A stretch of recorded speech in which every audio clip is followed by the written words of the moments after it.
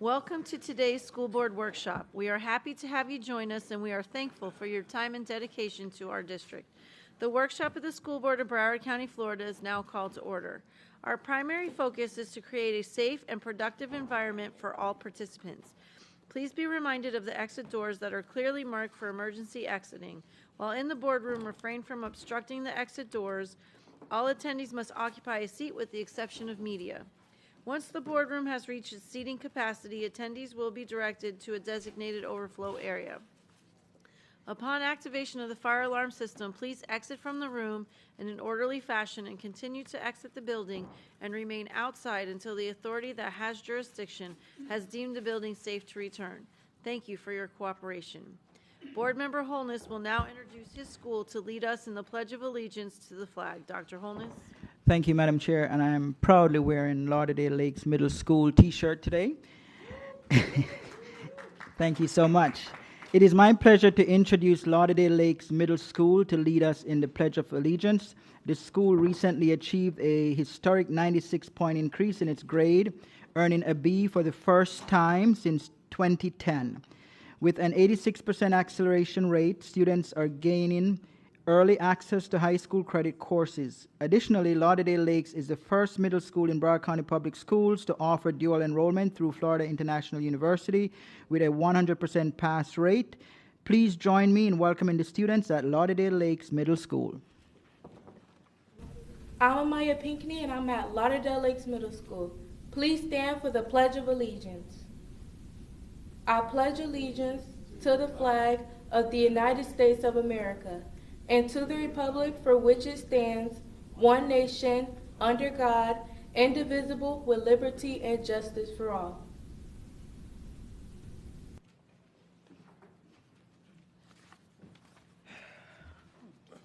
Thank you. As we prepare to begin this school board workshop, we are reminded that our vision is 100% proficiency for all our students. As an A-rated school district, we begin the vital task of sustaining this achievement. We will continue educating all students to reach their highest potential. Our theme this year is Believe, Empower, Achieve, One Broward. Today's workshop will operate in accordance with School Board Policy 1020, and the board will review the items as advertised and presented by the superintendent. During today's rulemaking policy discussion, members of the public will have 3 minutes at the start of each policy to share feedback or ask questions. Thank you. Our first item for discussion is rule development for School Board Policy 5090, Code of Student Conduct. I now turn it over to staff for brief remarks. Thank you, Madam Chair. Now turn it over to Ms. Hollingsworth and Dr. Washington for discussion. Good afternoon, Jody Washington, Director of School Culture and Student Support. What you will see in the red line version of Policy 5090 are two primary changes. One, they start on page 20. One is to allow the use of wireless communication devices for high school students during lunch. And the next is on page 21 that allows the use of their headphones, AirPods, listening devices during lunch as well. Based on board discussion, that was also included because in order for them to utilize apps or complete some of the homework that may have videos or things like that embedded, they would need some kind of listening device. So that is the rationale for also including a change for the headphones.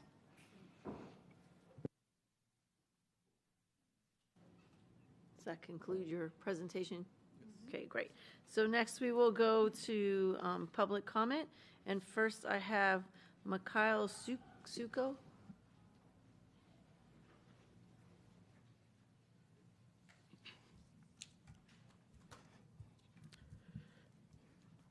Good evening, board members. My name is Mikhail Suku. I am a student at Fort Lauderdale High School.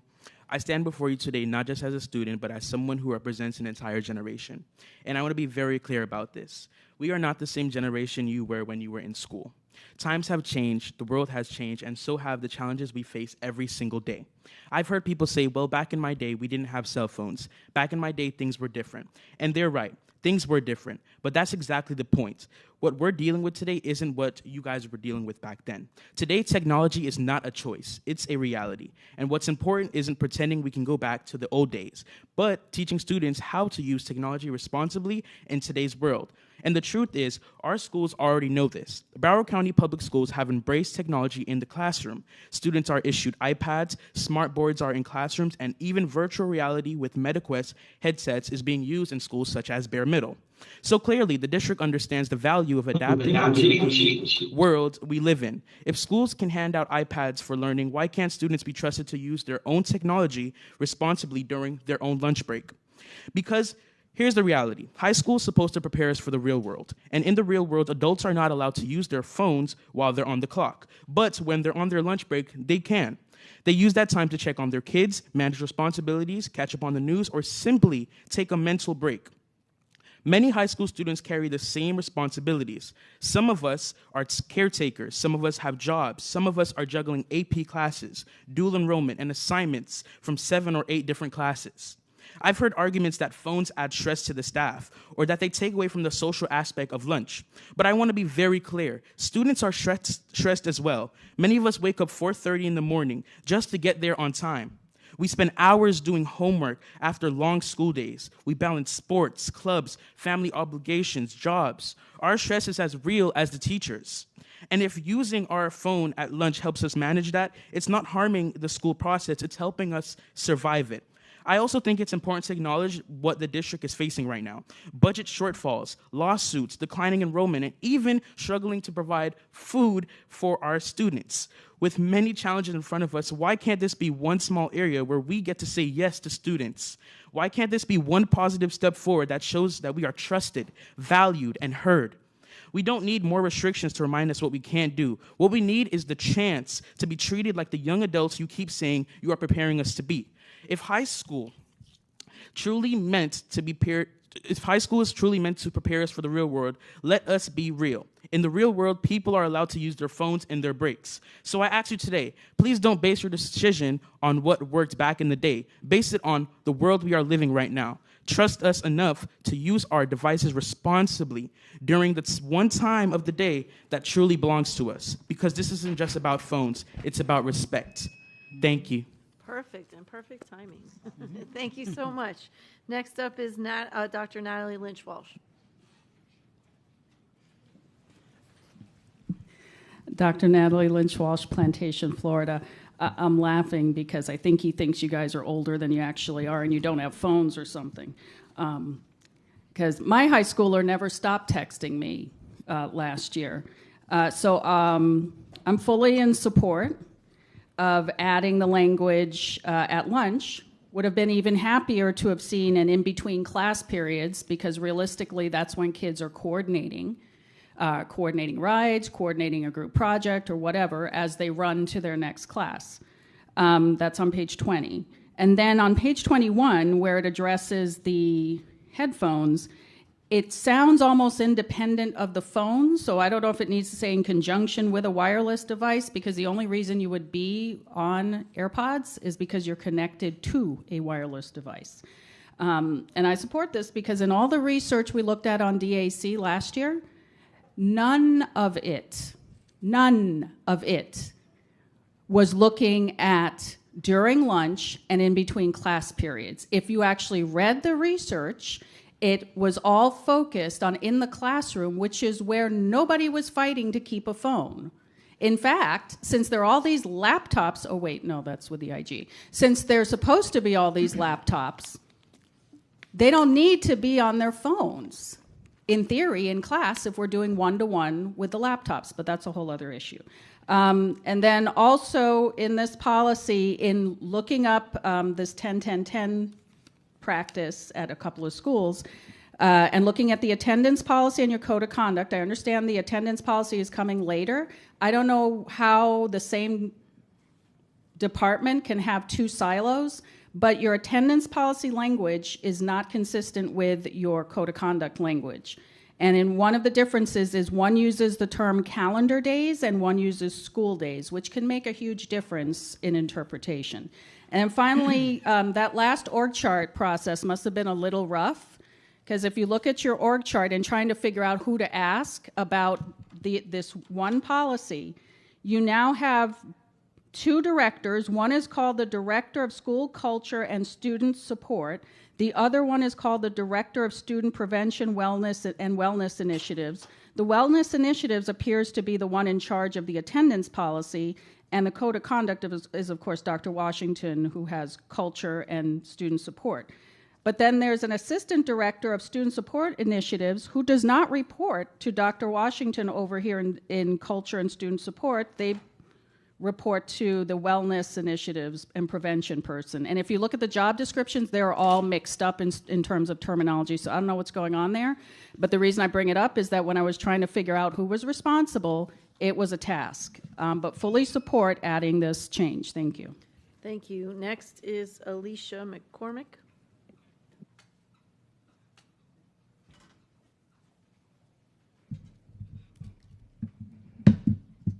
Good afternoon, Superintendent Hepburn. Nice seeing you again, and Dr. Fulton, as likewise seeing you again, and school board members. My name is Alicia McCormick. I am from a company by the name of Yonder. For these couple of past weeks, I have been communicating with principals, assistant principals, and teachers of Broward County, and the thing that I always hear the most is help. We need help with the cell phones in the classrooms. Teachers' jobs are getting a whole lot harder day in and day out, and sometimes they tell me, I'm tired of being the cell phone watchdog. I would like to commend this district, first of all, for being the first district in the state of Florida to actually be bell-to-bell policy, to have one, and for all of the other states to follow in pursuit. The Yonder pouch basically is very simple to be used. The students would simply, when they come in, they would simply put their phones here in this pouch, and they would lock it in for the entire day, and then they would use either an unlockable base, such as this. In a matter of seconds, they're able to unlock it, and it helps them to learn about detachment. We all know that during COVID, these phones became their security blankets, and I am here to say that these are the current schools in Broward County, principals and assistant principals that said, yes, Alicia, I'm on board. I want to use this program for my schools. So I am here as the voice of these principals. Ms. Sabine Phillips, the principal of Margate STEM Magnet Middle School. Mr. Jay Sohn, an assistant principal from Lauderdale Lake Middle School. Mr. Williams from Blanche Eli High School. Mr. Ryan Atwood from Sunrise Middle School, Dr. Norris from Forest Glen Middle School, Mark Howard from MacArthur High School, Paranez Bristol from West Broward High, and Persida Smith from Cooper City Middle School. Cooper City High School. I am here as your voice to let you know that they know it's a concern in their schools. And yes, you do have something implemented that states, students are to keep their phones away, but we all know that that is not happening in the classrooms. And I'm here to be a voice of these principals to let you all know that there is a problem, and it's time for them to experience a free learning environment without the stressors of all of the social media. We also have what's called the Yonder Hub, because again, this is 25% of the program. We have digital citizenship lessons to have them learn about what they should be doing on social media, what they shouldn't. It's time to make sure that our students are prepared for the future, indeed, but to make sure that they all have a mental sound mind to make decisions for you and I. Have a wonderful day. Madam Chair, Yes, ma'am. I have a point of order to Ms. Batista. Ms. Batista. Can you speak to public comment regarding pitching safety items to the board? And is that appropriate? Is this the proper venue to be having those conversations, or is it something else? Ms. Batista. So thank you, Madam Chair. So the speaker sounds like she was engaging in commercial speech, right? She's trying to sell a product to the board, which is normally not allowed under our policies. But if someone is going to promote something, they need to state so at the beginning of their presentation, which I think she did. Maybe not in so many words, but it became apparent that that's what she was doing. Okay, and also, aren't they supposed to state whether they're lobbyists? Yes. Okay, so I would just suggest through the chair that proper protocol is followed moving forward because it sets a precedent. So, okay. Thank you. Oh, Point of, I guess I'm wondering, like we've had people come and try to speak to products that they would like to sell many times before. So what was inappropriate about this? There was nothing inappropriate. The policy says that if someone is trying to lobby the board, that they have to make that statement, or that if they're trying to sell a product, just to state that at the beginning of their presentation. Okay, how was the chair supposed to know that? I think, like the suggestion was that we follow proper policy and protocol, but I mean the chair didn't know that she was trying to sell anything. Well, I think it became apparent when the speaker was talking that she was trying to sell a product. Okay, so isn't that incumbent on the person trying to sell the product that they need to? Yes. Yeah. Yes, absolutely. Thank you. Does she need to fill out any, my question would be, now that we have passed that, does she need to fill out any forms to make sure that we're following the correct protocol? So there is a policy on registered lobbyists. And we have it on the sign-in sheet. Did not indicate she was a lobbyist, but we'll maybe make it clear when they're signing up that they got to do so. Oh, yeah, because for future, you put no for being a lobbyist, and you should have put yes if you were coming to lobby us to purchase something.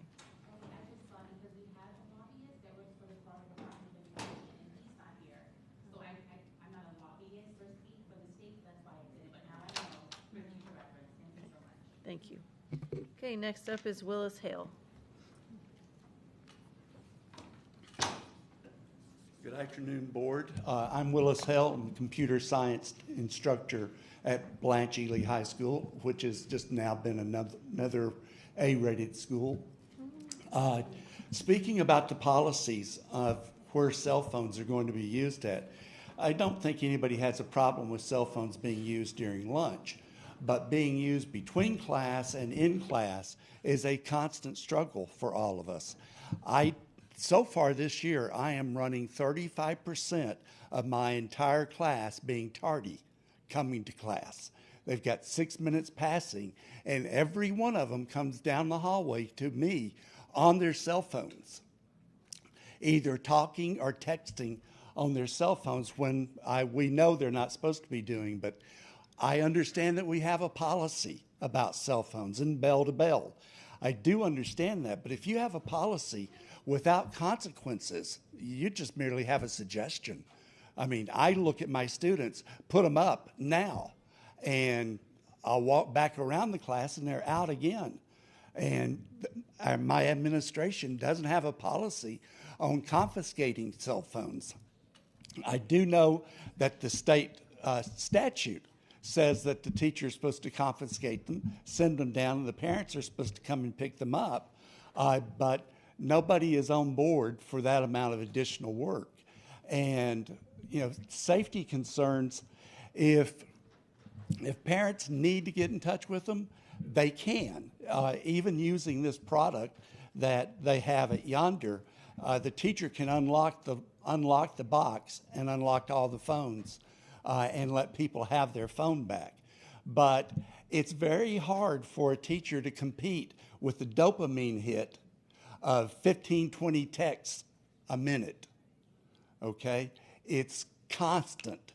And getting that attention back, getting it in the first place is very, very hard to do.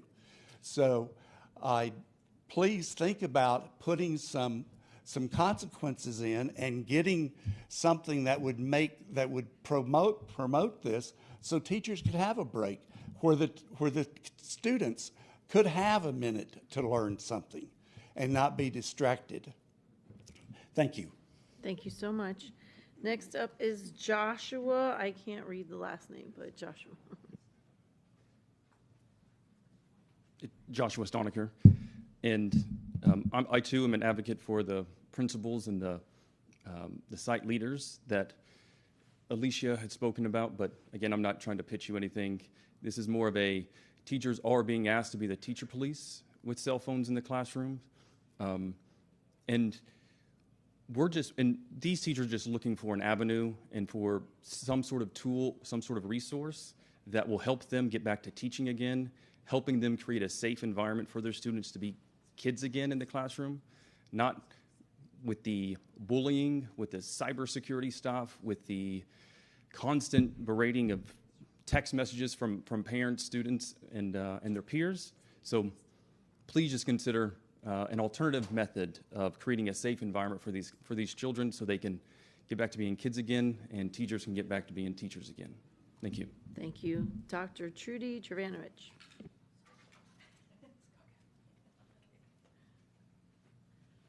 My name is Dr. Trudy Jovanovich. I'm concerned that transparency seemed to be lacking for 2 items in this workshop.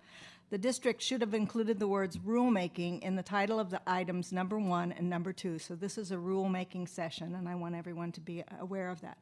The public should be made aware of that because this is the only time that they are allowed to address this policy. For item 1, here's a part of the legal message, which makes you legal, but it doesn't make you transparent. It said, the School Board of Broward County shall consider the School Board Policy 5090 Code of Conduct rule development at a school board workshop. According to Policy 1000, when a policy change is going to occur, the public should have the opportunity to comment and ask questions of staff in an open, well-advertised meeting. Hopefully, those who wish to address these policy changes will then come to the meeting or submit written comments. If the word rulemaking had been included in this item, the public would have been better informed. In looking over the changes, I decided to also look at Palm Beach student handbook. I found it was only 54 pages, and Broward's is 154, even though it had similar information. I do hope the district can write a shorter handbook, which is much more likely to actually be read by parents and students. Palm Beach's handbook even addressed the AI issue, which appears to have been left out of Broward's handbook. Here's a snippet, which could be found on pages 19 to 21. Under deepfakes and AI-generated material, the creation, distribution, or use of digitally manipulated content, videos, images, audio, known as deepfakes to misrepresent someone as doing or saying something they did not actually do or say is strictly prohibited. This includes the malicious use of deepfakes or any AI-generated material. This one paragraph would give teachers the opportunity to discuss these things. I wish you would put something like that in there. I don't think I saw it, but then it was 154 pages, and I didn't read it all.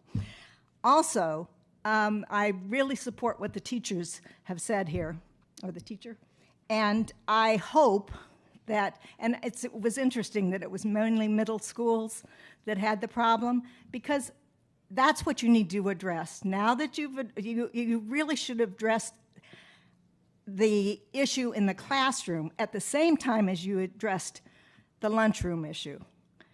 And that's the problem I see. You didn't address the right things. Thank you. Thank you. And before we move to board discussion, just 2 points. We took what the speaker said to heart, and yesterday did add rule development and added something in the speech that, or that I say out loud that tells you that you're going to have time to ask questions. So we appreciate the feedback, and moving forward we will do a better job. So wanted you to know that. And on page 30 it does address deepfake in our student code of conduct. So just wanted to make sure we cleared that up. Okay, board member discussion. Dr. Holness. Thank you, Madam Chair. So my view on this remains the same, and it remains the same ever since we started discussing this. And I thank the young student for his perspective, indicating it's not the same generation. And talk about perspective, which we are all aware of. This is now from the student perspective, and I think it's important that we respect their view as well. There's nothing wrong with using cell phones, otherwise we all would get rid of them, right? but there is something wrong in using cell phones excessively, and in students, there is something wrong in using cell phones during instructional time. So no one is debating that. I think what we're talking about is using cell phones during lunchtime. And there are research to suggest, yes, that using cell phones during instructional time can be negatively impactful. However, using cell phones during lunchtime, I haven't seen adequate research to suggest that that is negatively impactful. In fact, there are just as much research, in my opinion, that would suggest that using it in lunchtime is actually beneficial. This gives students an opportunity to do necessary research that they may need to do prior to going to their next class. It gives them an opportunity to connect with their parents. They may have issues that they are dealing with throughout the day and that they need to connect with their parent or guardian as a support system. So in my opinion, it can actually be beneficial to their mental health that they get to use it during lunchtime. Now, we also did a survey, and the survey that we did overwhelmingly shows that both parents and students are okay with using cell phones during lunchtime. So I strongly support that we allow students in high schools to use a cell phone during lunchtime. I think this will be beneficial for them to connect with their parents, to be able to provide last-minute research, and I think it's also supportive of their mental well-being. So I am going to recommend and hope the board will follow that we allow students to use it during lunchtime. Thank you. Mrs. Al-Haddad? Yes, I support the changes staff made. I did have a question, and if Dr. Hepburn, if you have any suggestions for this in regards to the meta glasses, smart glasses, and are we capturing that anywhere in this policy? Dr. Hepburn? Go ahead, Ms. Washington, if you can speak to it. No, we do not have that captured. Okay, maybe Mr. Davis has a suggestion?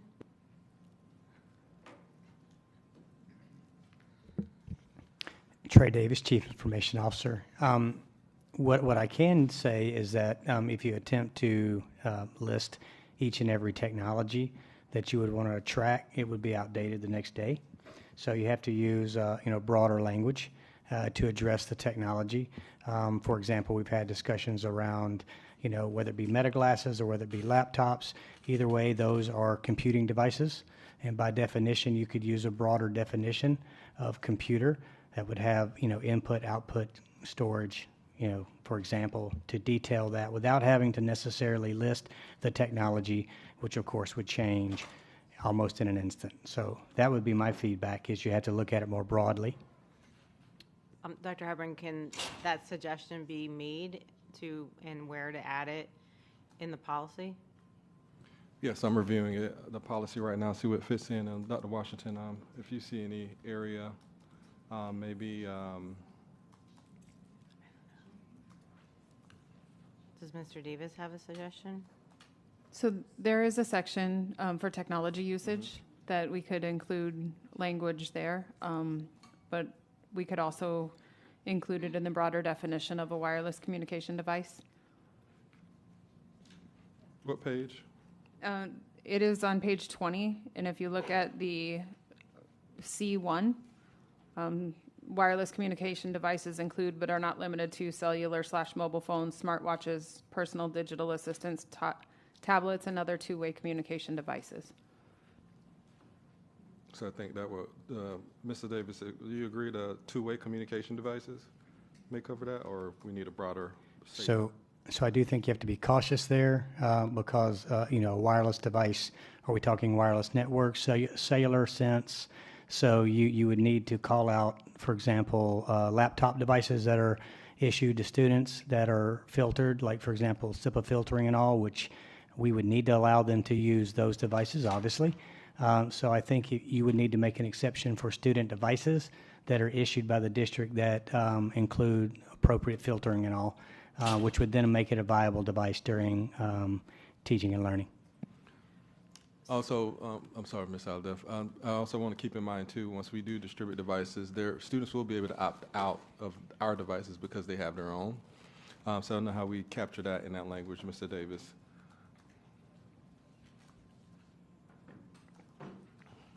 You got any suggestions for that one, Mr. Davis? On if a student opt out our devices because they have their own, but I know they're on our network, so we can still apply the filters.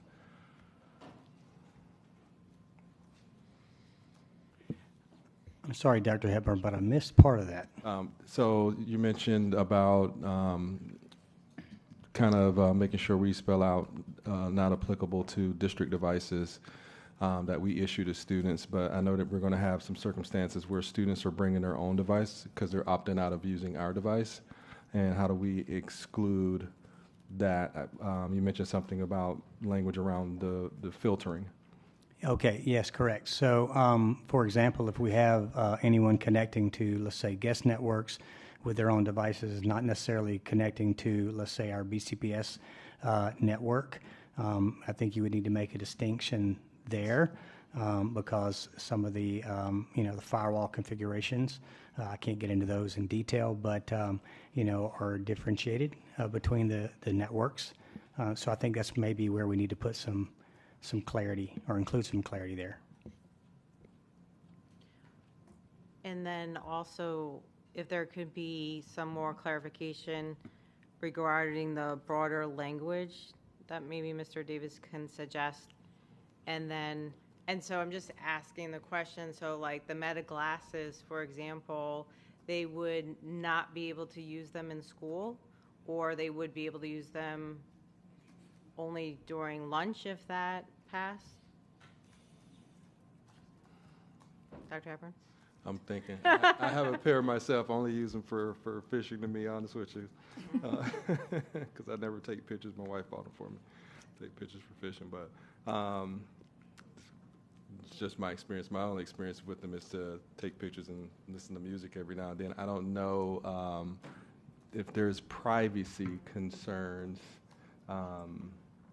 There'll probably be a Ms. Batista question about privacy concerns where you have on glasses that can possibly record or take pictures at any time in our buildings with students. Right, and that would also be an issue for, plagiarism and those test-taking situations. I know that, Yep. Okay, so maybe there can be some further language added to address the Meta glasses or other devices, because this is a concern with, our students now going to be wearing their glasses and videotaping their teacher during class or, at other times that might be inappropriate, like the locker room. Or are they going to be wearing their glasses and listening to music? I don't know all the capabilities of the glasses, but this seems like something that we should try to get ahead of and be proactive about before there becomes issues. Yeah, it's like Alexa on your eyes, pretty much. What? It's like an Alexa on your eyes, pretty much. If I may. So just remember, and I know Dr. Washington can speak to this better than I can, that many of the actions that you just mentioned are already prohibited in the Code of Conduct. So the method by which somebody would be violating the Code of Conduct is just one more way that the violation occurs. But the violation is already prohibited. Like there cannot be any videotaping of in the private area, private sections of the school.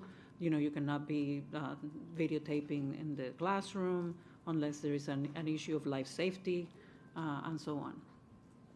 So would there be an appropriate time that someone can, let me just ask, would there be an appropriate time that someone can wear Meta glasses during school? Dr. Hepburn. Dr. Washington, anything in the policy? I think before you answer that, I think we have to liken it to simply just having your phone in your hand in the air. Right? If I'm holding my phone in my hand, I can do the same thing the Meta glasses do. I can take a picture, I can take a video, I can listen to music. It's just not on my eyes, it's in my hand. So the language should be the same no matter what the device is. It's just about what it's capable of and what we're restricting people to do with it. If you got anything to add. No, I would agree. I would just say any use of personal technology would need to be in line with what is directed by the teacher. I think that falls best in line with what the statute intends as well, regarding the use of wireless communication devices at the high school level. And just a reminder that use of any wireless communication device is prohibited in law K through 8. So we're only discussing high school. And in the policy right now, any use of any personal technology is at the discretion of the teacher. Okay, I just think it's something for us to be aware of, proactive about, if we're banning the use of meta glasses, maybe there also needs to be training regarding it, because, I wouldn't, if Mr. Sullivan was wearing meta glasses, I wouldn't personally be aware of that. So just something to think about, because I think that there can be cheating going on, inappropriate videotaping going on, etc. Thank you. Thank you. Mrs. Rupert? Oh, before she starts, could I make one comment, please, since this is rulemaking? So in the beginning, and we'll have this discussion, but I did mention in the beginning that you would have 3 minutes to share feedback or ask questions. So in your 3 minutes, That's the only time we where get. I you're thought that, supposed to I do know we've been through this before, and I'm going to go through it again, because I believe it was on 1070. I don't know. It was on one of the early changes that were being made when we had the public input. The only rulemaking that we felt we had the ability to ask questions, which is, I believe, what the law says, is of staff. And the only way that we could do that, I believe, was at that one meeting that we had. And now we're changing the rules, and this is going to be permanent, so you only get 3 minutes. So you Because have, I think I had a good suggestion. I'm not trying to get you here. Yes, no, and we appreciate that, but the time is to ask questions of staff. That's what's by statute. So we took to heart what you said and how things went last week, and we will from now on have rule development on the items, so you know. So your time to come up could be to give suggestions or to ask questions, and staff could answer them if you had questions. So I did read that at the beginning of this item. Okay, so. well, I didn't hear it that way. Okay. And also, I believe that if you really want transparency and you want communication, then you've got to open it up for questions. Even if you put a 1 minute time limit on them like you do, I think you are missing an opportunity to allow the public to give suggestions. And that's all I'm saying. Okay, well, we appreciate that, and we do. It's the 3 minutes that you have. No, because I don't know what's going to be said I hear you. until this is happening. That's why we saw rulemaking as a back and forth But between remember, the public rulemaking and staff. is right, and so you could have had. No, that's not back and extra forth. questions. I was given the same 3 minutes I get any other time. That's Okay. not rulemaking. Well, we hear you. Okay, we appreciate it. Thank So you. you're not going to take my suggestion? Not right now. Mrs. Rupert.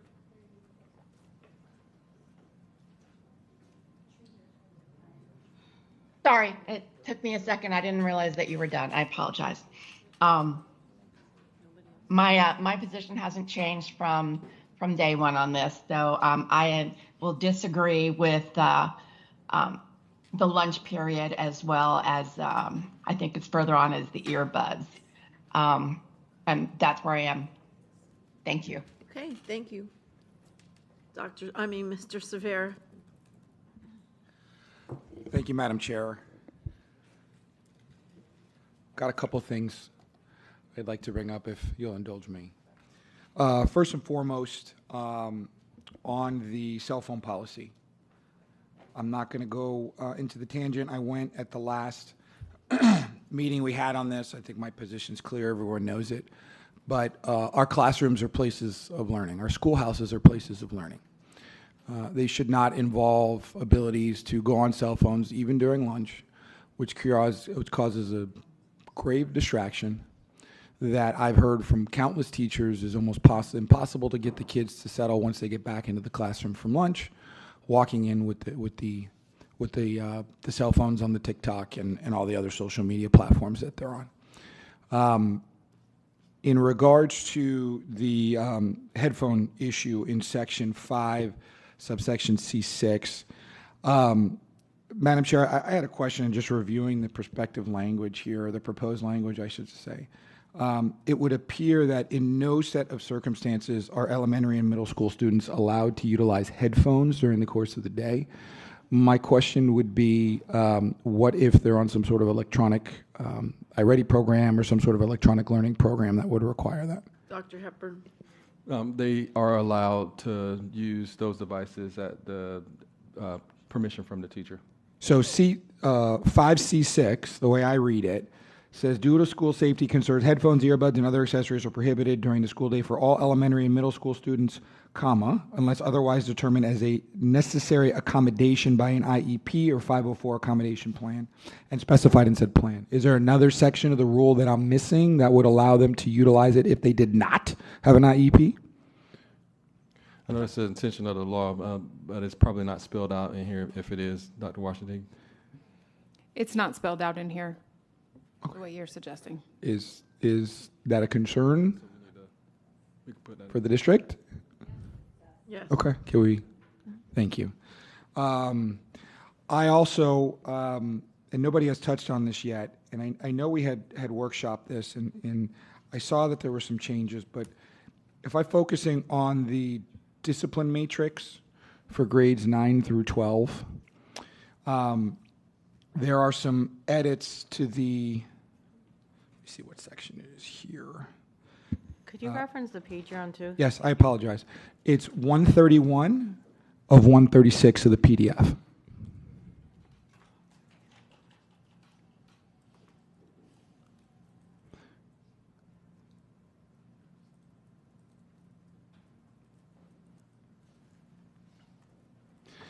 Specifically S1 on this particular matrix, dealing with sexual assault or sexual battery and rape. The punishment, as I read this, is a behavior intervention program and an out-of-school suspension for 10 days. Parent contact, notification from regional offices, law enforcement contact, and a referral to a community youth support, and issuance of a Hope Scholarship. My concern is with the penalty phase of this. I'm looking at some of the other violations, and I found an interesting one that's also appears to be new on page 132 of 136, entitled Simple Battery of a School Board Employee.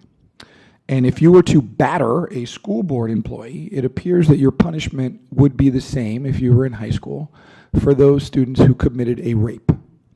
I was wondering if I'm interpreting this incorrectly, but as I read this, obviously we want to treat sexual assault a lot different than a simple battery on a school board employee. Dr. Hepburn. Go ahead, Dr. Washington, if you can clarify. Yes, so just for clarification purposes, those are not new in there. They are read based on feedback that we received from the prior, I think it was in rulemaking, to have the offenses that are students immediately removed from school, to have them stand out. So we did that using red text. Clearly in here, in a red line, that doesn't work, and I could have changed it another color. So those are not new. Having a mandatory recommendation for a behavior intervention program and a 10-day suspension is the most severe discipline that we have in our discipline matrix. It's on par with expulsion. So both of these offenses are also reported to law enforcement, and I'm sure based on the law enforcement agency, they would handle them in very different ways. So if memory serves correct, there are some instances, such as homicide, for instance, where it does indicate expulsion. It specifically says it in the column for punishment. I mean, obviously, a homicide is a terrible and unspeakable thing, but engaging in sexual assault and rape is up there too. Why is that not an automatic expulsion listed in the same manner than a homicide is? So just for clarification purposes of how expulsions are done in our district, our students are expelled with continuing education services. So they also attend a behavior intervention program. The state law requires 3 offenses to be expellable. We have actually 4. We did include homicide, but the 3 mandatory under the zero tolerance statute are the threat to conduct a mass shooting, false threat or bomb threat, and the third one is escaping me, but it will come back. I can't remember. What is it? Weapons A. Thank you. Weapons possession. Those 3 are mandatory expulsion under zero tolerance. Everything else in our discipline matrix, we do a mandatory recommendation for a behavior intervention program administratively. And what happens with the student is essentially the same track. What the school board sees for final orders are expulsions, and only our students that do not participate in the behavior intervention program are formally expelled from school. We offer expulsion with continuing education services. I'm still not following. Okay. What I think I'm hearing is that there's 4 categories of offenses, one of them being a weapons possession, where you're automatically facing expulsion. Okay. So you're telling me, though, that if a student commits a rape at school, that they are not subject to an automatic expulsion. They have to go through a behavior intervention program with a 10-day suspension. And arguably, if they complete that intervention program and the suspension, they're allowed back on campus? So yes, under zero tolerance, they are not automatically expelled. Our behavior intervention programs are not done within the 10-day suspension. Our behavior intervention programs at the elementary level are a minimum of 45 days, and at the secondary level are a minimum of 90 days. And in order to work their way out of a behavior intervention program, they must have good behavior, good attendance, and they must maintain their grades. So it's not that they're doing that in their 10-day suspension. They are out of the school for a minimum at the secondary level, specifically 9 through 12. They're out at minimum for a semester. Is this a DOE thing or is this a district thing? So the Florida statute requires expulsion for the 3 things. District policy sets the punishment for the others. Do we have the ability to require a mandatory expulsion if a student rapes another student on campus? Yes, we do. I think that needs to be done.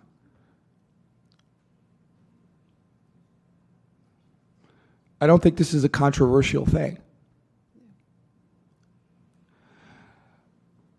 Madam Chair, what is the process for changing the, for lack of better terms, the penalty phase of the disciplinary matrix?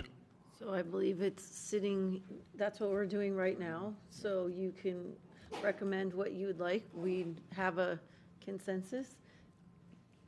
And then they would bring when the policy comes back, it would be in there and we would vote for it or against it. I recommend that if a student commits a rape on one of their campuses, they should face a mandatory expulsion in the same category as those 4 offenses that we heard from Mrs. Washington.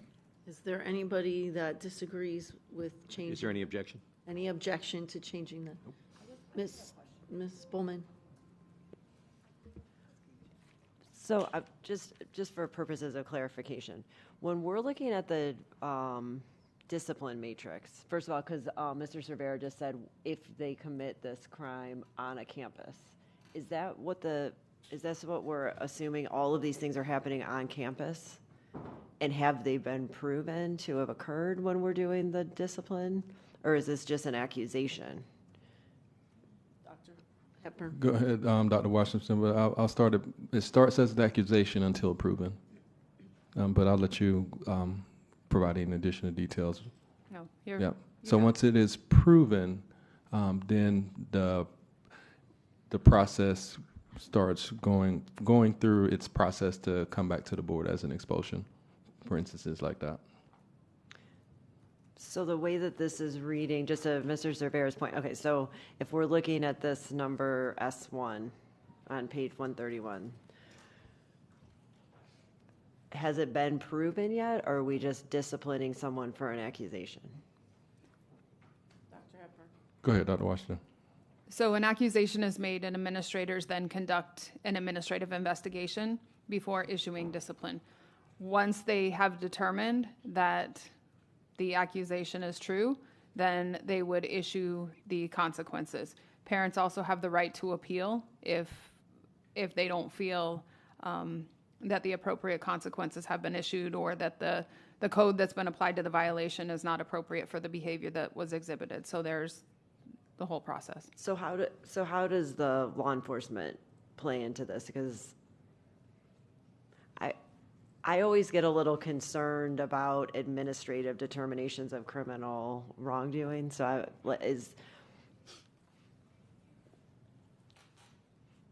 are we assuming that the police are being called, or is there a situation where there's an accusation of sexual battery and there's no police involvement and it becomes administratively determined that this is the case? Go ahead, Dr. Washington.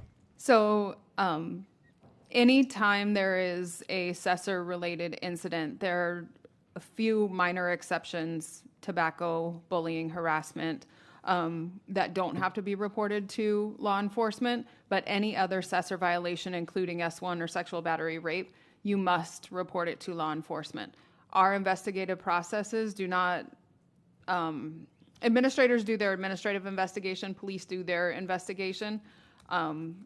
We work together through that, but they are separate and independent investigations. And we do have an information sharing agreement with the law enforcement. We do have staff that actually work in the courtrooms to gather the information. And so they do work together, but there is an administrative investigation that takes place separate from a law enforcement investigation. So what you see on here is the administrative findings, not necessarily what a law enforcement officer has found.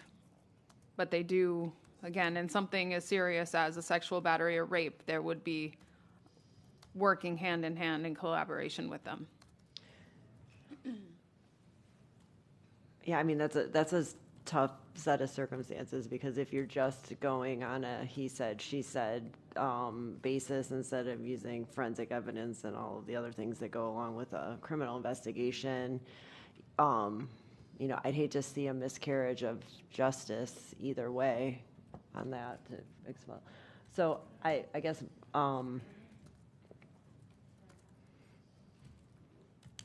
I would have no objection to expulsion if they're convicted or if they pose a threat, a continuing threat. But you could be subject to a false accusation and then. Agreed, I guess, but for instance, on our weapons policy, right? If, little Johnny brings a box cutter to school and the teacher finds it in a pocket or a book bag or whatever, he's going to be subject to that expulsion, right?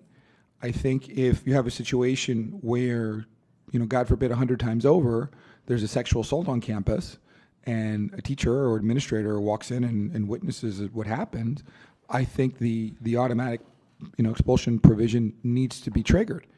I guess maybe this will make Ms. Bowman feel a little bit better, but if you have a situation where someone's accused of bringing a weapon to school, right? There's just an accusation, or there's a rumor floating around, and it's not found. I would assume that the 10-day automatic that the automatic expulsion does not occur in that situation, or does it? It does not. We have to have evidence that the weapon was on campus and in their possession.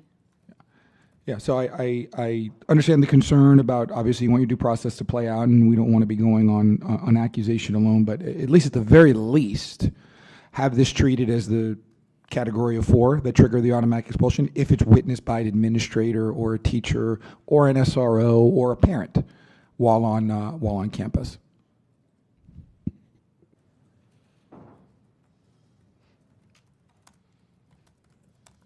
Yeah, I mean, I suppose if you have an eyewitness,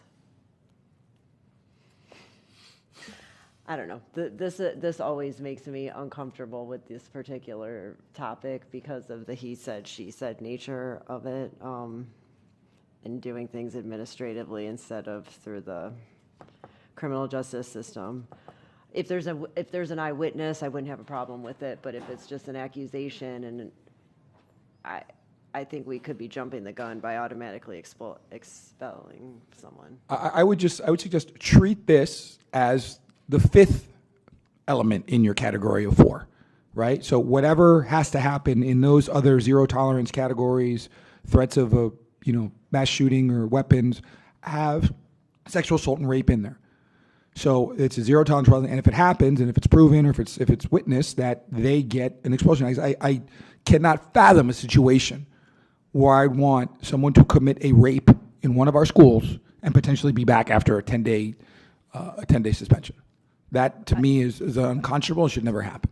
But I mean, I don't think anyone here disagrees with that. But on the other hand, if someone's being falsely accused of something, to automatically trigger an expulsion is also a gross miscarriage of justice. So I think we'd have to figure out a way to make this fair to everybody, because I think we're all aware of the fact that people make false accusations, and lots of people, suffer from that. Dr. Washington, excuse me, Dr. Washington, can you explain if it's following the same procedure like a weapon? Let's go to that. They don't get removed immediately. There's some kind of investigation.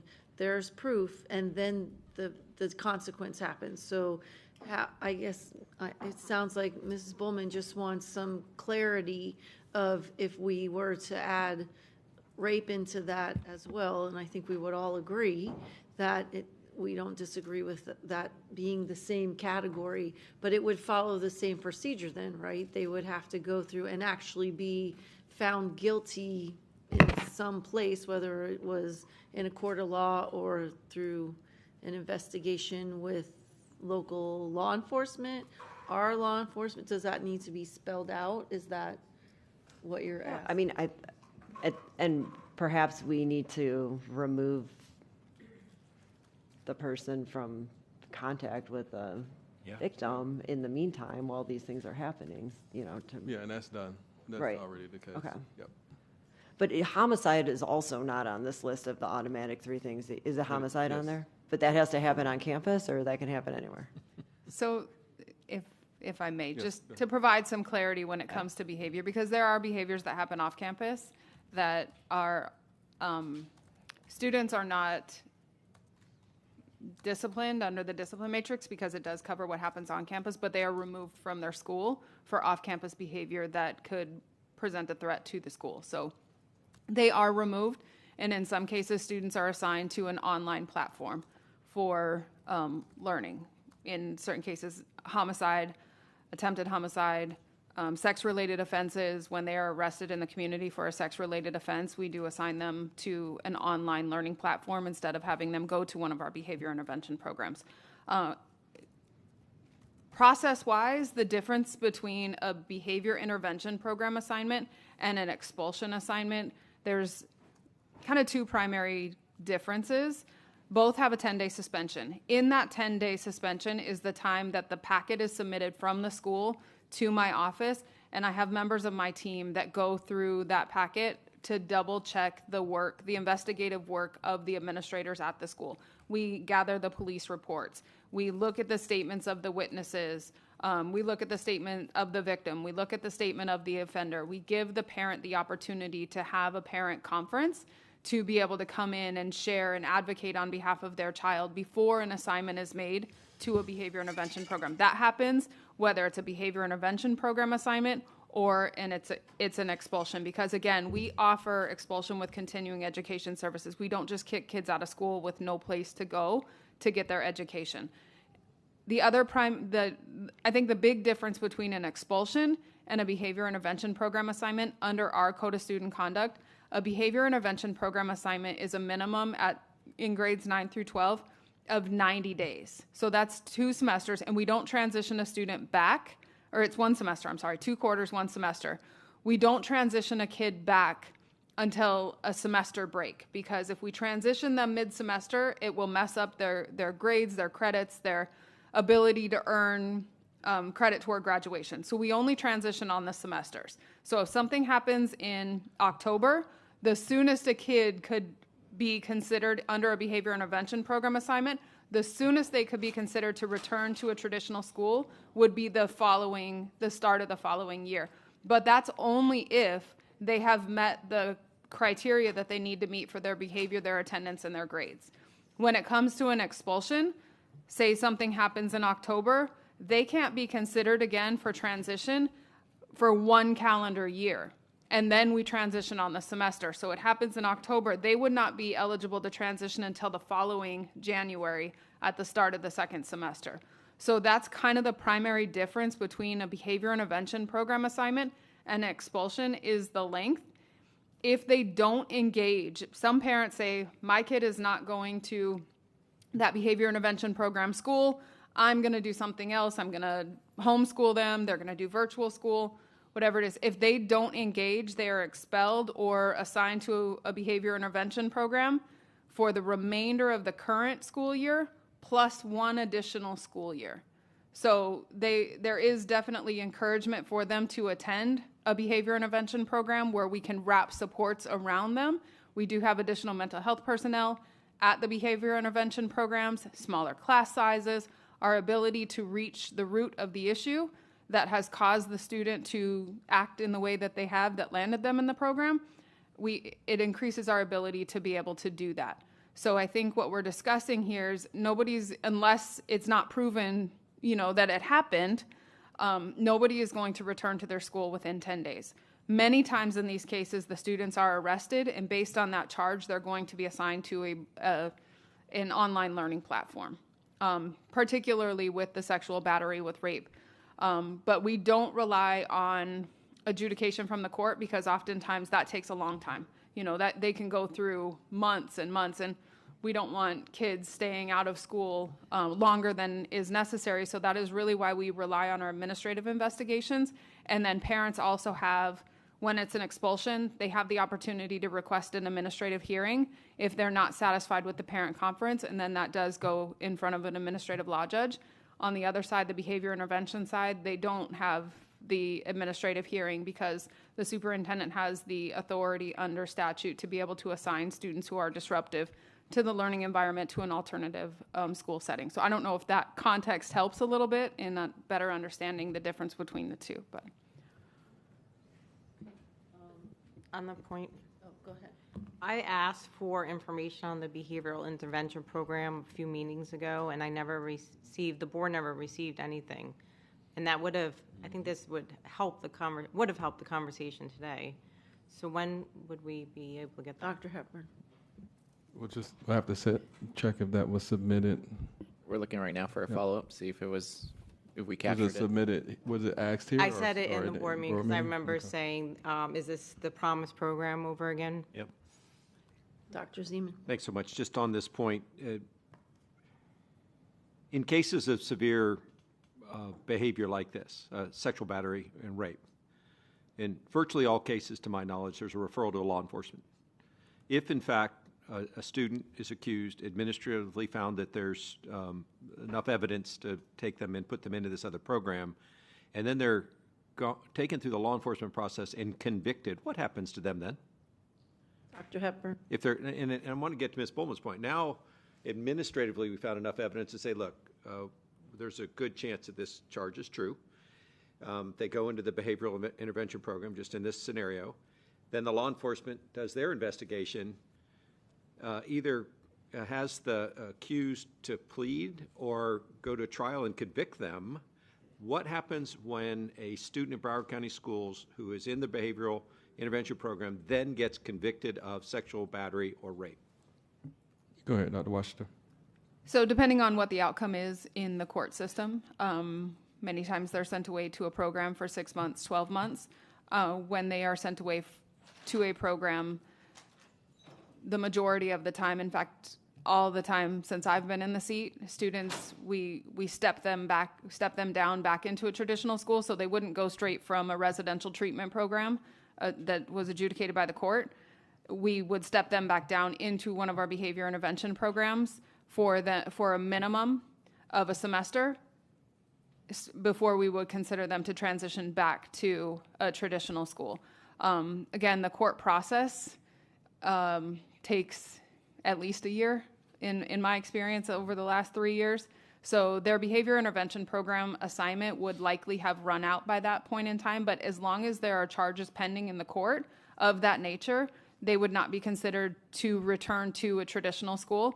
And in fact, if they have a charge of rape or any sex-related offense, they would be assigned to an online program. They wouldn't actually physically go to any of our behavior intervention programs. They would receive their services virtually, including the counseling services. Thanks so much. And I understand the kind of standard case is a residential facility or juvenile detention. If, in fact, they go to juvenile detention, how do they get their education while there? So the detention center is the temporary place while they are going through the court system. Typically, students are not held for more than 21 days. They're often released on an intensive home detention with monitoring. They follow up with their probation officers. But the treatment programs, when they are found guilty, most times they're sent away to a treatment program. And those programs, depending on what the judge orders, can be 3 months, 6 months, 9 months, 12 months. They don't typically go beyond 12 months. And then they will return them back. In that time, when they do return back again, we put them in a behavior intervention program as a step down because they've gone from a very small, very restrictive environment. And we don't want to just put them back in a traditional school with a few thousand kids. So we'll put them back in a smaller environment, less than a couple hundred kids, to be able to provide them the services. But the detention center is not a long-term place. That is not where they serve their sentence. In the juvenile world, they serve it in a treatment program. And just in real practical terms, what happens to the student accused of sexual battery or rape, found through administrative investigation to have been, administrator agrees that it's likely that it happened? And what's the difference in their life between being expelled versus going through our behavioral intervention program, say for the next year? In a behavior intervention program, they could potentially return to a traditional school sooner than if they were expelled, but that's all contingent upon what the courts do. Oftentimes in these cases, they will be arrested and they will have that charge kind of looming over them, but in the court system, things get thrown out on technicalities. Doesn't mean that it didn't necessarily happen, but they would still continue to serve their behavior intervention assignment, even if it, for whatever reason, is thrown out in the courts. And so it could really, it's the matter of how long they have to stay in the program. It's either a semester minimum or a year minimum is the difference between a behavior intervention program and the expulsion. I'm sorry, I maybe didn't ask it in a most eloquent way. In terms of their day-to-day, week-to-week life, what happens when you're expelled versus when you have entry into a behavioral intervention program? It's the same.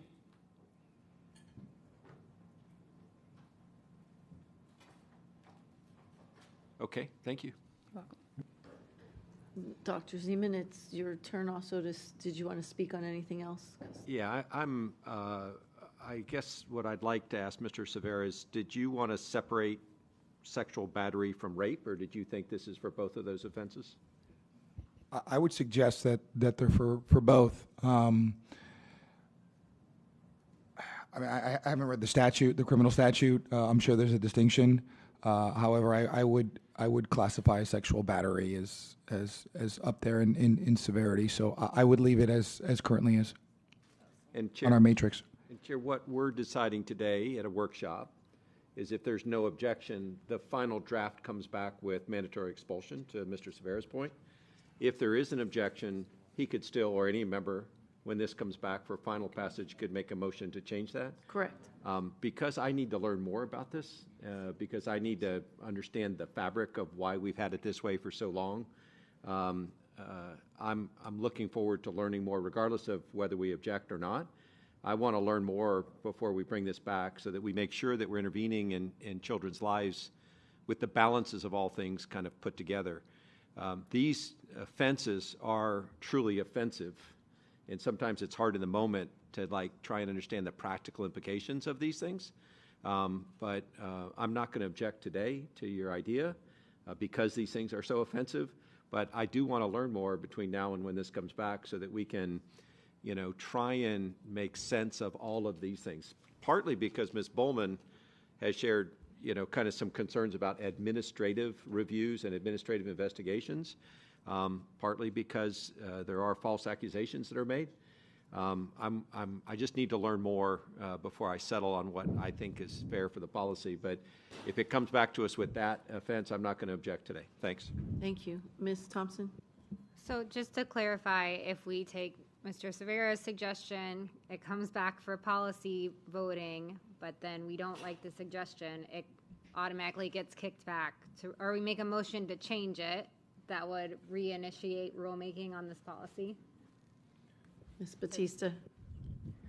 Thank you, Madam Chair. It would not reinitiate rulemaking. It would just, the substantive change would have to be advertised for 21 days, and then it comes back to another school board meeting for adoption. So I, with that in mind, and the fact that we've already talked about the cell phone portion of this policy, what feels like 100 times for over 1,000 hours, exaggerating. But there were concerns the last meeting that if we continue, that school's already started and the student code of conduct needs to be enacted. I just think it's very important that we get what we vote on to staff, that we can actually vote on and enact when it comes back for the vote October something. So just as my colleagues are thinking about how we want to direct staff for this particular portion, I'm just incredibly concerned that we are going to be in this cycle again for the student code of conduct. I'm fine with however staff presents it on this issue. Thank you. Oh, Mr. Rhodes?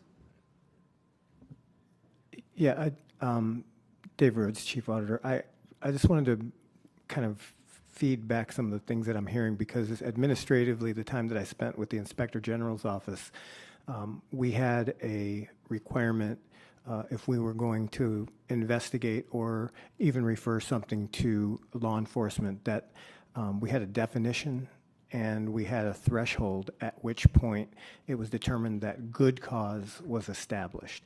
And when I'm hearing what Ms. Bowman was talking about, it sounds like that would be something that might help to have good cause defined so that we know that there's a place when it would be specifically referred to law enforcement, although these expulsion offenses sound like they're reported to law enforcement without good cause just simply because of the high impact of the offense. But maybe to have that codified might help and identify who it is that would, within the district, would establish that good cause has been met, so that we're not looking at the perception or series of a bunch of investigations going on, but we're looking at investigations that are going on simultaneously, because time is of the essence when you're looking at, for example, a rape. Dr. Hepburn? Yeah, I was going to mention that as Dr. Washington mentioned earlier, they're already required to report it to law enforcement. Most of the assessor incidents are required to be reported to law enforcement, and of course we know law enforcement is going to investigate sexual battery or rape. So to Mr. Rhodes' point, does it say in the policy all assessor offenses are automatically reported to law enforcement? It does on the discipline matrix. Every single assessor incident, it will say reported to law enforcement. Okay, thank you. Mrs. Bowman? Thanks, Chair. Maybe we could have expulsion as an option, but it doesn't have to be mandatory, because right now it doesn't look like it's even an option on that on the discipline matrix. I don't know if that's Dr. just Hepburn. throwing it out there. Dr. Washington. So I think I would need more information on on the suggestion because currently the behavior intervention program and the expulsion continuing education services, the students go to the same place. Okay. So they're going to a behavior intervention program regardless of whether it's a possession of a Class A weapon or simple battery on a school board employee. They're going to go get their education, depending on their address, at the same behavior intervention program location.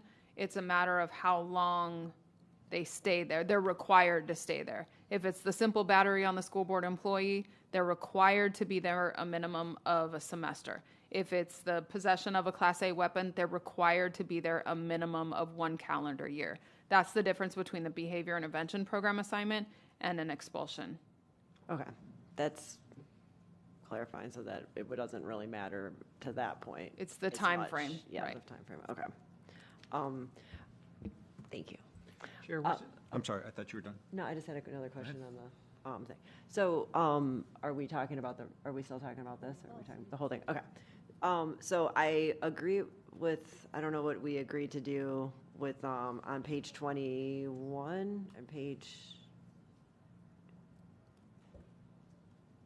first on page 20, to Mr. Davis's point, about, I don't know if we need to add something that the wireless communication devices don't include district-issued laptops.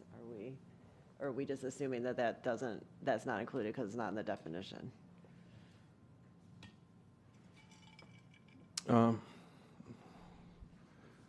So you're making a suggestion of including it, excluding district.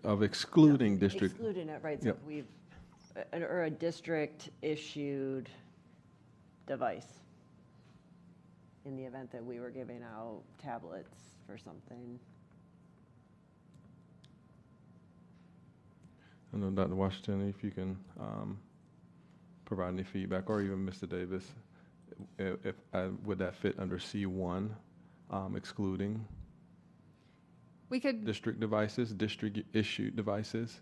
We could carve out an exception there. I think what we have to be mindful of is what Dr. Hepburn mentioned earlier. We do have a lot of students who have their own laptop that they bring and utilize while at school. And so this actually used to say laptops.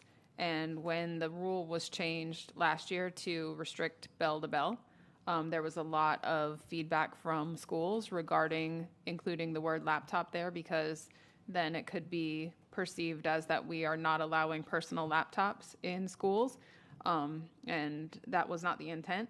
So I think just have to be really mindful of carving out appropriately the language that is put in there. Okay. I mean, I didn't know the background, so I was just going on Mr. Davis's, what he had said earlier for that. So I don't really have a problem with that. On page 21, to Mr. Cervera's point, are we going to change this because the way that it reads, that number 6? To add in parent, teacher permission? Yeah, because there's a couple Yes. places where we've kind of gone with, like, we've eliminated all elementary and middle school based on the cell phone policy that's in the statute, but it doesn't necessarily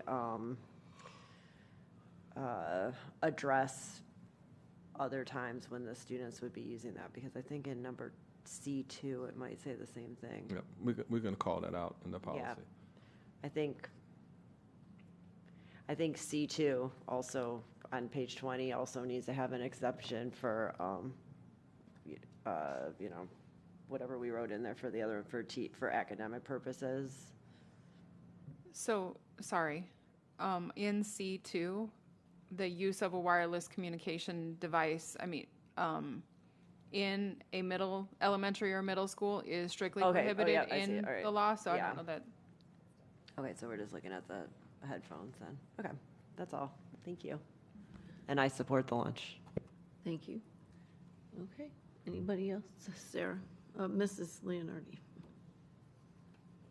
You can call me Sarah. What are the safety implications of allowing students to wear headphones, like during bell change and during lunch. Dr. Hepburn. If there's an emergency situation going on, or somebody's an adult trying to get their attention to direct them, they possibly can't hear.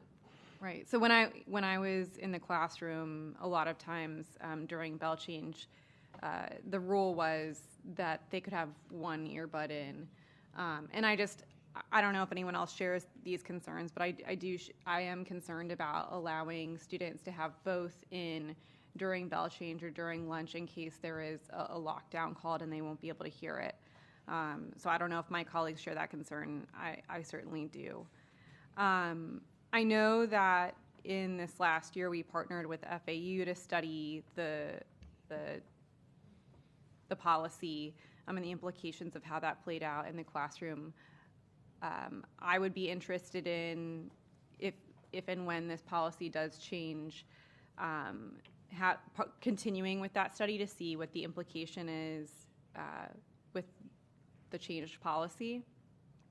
I think that data could be helpful. And then I wanted to respond to one of my colleagues who talked about the research that's available about allowing cell phone use during lunch. And I will just reiterate, research does suggest that it takes 23 minutes to refocus after using your cell phone. And that was something that I had brought up months ago, but I do want to correct that there is research to suggest that. And, I don't think that I'm going to be changing any minds today, but I do feel, again, that it is necessary for me. I feel morally obligated to say that changing this policy will be bad for children. And, national experts agree on this. I think the data supports this. And, you look at since 2010, the clinical diagnoses of anxiety, depression, anorexia, substance abuse, and addiction have all increased by in some cases, over 134%. And that is directly linked to access to these devices. So, I think we are on the wrong side of history in changing this, and I just need to say it one more time. Thank you. Thank you. Okay, Dr. Zeman. Thanks so much, Chair. I look forward to learning more about this. And just as a point of order, Chair, however this leaves the format and the content of this policy today, it still comes back for one more decision. Chair, when is that supposed to come back to us for final decision, this policy? I believe October 14th. And if, in fact, that it goes through under this version of the student conduct policy, when could this be implemented effectively in our schools? Dr. Hepburn. Post October 14th. Essentially, if the version that we're looking at is passed in October, we're pretty much just loosening up the reins during a specific time of the day. Thank you. And like other people have spoken on this, good people can disagree about this. I've gone back because I wanted to kind of appreciate the perspectives of other people, particularly people on this board. But I want to make it clear to everybody, we don't have a 100% high impact, absolute policy in Broward County schools. We have students that are allowed to hold their phones all day. We do not put them in pouches. We allow them to put them in airplane mode. We don't have cameras in bathrooms. Kids know that if they need to text someone, they can go into a stall and text real quick and get out. What they know they can't do is play Fortnite and Minecraft for 45 minutes in a classroom. They can't pick up the phone while they're going from one class to the next and do anything on it where they'll get seen. So I just want to be clear that we didn't do the pouches, with all due respect to our speaker earlier. And we did that with great forethought. Dr. Hepburn, in fact, was the one who recommended that we do airplane mode, and we did. I also want to thank my Flying L colleague who came and talked today. I do appreciate your perspective on these things, and if I were in your seat, I might even have given the same speech. So thank you, really, thank you for coming and sharing. We just have a difference of opinion. And I think the evidence is overwhelming. To Mrs. Leonardi's point about research, I think if anybody on this board uses the AI tool that we give to students here, Copilot, and you type in the question or a prompt that says, what is the effect of providing cell phone access to students in high school at lunch, you'll get a long list of deleterious effects with research that backs it up and says things like not just the 23 minutes, but you don't enjoy your lunch as much, you don't connect with human beings, you have stilted social development. Stilted social development leads to other long-term mental health effects. 134% increase in 14 years should alarm people. But what Ms. Leonardi didn't talk about is what are the social outcomes of an entire generation of people who grew up with an inability to have social relationships. And those consequences are very severe. They do lead to suicidal ideation, to actual successful suicides, all of whom's rates are up significantly more than 134% over the same period. So this is serious, and I'd ask people to be open-minded and think about other perspectives on this. For those who want to argue about security, we started this great new thing this year called the badge, right? We all have them, we wear them around, the staff gets them, the school board have them. The last thing we want kids to do if there's a serious security emergency is pick up their phone. It clogs up the cell phone networks, which our emergency responders want to use. It makes noise, which means bad guys can find out where you are sometimes, and we don't want them to know where you are. So we train kids not to use their phone during an emergency. And I know parents are going to want to know where their kids are. We'll get you that information as fast as possible. But it actually can cause damage to your kids and to other kids to have cell phones during it. And in terms of day-to-day security, Landon, what do we tell students in school? What's our buzzword about security? If they see something, say something. Right, and if your head's down in your phone, you don't see anything, you can't say anything. So when you walked through a high school 2 years ago and you saw 10 kids around a cafeteria table and 10 kids are down like that, when you hear teachers say, for the first time in my career, I had 20 students, I could see 40 eyeballs. Just let that sink in for a minute. How would you feel being a lecturer trying to impart knowledge into these kids, fully prepared, and you walk in and they're not paying attention to you? And then for 1 year, you got a chance for 40 eyeballs to actually listen to your lecture. That would engage the teachers, it would engage the students. No doubt it makes a better policy. I want to warn people also about legislation. You know, this year the legislature told us that middle school students no longer could access cell phones. Somebody earlier, and I forgot who it was, I apologize, said there's a national wave about cell phone policy. There is. It's not going this way. We are on the wrong side of history if we relax this policy. And the legislature is watching. And so what's to stop them next year from saying, oh, you guys want to allow lunchtime in high schools? Great, now we just strike the word middle and we say high schools. And that's what we're going to get. That's my prediction anyway. There are very real, measured, deep research effects about what we get out of cell phones as it relates to mental health.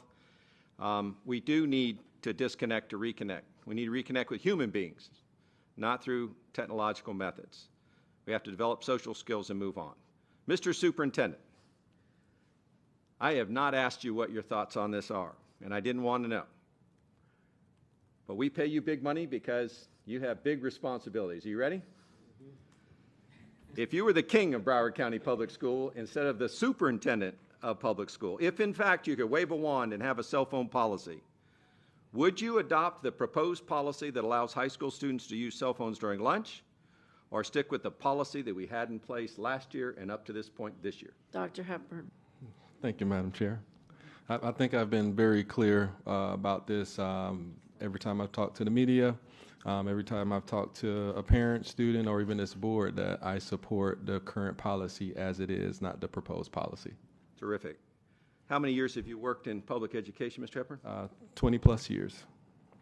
You couldn't count that high? It was just more than Yeah, 20, I right? don't want to tell my age. Some number north of 20. Still got Yeah. ID'd sometimes, so I want to keep it that way. No, it's a scary thing. I got introduced to Kiwanis Club or something last week, and they said I graduated 40 years ago. I'm like, who are you talking about, man? 40 years? Can't be me. This is an important policy, and I don't want to joke about it because the cons outweigh the pros. There's plenty of good people that feel like kids need a break. There's lots of pressure, and I agree with you. I've raised a bunch of kids. I'm raising more. I'm not done yet, so I've seen them and their schedule and the pace and the work and all that stuff. But it turns out cell phones are not a good relief for that kind of stress. Human connection is. Developing relationships is. Spending some time exercising is. Going somewhere where you can listen to music is. Our kids don't universally use cell phones to relax or to de-stress. And the evidence about employees at work and students in school is that there are dozens and dozens of negative effects after you let kids use this at lunch.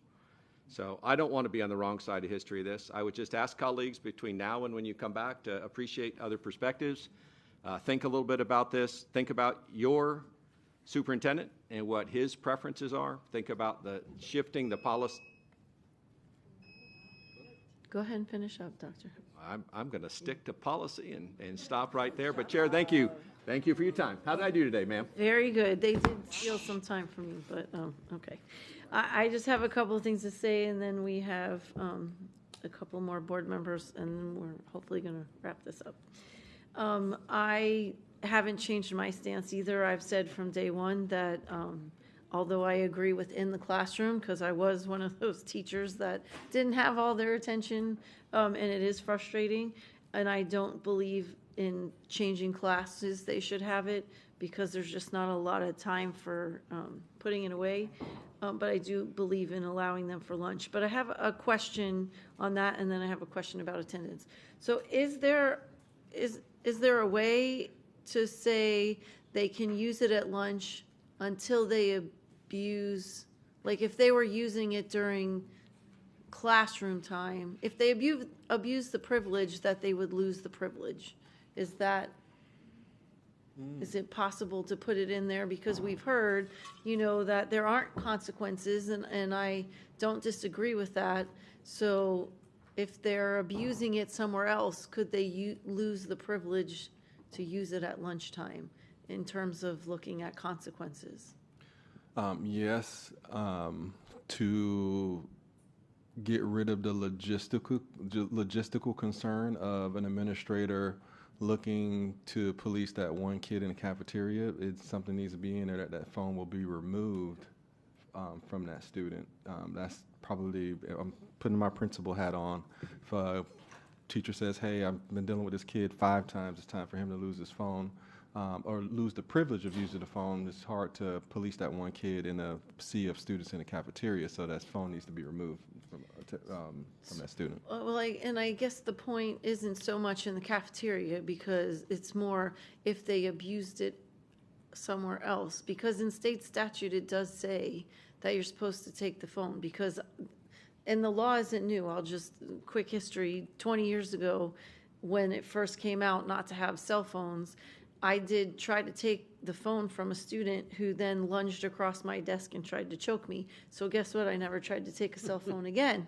And that was 20 years ago. So just imagine what happens today if a teacher says, you're abusing the rule or whatever. So I don't know that putting it on a teacher to confiscate the phone makes sense, because it really is a safety issue for teachers to do that. And then if they take it, they say, oh, you looked at my stuff, or you anyway, there's a lot of things with that. So I don't think a teacher should do that. I don't know if it should be an administrator or whatever, but just something, because we've heard over and over again, and one of the speakers today said the issue is there are no consequences. If you're not following the policy, again, it's a suggestion, because we know they're not doing it to fidelity for whatever reason. I'm not laying blame anywhere, but I'm just wondering if there's a way to say using the cell phone is a privilege. So if you abuse the privilege, you lose it. Yeah, just in general. I wasn't referring to a teacher. We don't encourage teachers to take phones at all. It would be an administrator that does that. But the privilege is during lunch. So that's what I'm saying. If something is happening somewhere else that caused them to lose that privilege, such as they're in your classroom and you keep telling them to put it away, and they've been dealt with a couple of times, you notify that administrator and they would need to take that phone away from that kid. So which is what's Yep. already state statute. What does that look like in practice? Because I don't believe that that's what's happening in our classrooms. Yeah, I think it is happening. With this special case at Blanchula, we'll have a chat with with those administrators there. So thanks for the information, because we've already sent messages to all principals beginning of the school year to enforce with fidelity. That would look like what I just described. If it's happening in the classroom, the teacher would notify the administrator for them to come and deal with that student, which would result in a student's phone being taken away, and parents have to come and pick it up from the front office or whatever their protocols are. If it's something that's happening in the cafeteria that's causing the commotion or whatever on their cell phone, that's something that the administrators will deal with in the cafeteria. Okay, so it's kind of implied it wouldn't be something we would need to add into the policy, that if you abuse the privilege. I think it's kind of like Implied. already Okay. in there. Perfect. Then the other question I have is about tardies within the attendance policy. So in student code of conduct, it just basically says state law, you have to go and, whatever. But we have attendance policy, and I believe there's a separate one, is that correct? A separate attendance policy different from, so I guess the first question is, that's kind of confusing. Why do we have two policies? And the second question is, in this student code of conduct, it doesn't address tardy, which is also something that the speaker spoke about, is that students coming in tardy, and I know every school deals with that separately. And I looked to see if it was in the matrix, because the impression that teachers have in our district is that there is something in the discipline matrix on it, and they have been emailing me a lot that we need to change the discipline matrix, but it's not in here. So where would we have the opportunity to address that tardy concern? Dr. Hepburn. Go ahead, Dr. Washington. It actually is in the discipline matrix. If you look under habitual, it's habitual tardiness. And on their fifth tardy, they start receiving consequences. And it resets every quarter. So, can you refer to the page? Yeah, what page? Because I tried to find it and I couldn't find it.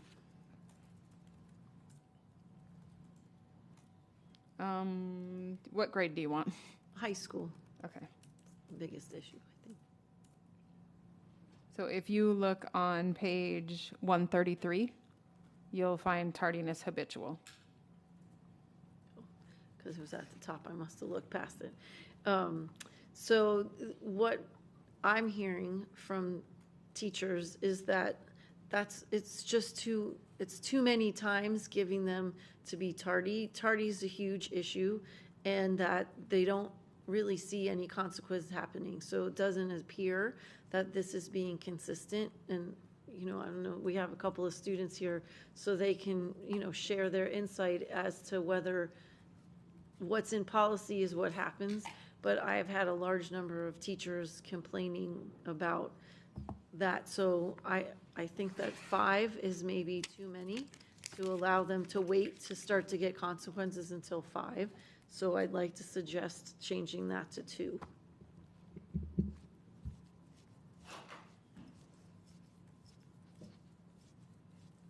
But it doesn't say, and if you look on that page that you just mentioned, it doesn't say how many times they're tardy before they get, oh yeah, it says first incident, 2 detentions. But you're mentioning that they get 5 tardies before the first incident.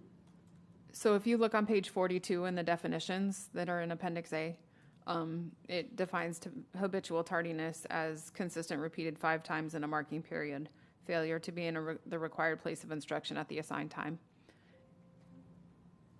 So the first 5 days, first incident of 5 First days. incident is 5 days. No, the first incident is 1 time. So a kid in a high school on a block schedule could technically get 4 tardies a day, because it's every class period. It's not just tardy to school. Mhm. It's every class Right. period, and that's why it's 5 instead of 2, because you could technically almost hit your 5 in 1 day. So I think that the issue, though, is each individual teacher and what they can do with the student. I get that's the concern. It isn't so much tardy to school per se, although that's also a huge issue. But what, and that's really what the speaker said when he came up here. He has 30% of his class that's coming tardy to his class every day. How do we stop that? I guess that's basically what I'm saying. And what I hear from the teachers is that there's no consequences, or they're allowed so many times to be tardy before there's ever a consequence, and it's disruptive to their classroom. So it's not I can't be tardy 5 times to the same class. So I have it as one of my topics of discussion at an upcoming principal meeting to clarify that, making sure that they understand, number one, how to pull the reports to see how many tardies kids have, so that they can issue consequences starting on that 5th tardy. But it's not tardy 5 times to each class. It's tardy 5 times in the day. To any class. In the day. Within So the we day. just need to make sure that that's clearly communicated with administrators, and I have that down to talk to them about. Okay, but it's still, I mean, in that instance, they'd get a consequence even faster, because if they were tardy to every class, they'd get it. But what I'm hearing is that they're tardy to those classes every single day and nothing's happening, and that they get way too many chances to be tardy before something kicks in. So I don't know if putting it to 2 makes sense, because it seems like maybe there's 2 things happening here. There's a discipline matrix for an overall general day. Would it be better to be specific to individual classes as opposed to looking at a whole day where the teacher is assigning detentions? Because it looks like right now that's not the responsibility of a teacher, which it used to be. Now you're saying that administration looks at Pinnacle, Focus, whatever it is now, and someone at the office or someone in administration is giving that consequence if they see 5 whenever they hit 5 tardies for the first consequence. Is that So anything in the discipline matrix is given by an administrator, or somebody assigned by the administrator and a behavior specialist or somebody. So teachers are not assigning detentions unless it's a detention they're assigning based on their own classroom management plan. But anything that is in the discipline matrix is done by an administrator or a behavior specialist if it's non-assessor level. okay? We can look at this at some point in a different way, and I don't know what's in our attendance policy that's separate from this, but I just know that there is a huge class disruption centered around tardiness, and I think it needs to be more consistent across the district. Ms. Thompson. I'll just make my comments really quick. As I'm staying firm on what I've talked about multiple times, I want to thank Malik. Oh, I tried. I wrote it down. Mikhail, thank you so much for coming to speak. I really also want to emphasize that the research is on excessive cell phone use. 30 minutes is not excessive. And I also want to caution when we're talking about the potential harmful effects, saying that our students are socially stunted, I take offense to. I think we have 3 amazing examples in this room. I think the kids that came out from Sunshine Middle probably use their cell phones. Actually, they do, because they recorded a video that we played. They are not socially stunted. It is a new society where phones are just a part of it, and the fact that we are allowing our students to thrive and grow and put boundaries on when they can use them, when they can't use them. I'm just really happy that the board, even though begrudgingly, is getting to this place where we can give it back at lunch. I think it shows that we are listening to our parents. It shows that we are listening to our students. And it shows that we are advancing in a world that we are going to have cell phones, whether people like them or not. So thank you so much for coming out. I'm sorry I butchered your name. I tried so hard in my head. And that's it. Thank you. Thank you. And we'll finish up with Mrs. Alhadeff. Yes, so on page 3, number 2, it speaks to Alyssa's alert and the app-based Safer Watch panic button, but we now have the Centegix wearable panic button, so there needs to be some type of language added in there to speak to the wearable Centegix panic button. Dr. Fulton. No, it's a great point. I just noted that too, so we'll go ahead and make that addition. Thank you. And You're then on page 21, number 6, it does speak to the students must leave one ear free of a device so that they can hear an emergency instructions being provided. Okay, that's all. Thanks. Thank you. Staff, do you have everything? Chair, I just have a point of order before we Okay. conclude this item. There have been a number of recommended changes. Have we been clear about asking for objection in all of those cases? Or could we go through them and ask the board if there are any Okay. objections to the things that have been proposed? Okay, can staff read back what your takeaway is? So my takeaways in bringing this back for rulemaking is to leave the language as it's proposed today to allow high school students to access their wireless devices during lunch. And when it comes to the headphones, making sure that there's an exception carved out in there for elementary and middle school students to be able to use those under the direction of a teacher for instructional purposes. Consulting with Mr. Davis to have the right language put in there regarding including all types of different devices, making sure the language is broad enough that it is inclusive of anything that may come out new, but doesn't limit us in what we are doing. Adding language to page 3 regarding Centegics, and changing the discipline for rape to a mandatory recommendation for expulsion rather than a mandatory recommendation for a behavior intervention program. The only other thing that we discussed was tardies, and I'm not sure if you want a change in there for this upcoming version. Not necessarily, I just wanted to bring it up, and if it fits better in the actual attendance policy, I'm okay with including it when we get to that part. I think I covered everything. Okay, anybody? Madam Chair? Yes, Mrs. Rupert. I'm sorry, I was trying to count for consensus for lunch. Was that we had a consensus for lunch? Yes, ma'am. Okay, I'm still with no. Thanks. Okay, Mr. Severa. Ms. Washington, we're not bifurcating the sexual battery from the rape, because one of my colleagues had mentioned, because you just said rape. I just want to make sure we're keeping it as is in S1. In the Cessor definition, it is sexual battery, and in parentheses says rape. So it is the same thing under the Cessor rule. Okay, thank you. Okay. Everybody's okay with what she said? Yeah, thanks, Chair. Okay, thank you so much.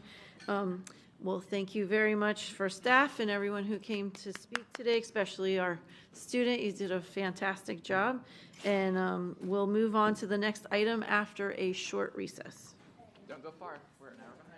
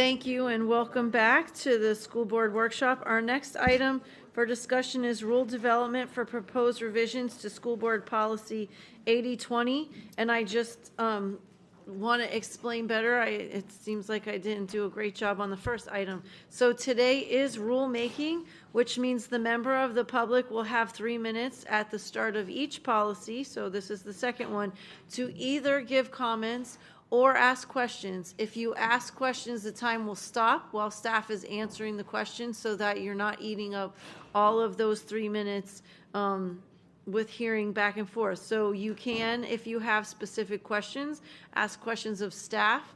Staff will answer those questions, and we will do all of that before we get to the board discussion. So that is how that makes this rule development.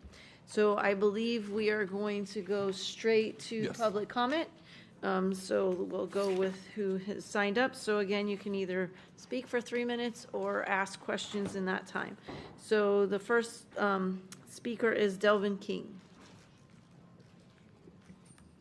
Okay. Next is Dr. Natalie Lynch-Walsh.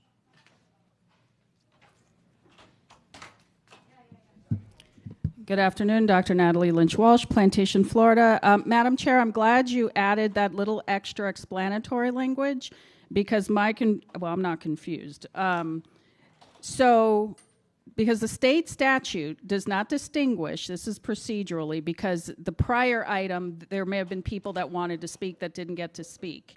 It doesn't distinguish between whether you call it a school board workshop, if it's public and it's a workshop, it's a rule development workshop, which you may or may not do. But if someone requests one, then you must, unless you determine that one isn't necessary.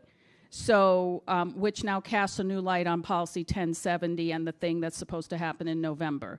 So for this one, and I don't know that 3 minutes will cover it because there could be people that have a ton of questions because they have more knowledge, or there could be someone that has one question. But I appreciate that staff or whoever is responsible will then answer the question.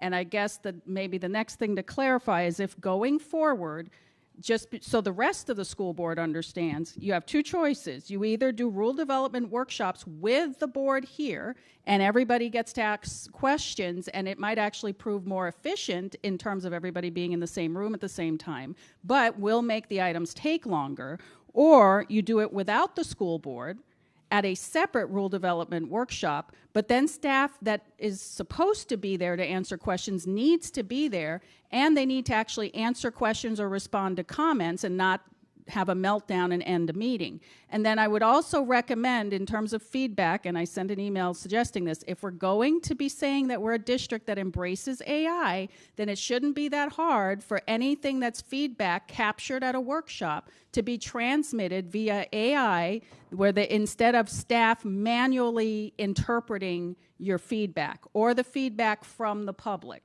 Because you have AI, you have the tools, your advisories have been using AI because most of us didn't have recording secretaries, so I would think that staff would be able to pull that off as well. But I'm glad you clarified. I'm just not sure that the entire school board knows that they're now going to be in rule development workshops.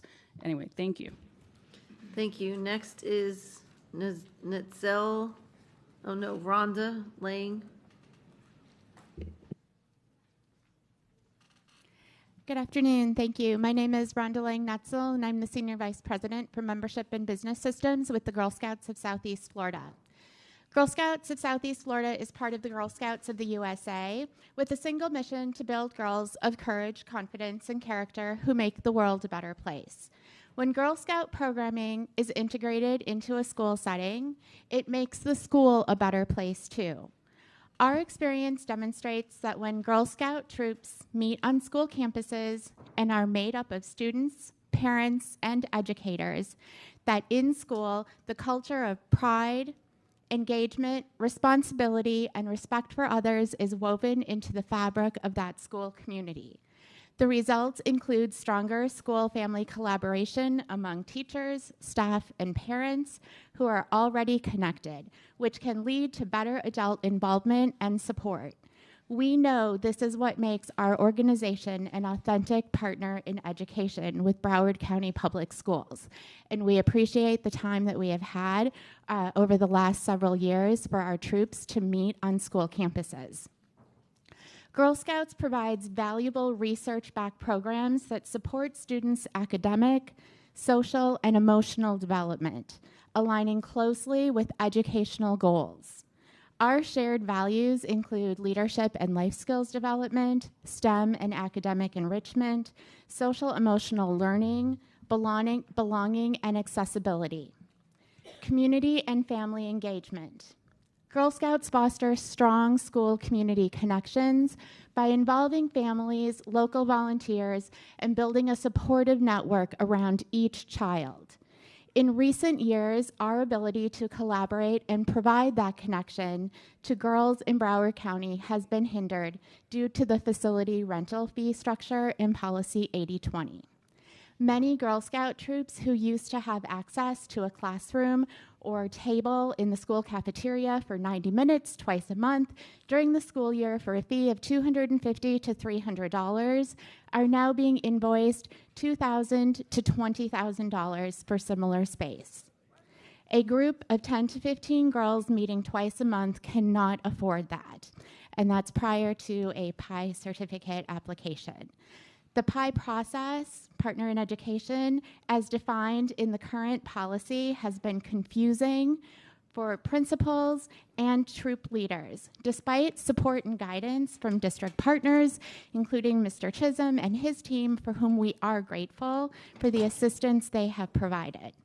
We request and support a more simplified process to be recognized as a partner in education, for the facility rental fee structure to be simplified and reduced to a reasonable amount for volunteer-led student group meetings. Thank you. Thank you so much. Next up is Dr. Trudy Jovanovich.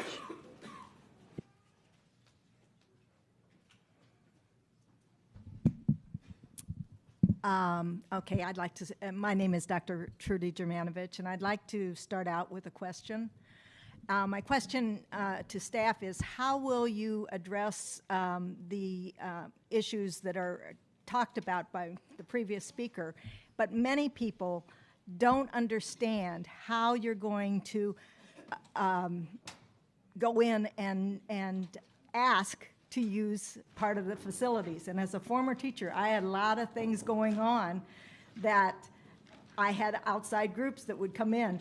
And so are you going to keep teachers from setting those things up after school hours? Dr. Hepburn. So I think I heard two questions. The last one is about, are we going to keep teachers up, not allow teachers to set up? I don't think that's the case currently, of not allowing teachers to set up after school or during the school activities. The second part of the question is, what are we doing? I guess you're referring to the previous speaker to address it. That's what we're here to update the policy based on many of the concerns we've heard from constituents like the Girl Scouts. Yay, Girl Scouts, my daughter's a Girl Scout also. And also many of our board members who've been fielding complaints from many constituents. So that's why we're going through that policy now, and I think most of the red lines that staff has put in there will alleviate many of the concerns that we've heard, and looking forward to additional board feedback to ensure that after this meeting and we bring it back, that we address every concern that we've heard so far. Can you just give her maybe a 30-second overview of what's in that the main topic, like how easy it is and how affordable? Yep, I have Mr. Akabuso and Mr. Chisholm provide a little detail. Good afternoon, board members, members of the community. I think hopefully you have access. Chris Akabuso, Director of Facility Plan Real Estate. At the direction of, I think, through the board, the chair and the superintendent, again, we want to work clearly as partners for our common clientele, which is our wonderful students. So the strike through on the line, one of the things we've done is, number one, recognize what are internals to the schools, right? Like choral band and things like that. So those have been stricken. So that is just strictly an internal process. We are very specific on the calendar to ensure that the uses of space is captured. Because if we're renting, we don't want to double book, right? So that's in there. And then in the policy, specifically for school allied group, which is named in the policy, clearly right now, the policy, when you conduct your regular school board meetings, your regular meetings, you don't have to pretty much do anything, send an application, pay rental fee, utility, custodial, personnel, and insurance. And also now we're saying you don't have to pay consumables, which is paper, soap, paper towels and things like that. Again, moving forward, when you are doing anything other than your regular meeting, and including fundraising, you don't have to do those things either. All they're asking in the policy right now is to provide a certificate of insurance if it's needed, and then security if it's needed, specifically, and custodial, again, if it's needed.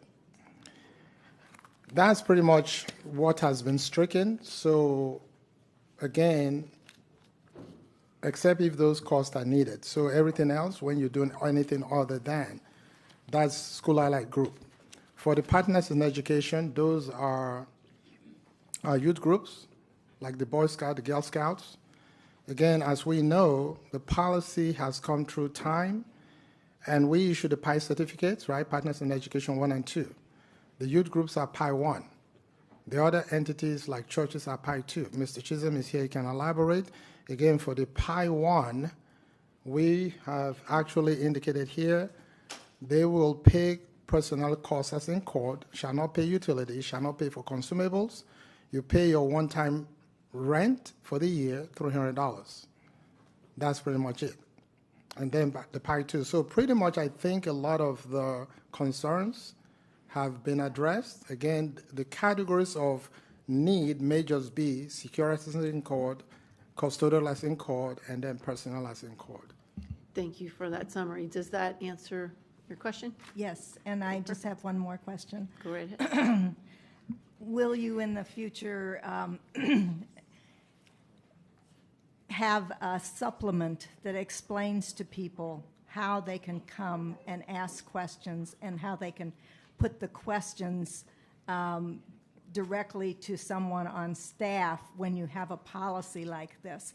Because I think a lot of that could have been avoided if we had somewhere that people could reach a staff member and ask their questions or say, this is my suggestion for how something should be written. Thank you.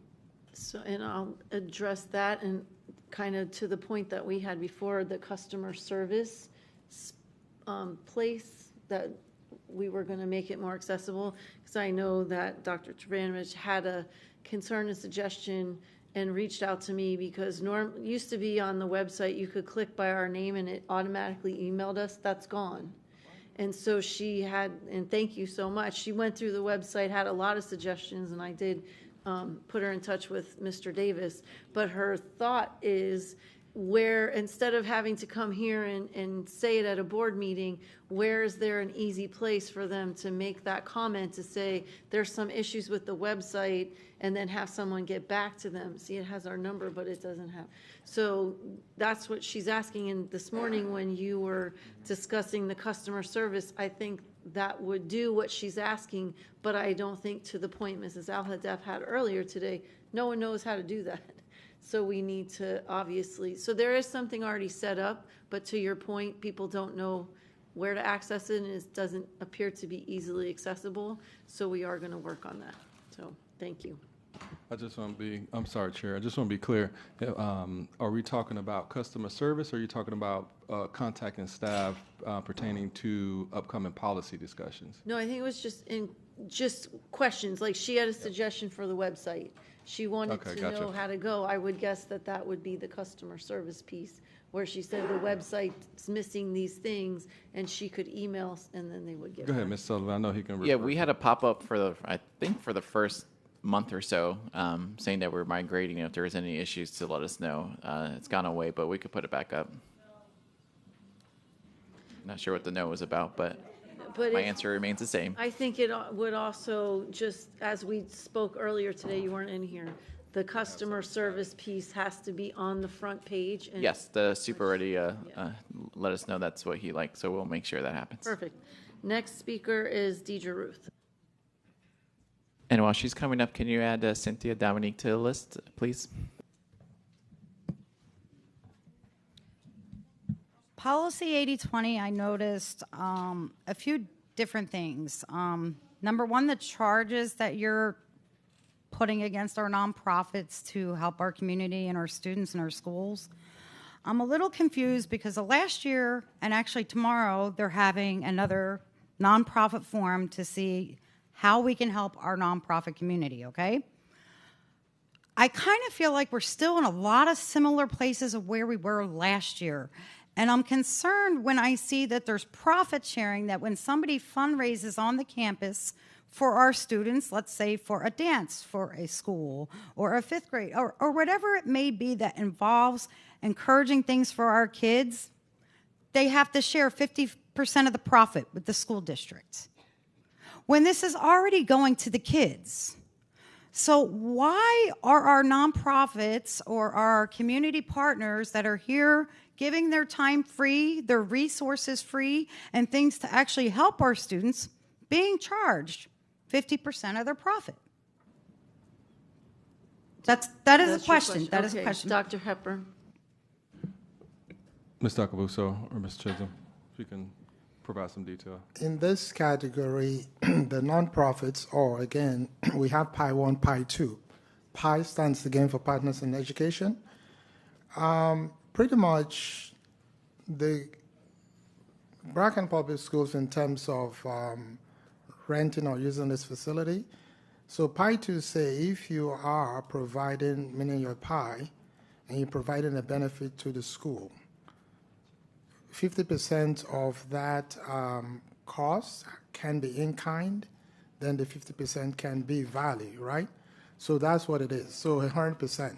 So when you say charge, I mean, we're just saying in lieu of the value, we are trying to establish a value to the school or to the students. So we are recognizing the value, but that value has to be established in some, and there's a mechanism to do that. So there's no charge. So if you look at PI 2, to qualify for the reduction in rent, 50%, the PI must provide an in-kind value to support the school that equates or exceeds the initial 50% of the total rent. So that's what the policy says. So in simpler terms, if a PI is doing a fundraiser at the school, there's no money coming to the school board. The money's going to the school. That's because they're fundraising for the school. And if that money's going to the school, the part they might pay to us, they would provide in-kind services to schools. So there's no money that's coming to the school board. Is that what? That's kind of correct. Just to be clear, in the policy, school allied groups raise funds, right? And the school allied, that is being stricken now, right? Because the policy that's been stricken said if you're raising funds, and 100% of that fund is going to go for the school, and no more than 20% overhead, so at least 80%, right, benefits the school. So that's been stricken, but there's language that if you're a SAG, you're supporting the school, so that's right. there. PTA, PTO. Correct. But the PI are mainly nonprofits like churches, and they may give something. I like Thanksgiving, you know. They may do turkey drive, blah, blah, blah. We're just saying at least 50% of that value, 100%, right? But 50% can be in kind. So there's no money exchanging hands except, you know, in the rent, you're getting a 50% reduction, but you're demonstrating that you're benefiting the school. If I may add, Eric Chisholm, Director of Strategic Partnerships. The beauty of this is to attract people to our schools, being a PI. So the PI 1 and PI 2, specifically when you're an other organization, you're a PI 2. We are looking for them to be in our schools, so we're giving them that discount of 50% for rental of our facility. We're not looking at what they're doing specifically as far as a fundraiser along those lines. It's a 50% discount that they're getting. And all of the money for rent goes to a school. It doesn't go to the district. Is that correct? Correct. Go ahead. Okay, but is the nonprofit already giving this service that day, is that not a contribution to the community and to the district? Why is that not counted as their service as opposed to charging them rent? Dr. Hepburn. Go ahead, Ms. Chisholm. The only thing I was about to say is if they're utilizing the facility and they're providing a certain service, that's how they're getting the actual 50%. So when they're partnering with that school, there is a plan that is created between that school principal and that other organization to ensure whatever the in-kind is, and that principal is owning that at that specific school because they're utilizing that school. It may be some type of event. They may be sponsoring some Thanksgiving, like Chris said, or something along those lines. The goal is to get them to the school and have the relationship with that community, that school, and they get that 50%. So at the end of the day, whatever that in-kind work they're doing and that's worked out at the school is what we're looking for them to have that relationship at that particular school. Okay. What is your scale to determine who falls under what as the pie? What is more valuable in your pie to another? What Girl Scouts or another community may represent may help with mental health, but then you have churches who may be offering other services. So what differentiates? Does a church give them automatically the pie status? And then what determines something opposite of that, that just because they're not a church, that they're not giving a very valuable thing that should put them into the pie of not having to charge those fees? We're looking to build community partnerships here. This is where I'm going here. You want to build community partnerships, but if you're charging them this amount of money, they're going to go somewhere else that'll give it to them free, like a community center or maybe their city. So I'm trying to bring this back into the schools, but you're making it very difficult for community partners to want to be a part of this.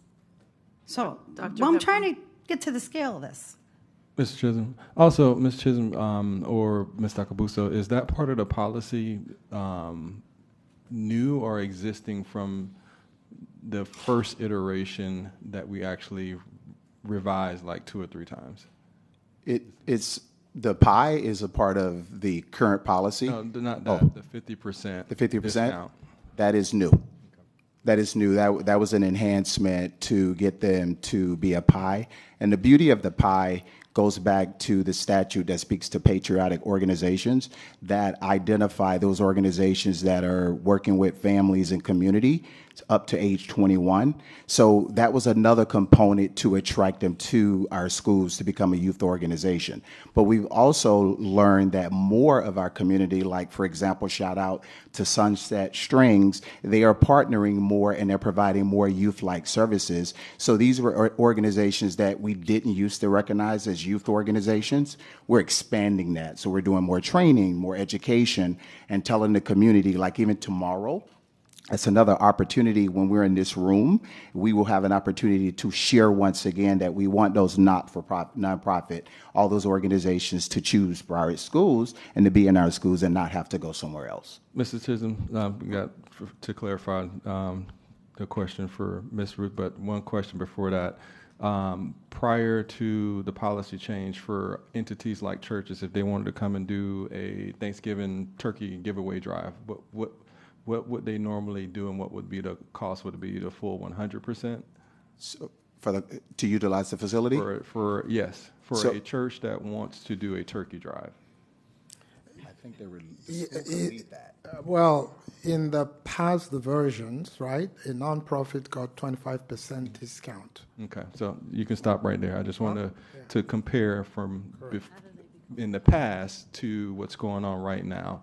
So it's actually a deeper discount than what they would have in the past, correct? Correct. Also, if you can expound on how do you become a Pi 1 and how do you become a Pi 2, and what's the difference between Pi 1 and Pi 2? Sure. Thank you for that. One, I actually like to use this as a great opportunity so that communities know we want them in our schools. When you think about a pie, my office is responsible for This school, we made it super simple. It literally takes about 2 to 3 minutes for a school to do the application process. And that application process is online. That school principal builds that relationship with that partner in education. They go right online. They answer a few questions. They identify what that in-kind work is going to be. Specifically, we issue the PI certificate within 24 to 48 hours. They celebrate that. They advertise that. And depending upon what services they're providing, automatically our patriotic organizations are Youth One organizations. Those are those PI One. Those are youth organizations that are providing support services like our Girl Scouts, Boy Scouts, Big Brothers, Big Sisters. They are automatically the PI. So once you establish that PI One, once you establish that relationship with that specific school, they're basically they being the school principals going online, filling out that information.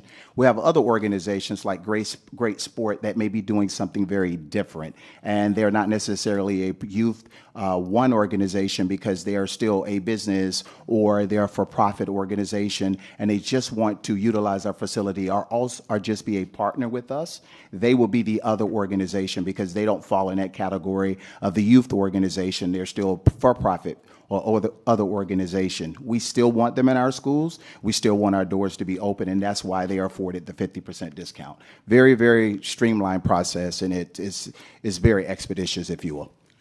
Can there be a system for our community partners when schools are already open? This isn't a matter of having the building open or the security because they're already there for other events for our students, whether it's football practice or anything.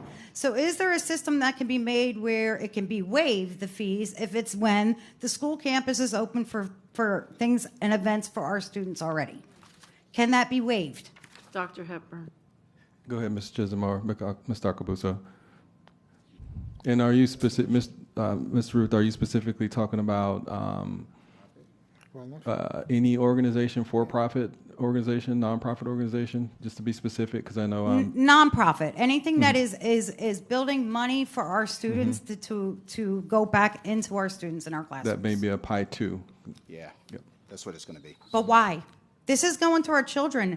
You're realizing that this is a community network that you're trying to create. This is to go back into our community. It's to go back into our children. It's to go back into the families that are attending your schools. Why are we charging this amount of money? Thank you. I'll just close out with this statement. Thank you, Dr. Hepburn. Specifically, a school principal has the ability to champion, for example, and it does happen a lot. They're having an event, they partner with that nonprofit. It's not even a lease at that point because the school is championing that work. So if businesses are looking to partner with our schools and our schools have the ability to champion that work, they can do that. But if other things are being brought in, like a bounce house, a fun house, the certificate of insurance and things of that nature would be available, will be necessary. But if you're partnering with a school principal and we're championing that event and that's going to bring things into our schools, our principal can champion that specific event and the nonprofit is just a guest at the facility and it wouldn't be a requirement because they would be a part of the event. Thank you so much. Next up is Nicole Morse.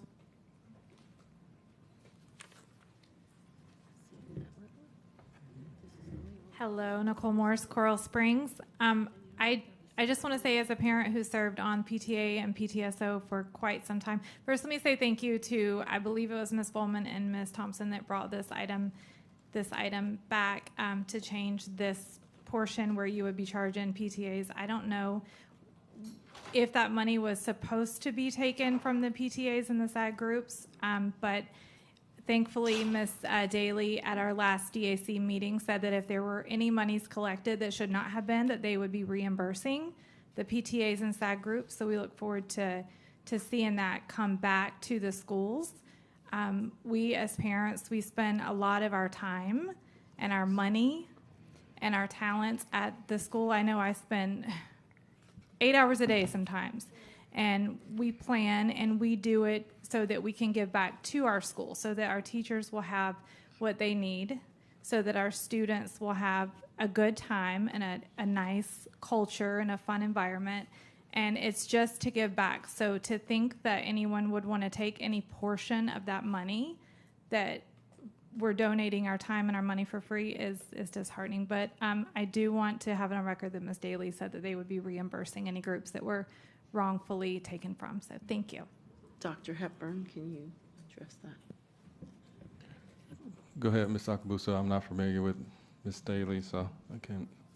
Ms. Daly is a staffer in the Facility and Real Estate Department, and what we've been trying to do as a process improvement, we've been going to the meetings, and Mr. Chisholm, working with Mr. Chisholm, we're doing things, meeting with principals. We're going to be putting stuff on the website. So there was some clarity, and that was what the lady was referring to, in that if there were some charges that were made that weren't due, the policy, apparently they're going to be refunded. That's what she's referring to. And I know you were in that meeting, right? Yeah, if I may. Yeah. We were at district advisory, and the question did come up, and Ms. Daly's response was specific. If we had inadvertently charged people for through Facilitron, and they were charged and it violated the policy, it went through against the current policy, they would need to be refunded, and that's what she was sharing at that meeting. After the meeting, I followed up with Mr. Akabusu to just share that that question had come up. And it was specific to if there were cases where people had been charged inappropriately through Facilitron that shouldn't have been charged. So the takeaway was, if there's a case of somebody who is going to request a refund because they were overcharged, that's what the nature of it. There was no different specific group of people that fell into the category. It was just that the fact that if someone had been charged in error, they would be reimbursed, and that's what Ms. Daly was sharing with the group that evening. Thank you. And just to reiterate, when someone rents a facility, the money goes to the school. It doesn't come to the school district. Is that correct? So historically, up to recently, right, 100% of the rental goes to the school. Currently, through discussions at the cabinet level, 90% goes to the school. And the additional, for example, physical plant operations, through the treasurer's office, because they have to go in and do additional cleaning or whatever.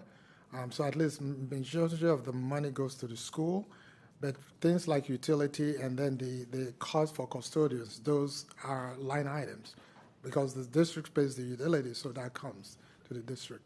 Okay, thank you. Next up is Cynthia Dominique.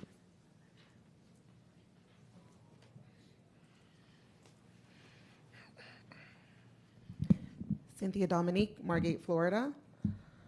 Hello, everyone. I guess one of the comments we made at the DAC meeting last week, or whenever it was, my brain is not here, if there could be an annual or biannual information session for all of these groups so that they understand the processes and it's very clear. Because even after the DAC meeting and all of these other meetings that have been had, people still remain very confused and there are still so many questions. And I think sometimes some of their questions are just more nuanced, or some of their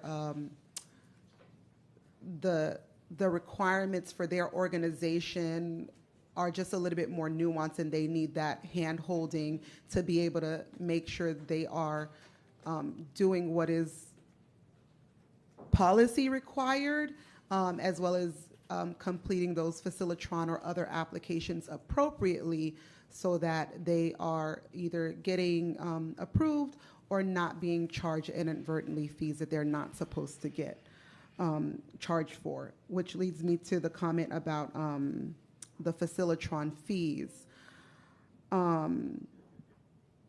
Through various meetings over the last week, I've heard vendors, community organizations say that as they're filling out Facilitron, if they select one thing that they potentially don't need, they get charged for it.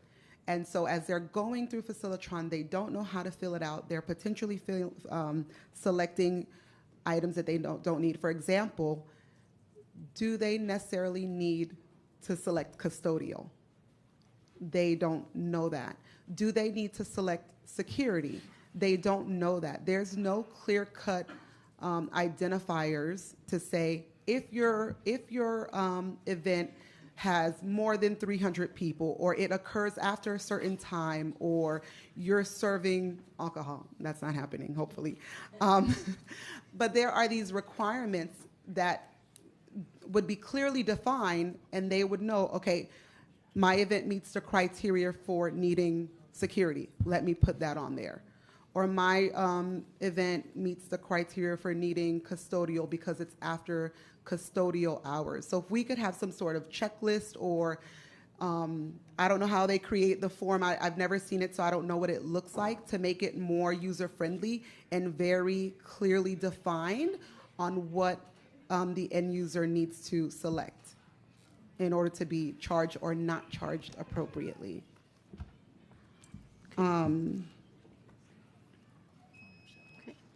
Thank you so much.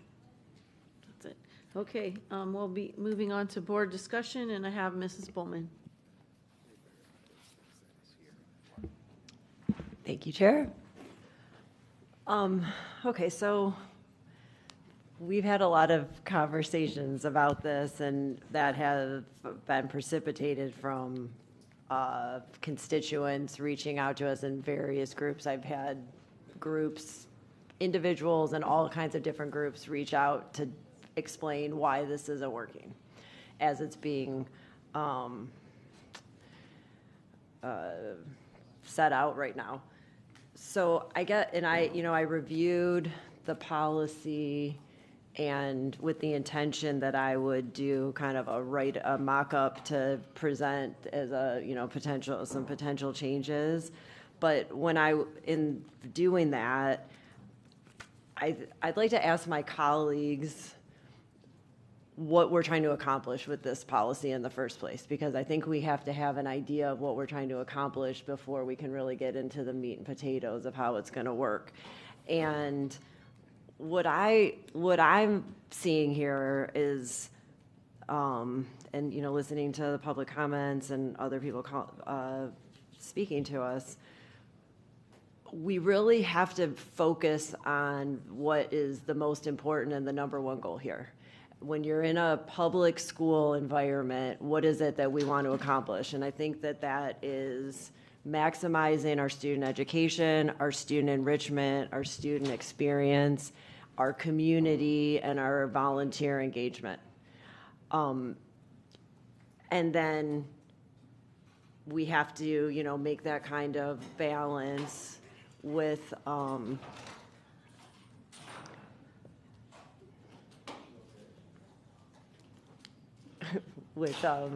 maintaining, I don't know. Who's getting sick? We're good. Girls.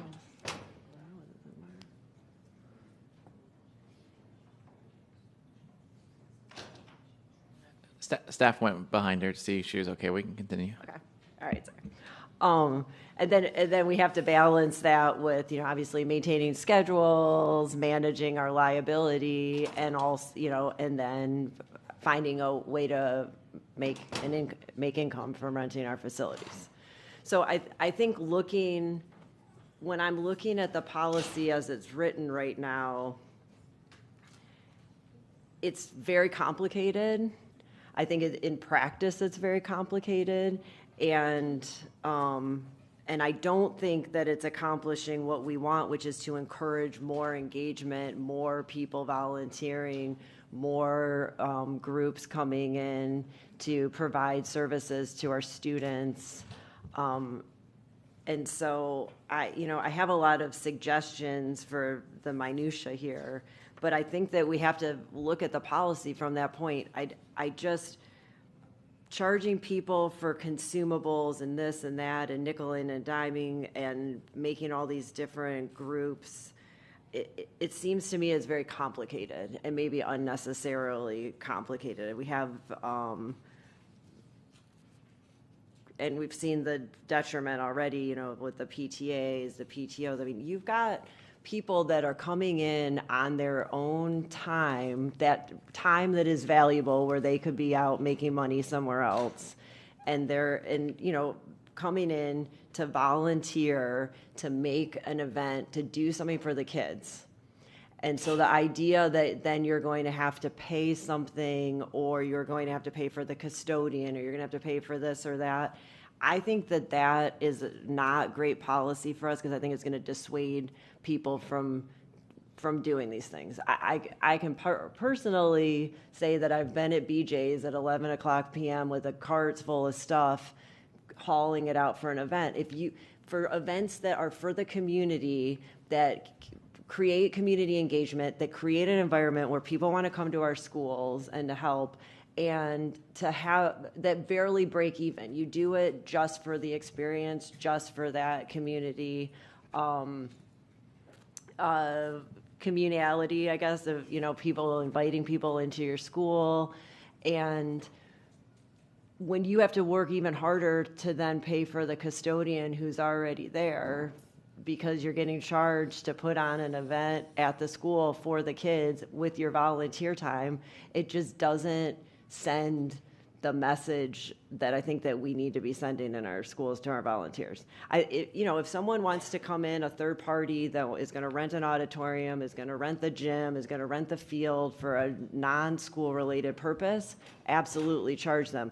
But when people are coming in to help the kids, to benefit the kids, we need all the help we can get. So I just think that we're excluding rather than including and bringing more people in. And just a couple little technical things. We don't have the Pi 1 and Pi 2 exhibit to this. And I also, and this is just one of, I'm not going to go through all of my suggested changes, because I think we need to look at the overarching philosophy that we're doing. But we did change the Pi definition in policy 1930. So it should, I think we did that after we passed the 80-20, so it should mirror that in 80-20, because they have two different definitions. So I am interested to hear what my colleagues have to say, but that's my position. The more people we can get in to volunteer, to help our kids, to contribute their time, because if you're contributing anything to the students, I don't know why we would be charging them to come in to give services to the students for free. That doesn't make any sense to me. So I look forward to the rest of and I'm happy to help with the wording of the revised policy once we've decided what our overarching philosophy is. Thank you. Dr. Hepburn, did you want to address? No, I'm interested to hear the conversation from the board at this point. I think Ms. Bowman was trying to make a point about in the current policy, I guess we can still call it, because we haven't adopted anything, about the potential of unintentionally undoing our partnerships and preventing other people from partnering due to some certain costs within the policy. But I'm interested to hear the board about philosophy and whatnot, so we can, get. But can I just say one more thing too?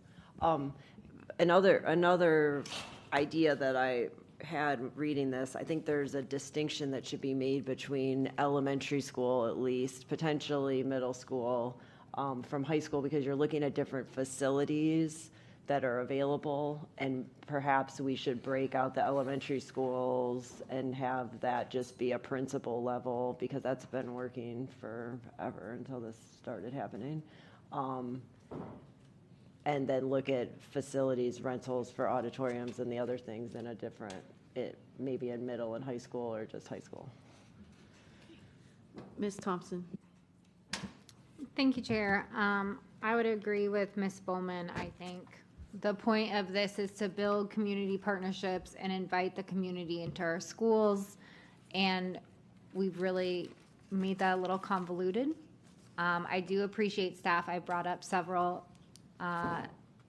different issues with particular groups that are, in my mind, are being drastically overcharged. For example, $20,000 for Girl Scouts group. But I appreciate Dr. Hepburn and staff being on top of that right away, and I think it got fixed. I trust you, but I also trust them. And so I do I understand the rationale between having a policy, especially for outside groups that might want to rent our facilities on the weekend that are really just using it for the space capacity that we offer. However, with groups like the Girl Scouts, Boy Scouts, Boys and Girls Club, people that are really adding value to our community, historical societies that might want to rent our facilities, I believe we have to be a really good partner with them. And I love Cynthia's checklist idea because Facilitron is complicated. I still don't like Facilitron, no matter what people say. If it's not the issue, I don't personally like it. But at least making everything crystal clear to people, because a lot of times these are moms and dads who are volunteering their time. They're not going to read 17 pages of this policy to really understand it, because all they want to do is host their kids' 5th grade dance, or all they want to do is lead their Girl Scout troops that have been in the same school for 17 plus years. To me, being able to invite people into our facilities and making these connections is worth far more than we will make of any rental fees. So that's my perspective. I hope that is shared with my colleagues. I did have some follow-up questions. When is the use of Facilitron required? Because I know there was a memo that clarified that for PTAs, for meetings, that they didn't need to use Facilitron. Is that something that needs to be codified into policy? Dr. Hepper. Yes, the memo we put out was specifically for larger venue spaces for Pi 1 groups. And then I'll have Mr. Akabuso and Mr. Chisholm expound on any additional detail. But for the Pi 1 groups, it was to put it in Facilitron if you're using such as a gymnasium or the auditorium, so that we can have record of those large venues being used, so we don't double book. And then just to make sure we have record of those large venues being used. And if you guys want to expound on Pi 2s and for-profit organizations. So the total goal is for the space utilization in Broward County Public Schools, right? Every single space to know kind of what's going on in that space, right? Since we are in the business of potentially renting out to other parties, you don't want to double book. Mm-hmm. So that's the point. Because if we don't have it in the calendar and then somebody books it and then they pay for it, then we're going to go through the headache of not being a good customer and then having to refund. So I think the goal is to, I'm just using it generally to depict whatever is going on. So at this point in time for the policy, the SAG, it says that they shall notify the principal. Then within 48 hours before the event, then the principal puts it in the calendar. Again, just to document, so we know not to double book. I always equate it with an airline seat, right? If I want to choose a seat, it's not available, I can't pay for that seat.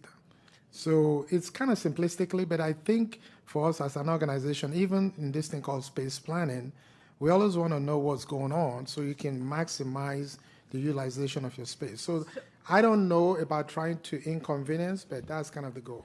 So if I may, Wanda Paul, Chief Operating Officer. The intent is not to interview or interfere with the normal functioning of the school. So if the school has programs and stuff that they are doing, we don't need to know that. What we're more concerned about is what Mr. Akabuso said in terms of the big venue spaces like auditoriums and so forth, that we have it calendared so there won't be any conflict. So that is the intent. Okay, so just to be abundantly clear. So if I'm a PTA and I want to use Wednesday evenings as my normal monthly meeting, what is the process if I am a PTA president? You go see your principal, and your principal work out what room and what evening. We don't need to know that unless you are having a large event in the auditorium or the football field or the gym, which are spaces that are rented out by many other entities, sports youth group, sports youth football, basketball camps, theatrical plays. right? So we need to know about those spaces. So the PTA president for that school would just converse with their principal to set aside what building and what time and what day of the week they were used for a meeting. And does that need to be written into policy anywhere that they don't have to fill? Because their understanding was for PTAs that they had to fill out Facilitron, and I know we fixed it with the memo, but does it need to be in writing? So again, it's abundantly clear to these groups.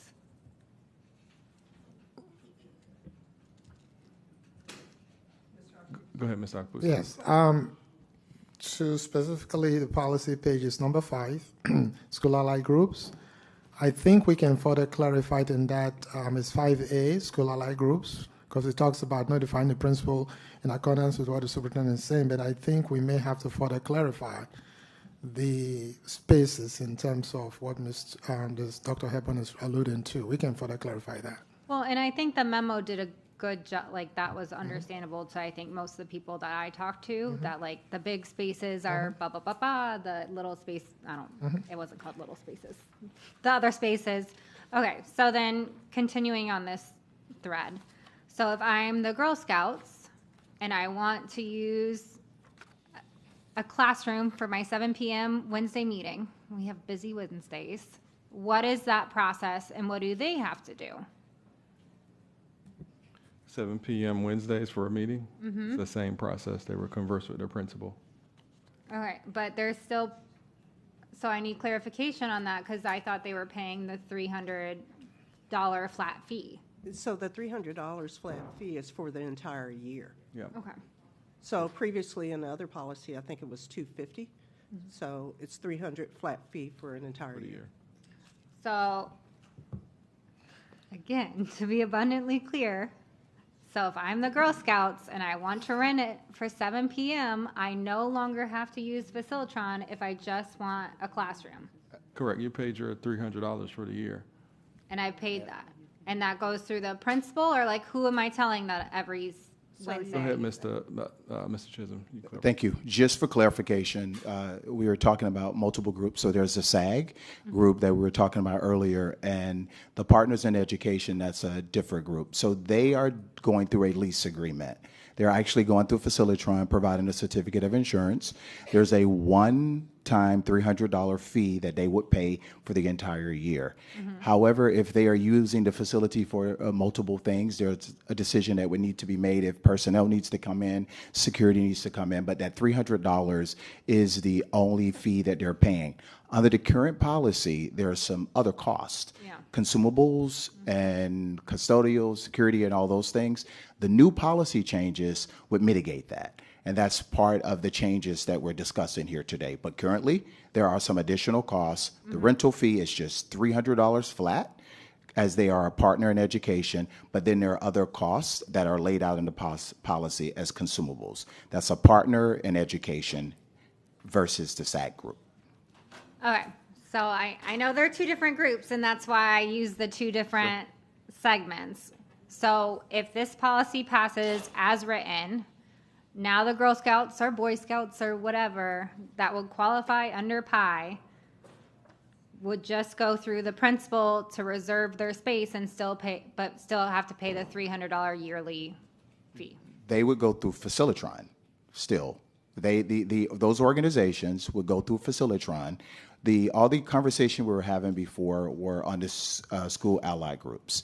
That's with the memo specifically. But our PI groups are outside organizations that do not exist solely because the school exists. So Big Brothers, Boy Scouts, Girl Scouts, those businesses exist separate from a school. They can operate outside of a school. So they are our PIs. They're our partners in education. Yeah. I just want to distinguish. So, yes, and I understand that, and that's why, again, I separated it and then was told that PIs would be able to just go through the principal like 5 seconds ago to rent the classroom. So I just, again, want to be clear that if I am a Girl Scout troop leader, and most of them are volunteers, again, they are just doing this because they love the Girl Scouts or the Boy Scouts or whoever.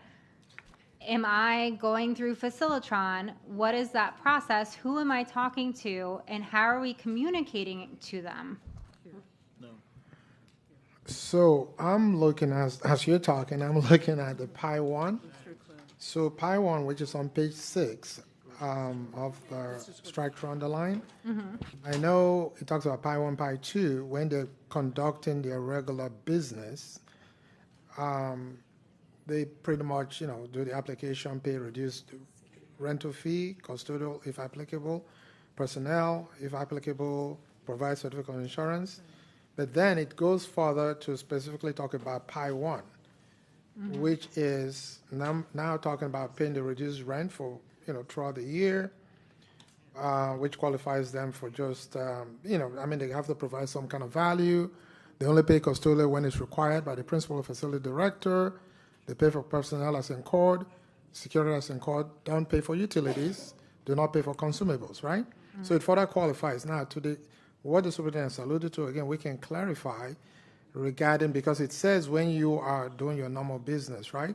So we can further, we're listening, we can further clarify to maybe make it simpler. If you just wanted to use a classroom, you just go to the principal. We can further clarify.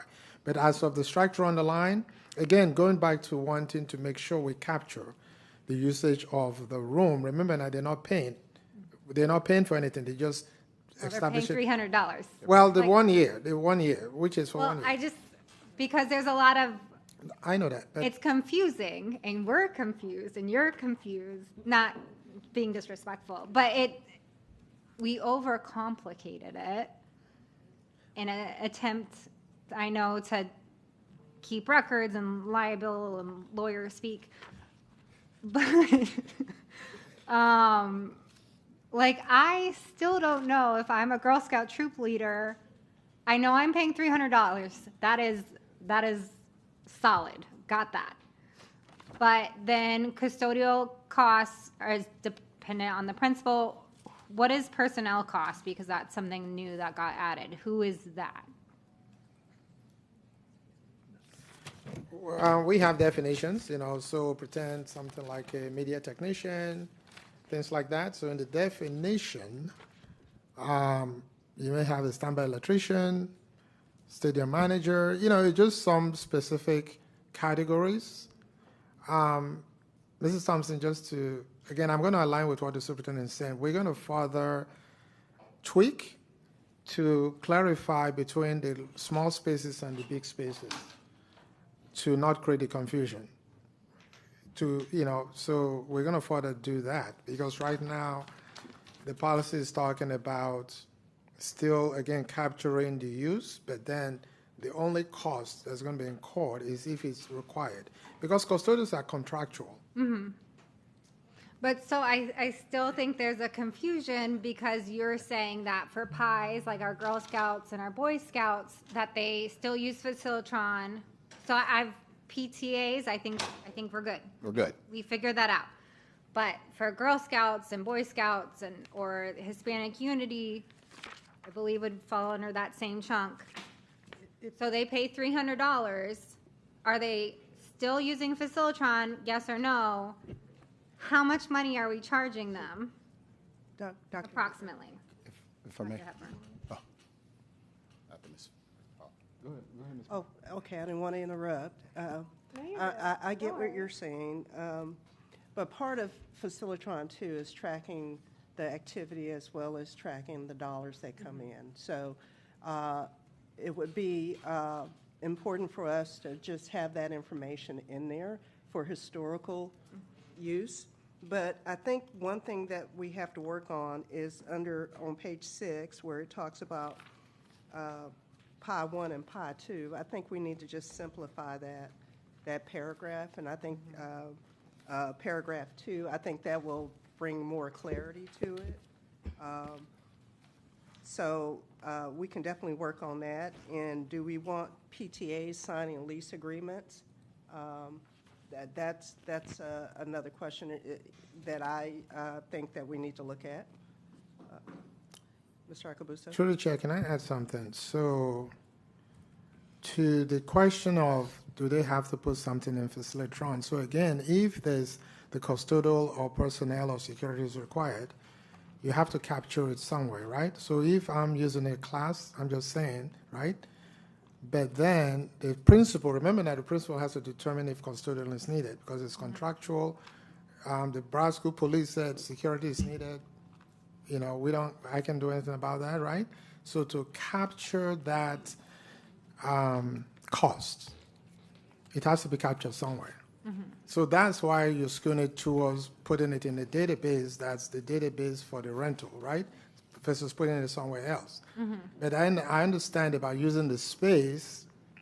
Do we say, again, it's a classroom, and then say you don't have to put a classroom in Facilitron or something like that? So that's what I'm saying. We may have to clean up that. But in terms of capturing the data, in terms of cost, I think it needs to be put somewhere. I don't know if it needs to be put somewhere else other than the one system.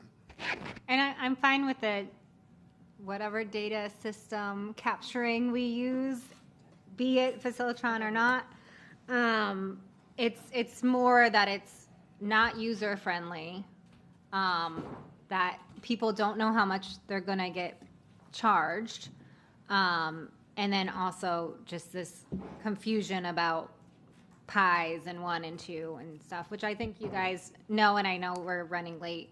And then my just final question, I know we've talked about this before, Mr. Chisholm, but allowing groups that are like umbrella groups, so like the Girl Scouts of South Florida, to just have one, sorry, I'm only seeing you guys. I'm sure there's other great people that are doing this, but like who have one umbrella group, but then they have troops under them. If we can look into allowing them to just do it, so one point person, so that it's not like then, you know, Maria's getting a room for her troop and Sam's doing it for her troop, something like that. And I don't know the legalities of that, but I think that would simplify things. And then that's my comments. Thank you. Thank you, Dr. Zeman. Thanks, Chair. I note that for the past 55 years this policy has been in existence. We've revised it 20 times. This is not the first time the audience has come together and said, we don't get it. But what I'm curious about, Chair, is I thought we were trying to get this right, the registration, the information flow, and the policy, so that we can continue this school year under a rule, under a sensible, common sense rule that lots of people should pay discounted rates, lots of groups should be able to use our facilities for free, and we have a vested interest in the community coming in and using our spaces. Is there some urgency in getting this done today? Dr. Hepburn. Yes, we brought this back at the will of the board. Thank you. I'm afraid we didn't give you clear direction. There is tremendous frustration in the community about understanding the rules. There's tremendous frustration about Facilitron because people, and some people have talked about it today, they don't know what buttons to push. And then they push it and they're like, oh, I don't know if I need that, maybe I don't. I mean, there's no way to go back in Facilitron, which I think is a disaster contract.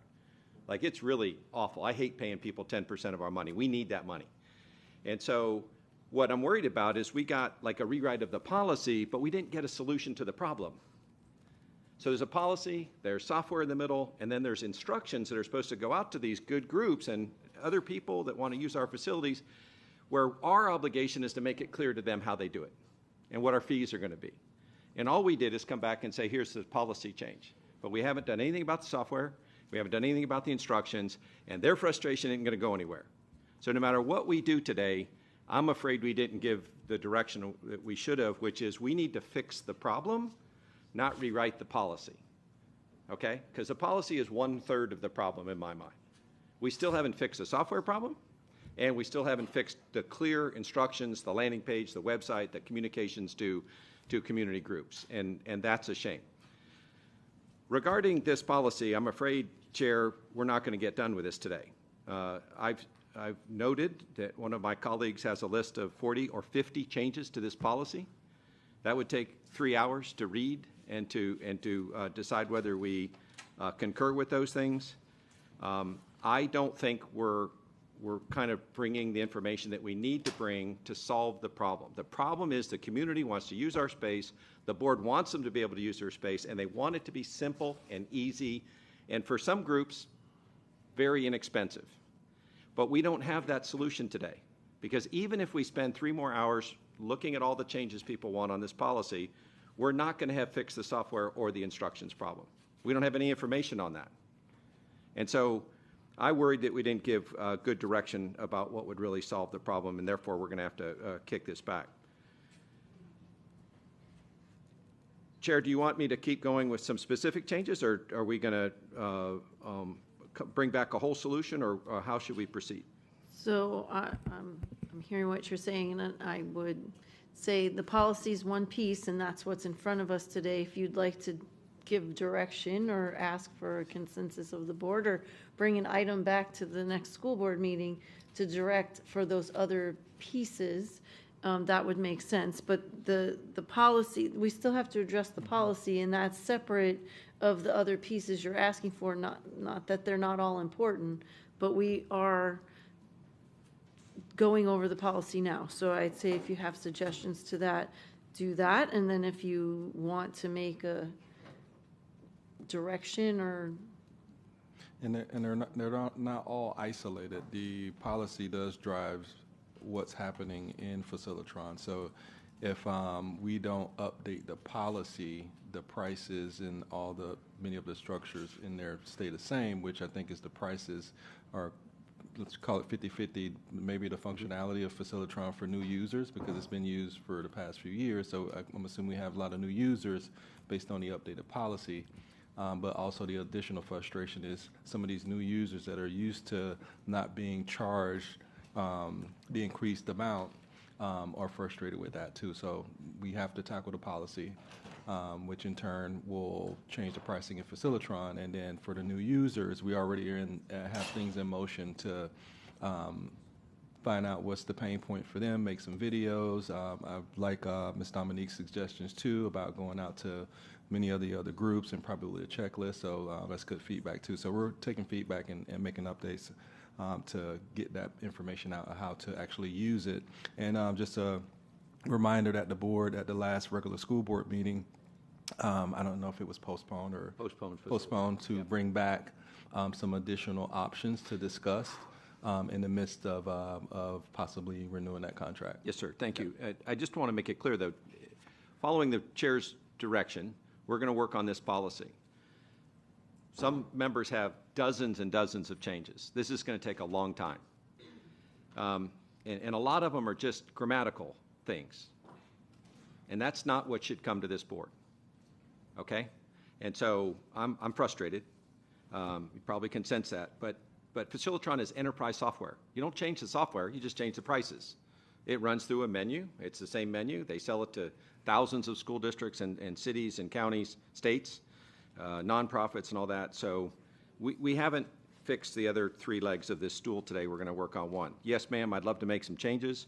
I would recommend to the board we delete the entire section 5E, ECHO, 501c3. All 501c3s are nonprofits. We talk about nonprofits in 5D. 5E is not necessary. Do you want me to stop one at a time, Chair? Can you tell us what page so we can? 5E is page 9. And again, 501c3s and the verbiage is the same as nonprofit corporations, but all 501c3s are nonprofit organizations. We don't need both sections.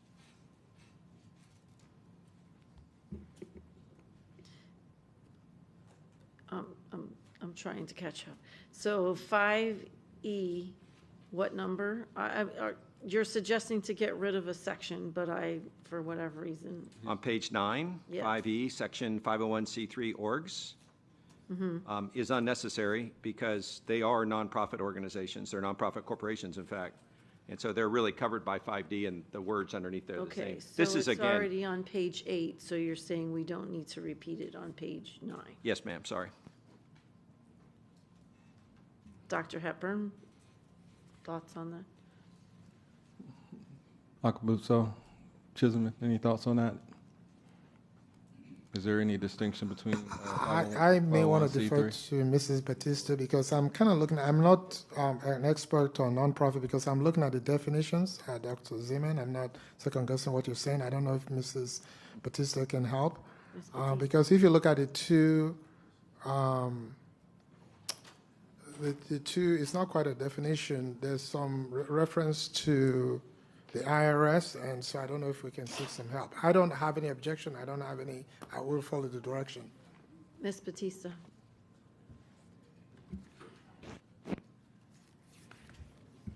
So the sections do seem to be duplicative.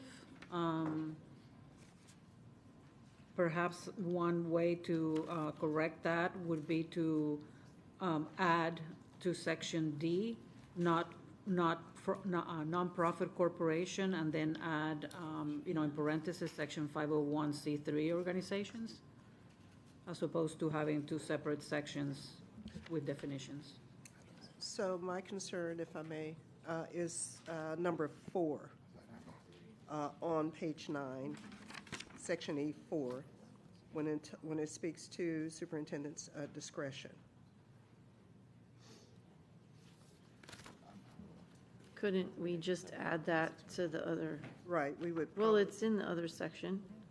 Right, we would need to add it to section D. It's in both sections.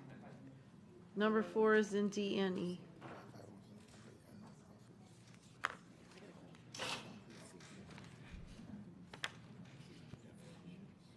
Yeah. I do not see superintendent discretion in Yes, D. at the bottom of, yeah, it's right there. Hold on just a minute. Number 4 in E, on page 9, right above other organizations. Okay. Madam Chair, Mr. Superintendent, just a quick question, if I may. Under, just also for Ms. Batista, just to help us navigate, if we go back to page 3, the definition of youth organizations referenced 501c3, and then there's a definition for nonprofit organizations. Just want to make sure we will be okay if it's duplications or along those lines. Just want to make sure, based on these definitions, I think legal has also reviewed that. So at some point, we would need to make a determination if they stay the way they are there as well. Right, and I it looks like, and it would be great to be able to reflect on this a little bit more and read it with more carefully, but it looks like section D on page 8 mirrors section E on page 9, so I would just, that was my offer, to just say nonprofit corporation or section 501c3 organization, to put them both together. I like And then that would, yeah, well, and then we would have to go back and change wherever those items are referred to throughout the policy. Makes sense. Yeah. You might even consider, General Counsel, nonprofit corporations, including 501c3s. You ready for the next one, Chair? Yes. Go ahead. On a more substantive note, we have a section on page 5, that's about SAGs, school allied groups. In the light of Ms. Leonardi's item last week on sports academies, I would suggest that we get ahead of that. And I hope that Ms. Leonardi's sports academies aren't the last sports academies in Broward County. I hope we replicate that throughout Broward County where it makes sense and where the community would like to have that. So the superintendent has declared that we are going to have sports academies as a program in the 3 schools that we talked about last week. Inherent in that are some coaches to come on. It's the whole idea. The whole IMG Academy, the sports academy, is to have coaches come on campus. I don't think those coaches should be charged for facilities. I think they should be charged in the same way that SAGs are, which pay just the custodial and security costs if there are any, and aren't charged other things, because what we want is students to go to these schools, and inherent in our program is for other people to come on. We don't have enough athletic coaches. We don't pay them very well, and it would be great if we could include SACs with the SAGs, and the SAC would be a sports academy coach. And so what I'd propose is 5A be sports academy groups and, school allied groups and sports academy coaches, and that we add a definition on page 4, number 22, that says, and I'm happy for the staff to work on this, but a sports academy coach could be a paid or unpaid coach for all activities with Broward County Public School students on sports academy campuses. Can I ask for a little clarification on that? So what would a sports academy coach be doing that would require them, because, I mean, in my mind, they're part of the curriculum or whatever the activities of the school are. Sure. So if we have a band director that comes in and works with the band after school, we don't separate them out in here. So if you could just explain why you feel like they're needed. Yeah, and I should be maybe more clear on the definition, because these are not Broward County Schools employees. So this is the specialty coach, the batting coach, the lacrosse coach, the tennis coach, the diving coach. We want those coaches to come and augment our athletic staff to do the specialized training for soccer, for lacrosse, for other things. Some of those will be Broward County Public Schools employees. You know, sometimes they're the coach of the, I don't know if she left, but Ms. Bordy talked about the Sunrise School, you know, soccer team. You know, that has a paid coach from a school. But at the same time, there might be 5 kids over doing a pitching lesson with a private coach. There are students. There are only our students, but the coaches that come on by might be hired by the students for a tennis lesson or a baseball lesson. I see what you're saying. And I just want it to be so easy for them to participate and for the kids to sign up and get that to kind of fulfill the whole ideals of the sports academy. Okay. Do you want feedback on that? Yes, ma'am. Okay. Ms. Bowman? Yeah, I think we could probably make, again, I think we need to look at our overarching philosophy of who's getting in there, who we're charging and who we're not charging. Right. So that should be an all-encompassing thing in a definition like the SAG or whatever. I just wanted to make one more comment. Okay. So with the nonprofit corporations, when I'm looking at this, since we're going to go down this line, I'm reading it as they're not necessarily doing anything for the students or for the school community. You just have to have registered as a nonprofit, which I could make the Maura Bowman nonprofit and pop in with my discount to use, you know, have like a party and charge admission. So I think we need to be careful about that. Again, I think it should be what's serving our community in a school capacity that's getting the discounts. That's just my opinion. Okay. Well, But there's just a lot of work that needs to be done on this. Could we get amplifying information on that point? Like, what are some examples of nonprofits using our facilities? Dr. Hepburn? Go ahead, gentlemen. I know they have plenty. Okay, so for example, Dr. Zeman, love your questions. We have data, right? So nonprofits are like, I like to call them religious. I don't want to codify churches. So majority of our rental right now are being rented by a nonprofit. That's the data. So we have a lot of religious bodies doing services in our facility. So that's a typical nonprofit, if I want to kind of say that, right? And for data, that's who pays the most currently. So I don't know if that answers the question without delineating the additional. But to Ms. Bowman's point, they aren't there serving students, they're serving the community. Mm-hmm. I mean, there may be some students going there as well, but it's a nonprofit renting our space, and I think they get a 50% discount. Correct. That's why we, through the superintendent, that's why we split it up into Pi 1 and Pi 2. So you have your nominal nonprofit, like the churches, who are mainly Pi 2s. But then you have your Pi 1s, which are also nonprofit, like the Boy Scout, Girl Scouts, but with our Pi 1. So that's why the policy is further giving those benefits. You know, so that's what we're attempting to do. We can make it better, but that's kind of the split. But I wonder if, to Ms. Bowman's point, if you don't want to split nonprofits in the same way, nonprofits that serve students and nonprofits that are not serving students, and you might have different prices, and I think I'm just picking up her point.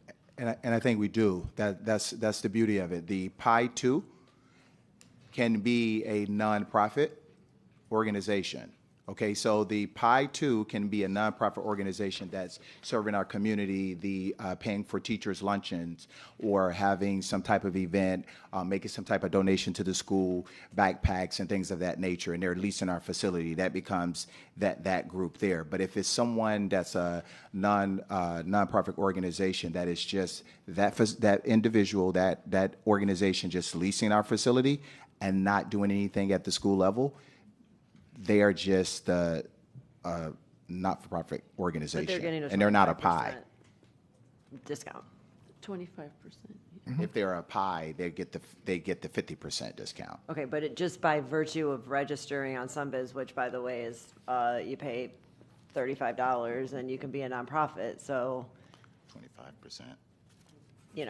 That doesn't mean a whole lot ultimately when you're offering discounts, and then we're charging custodian fees to PTAs that are working their butts off to put on an event. So I think we need to, it's just a lot. In practice, it's just, I just think it needs more work than we have time for today. And I'm just going to speak to Dr. Zeman's suggestion. I have a problem with allowing someone who's going to charge our students the ability to come on campus and not pay, because what about aftercare? So we have aftercare programs. They're there just to work on our, to take care of our students. We charge the students, and we charge that aftercare a fee for doing that. So I don't think that we can pull out. I mean, I understand the intent, and we should make it easier for them. But if they're there just volunteering and helping our students or doing a clinic along that nature, I agree. But if they're charging our students for batting and soccer, whatever, maybe we can offer them a discount so they could be in one of those buckets there. But to not charge them, I think you open up the door of, well, what's more valuable, a coach a coach for a sport, or someone who's caring for your student after school? Or there's also a program that they come in and they do music for the students. They get charged to come in because they're charging our students for those services. So I don't agree with that particular thing, because I think it opens a can of worms for a lot of other pieces. And again, that's just looking in a silo. If you look at the whole big picture, it really is going to affect a lot of other things.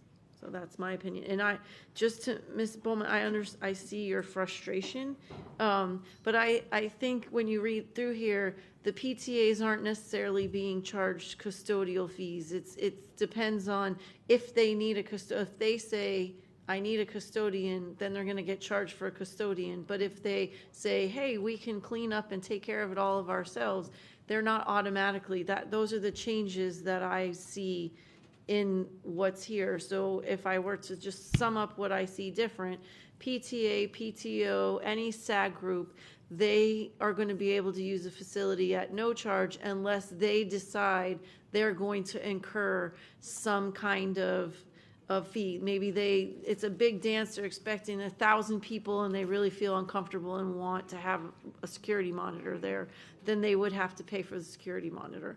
They're not being charged for toilet paper or for paper or any of those. All of that has been removed. The only people that are getting charged for things is someone who's not a SAG that is not using it to benefit the students. So if I sum it up that way, is that a good summary of the basic change? I know there's lots of them in here, but if we made it simple to say the changes you brought to us today were what we asked for, which was not all of them maybe, but that we're not charging the people who are volunteering for our students.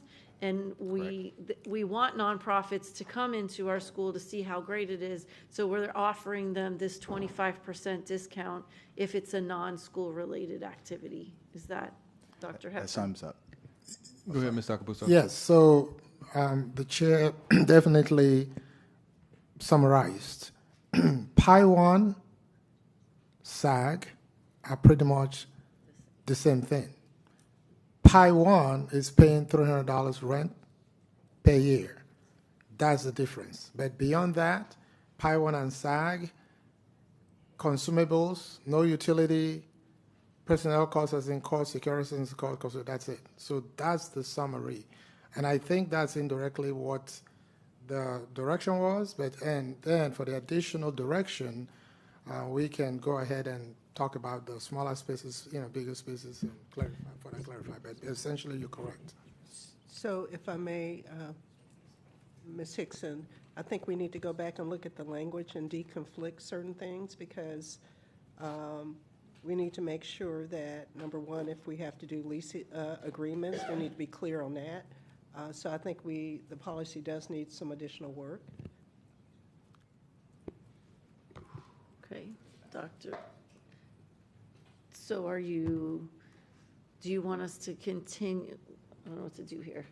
Do we want to asking to bring this back and stop the discussion now? You want to finish hearing what everyone has to say, and we agree that we're not done, and maybe some of the grammatical things Ms. Bowman has, she can email. Yes, this is a question for Ms. Batista. Can board members email us their notes that they have based on some of the recommendations that they wanted to discuss today? So ultimately, when the policy comes back, the changes, can be based on either the commentary by the public or by board members. So yes, they can, and you can put them, you can include those changes in the policy that would come before the board for adoption. Okay. Ms. Thompson, is it a question to? Yeah, it's a question on this. Would we bring it back to another workshop then? Because it seems like it's not going to be ready for final adoption. Yeah, it have to be another workshop. I think that would works for probably, me. Yeah. Would probably be the. I agree with that, so we can start redefining. And Chair, can we bring back the system and not just the policy? Like, can we get a briefing from the staff that starts with a parent or an organization of different types who want to use a facility, and the instructions that they see or what they will see, the software that will allow them to pay whatever they got to pay, and the policy, so we can see this frustration system, see the solution to the frustration that the community is having. Yep. Dr. Hepburn. Yes, we can bring that. We'll bring it in flow chart form so you can understand each step by step. Thank you. So I have a quick question, because I have Landon wanted to speak, as did Mr. Severa. Should we finish that out so that we have that, and then we'll move on to the next item? Okay, so Mr. Severa, you're next. Chair, I'm going to switch gears and talk about everybody's favorite topics, legal liability. In reviewing this policy, I was going over the preamble, and I noticed that in the last paragraph of the preamble it says, and I quote, "The rental use or enjoyment of public school facilities or services by any group or organization which discriminates on the basis of age, color, disability, gender identity, gender expression, national origin, marital status, race, religion, sex, or sexual orientation will not be permitted." Again, this is the last paragraph of the preamble. My question, well, mostly to Ms. Batista. In regards to the classification of gender identity and gender expression, are those protected classes under Title VII of the Federal Civil Rights Act or of the Florida Civil Rights Act? Ms. Batista. No, they're not protected classes under either one of those laws. By placing restrictions on groups, i.e. for folks that we're saying you can't use our public school facilities, if you in fact discriminate against folks who are non-protected classes, are we creating any additional liability for the district? What do I mean by that? Let me give a real world example. Let's say, for instance, there's an organization that does in fact discriminate against gender expression within their organization. And they come to us and they want to use the gym for whatever purpose. And we say no, because you discriminate on the basis of gender identity and gender expression, despite the fact that those are not protected classes in the state. do we face any liability from those organizations from suing the district by saying that we are in fact discriminating against them? Ms. Batista. Thank you, Madam Chair. So, yes, if it plays out the way that you have just described it, there would be potential liability for viewpoint-based discrimination. Of course, there is also a carve-out at the end of that statement that you just read that says, except as provided by law or court order. Which I think is meant to address the concerns that you are stating. However, I can see how there is a risk of that language being interpreted as potential viewpoint-based exclusion, which, by the way, we had regarding this particular policy, we had a lawsuit back in 1998 with the Boy Scouts specifically on that issue. So it is well-established law that once a public entity opens their facilities for community use, you cannot deny access to certain groups because of their viewpoints. Yeah, and thank you for the callback to the Boy Scouts case. I'm semi-familiar with that case. Madam Chair, in light of Ms. Batista's suggestion and/or clarification there, I would request, just to avoid any potential liability, that I know that there's a lot of different things within this policy, and this is probably going to be a giant work in progress as we move through some of the issues that my colleagues have raised this afternoon. But if I may pile upon the proverbial list, I would say, for the sake of ensuring that we do not subject ourselves to any prospective liability from any organizations, that we remove gender identity and gender expression from the preamble. Okay, Mrs. Leonardi on the... Yeah, on that, I do not agree. I object to that. If I may offer maybe a solution. So what I would propose is perhaps to add some language at the end of that section that says that nothing in this policy shall be construed to grant or deny access based on the viewpoint of any group or organization.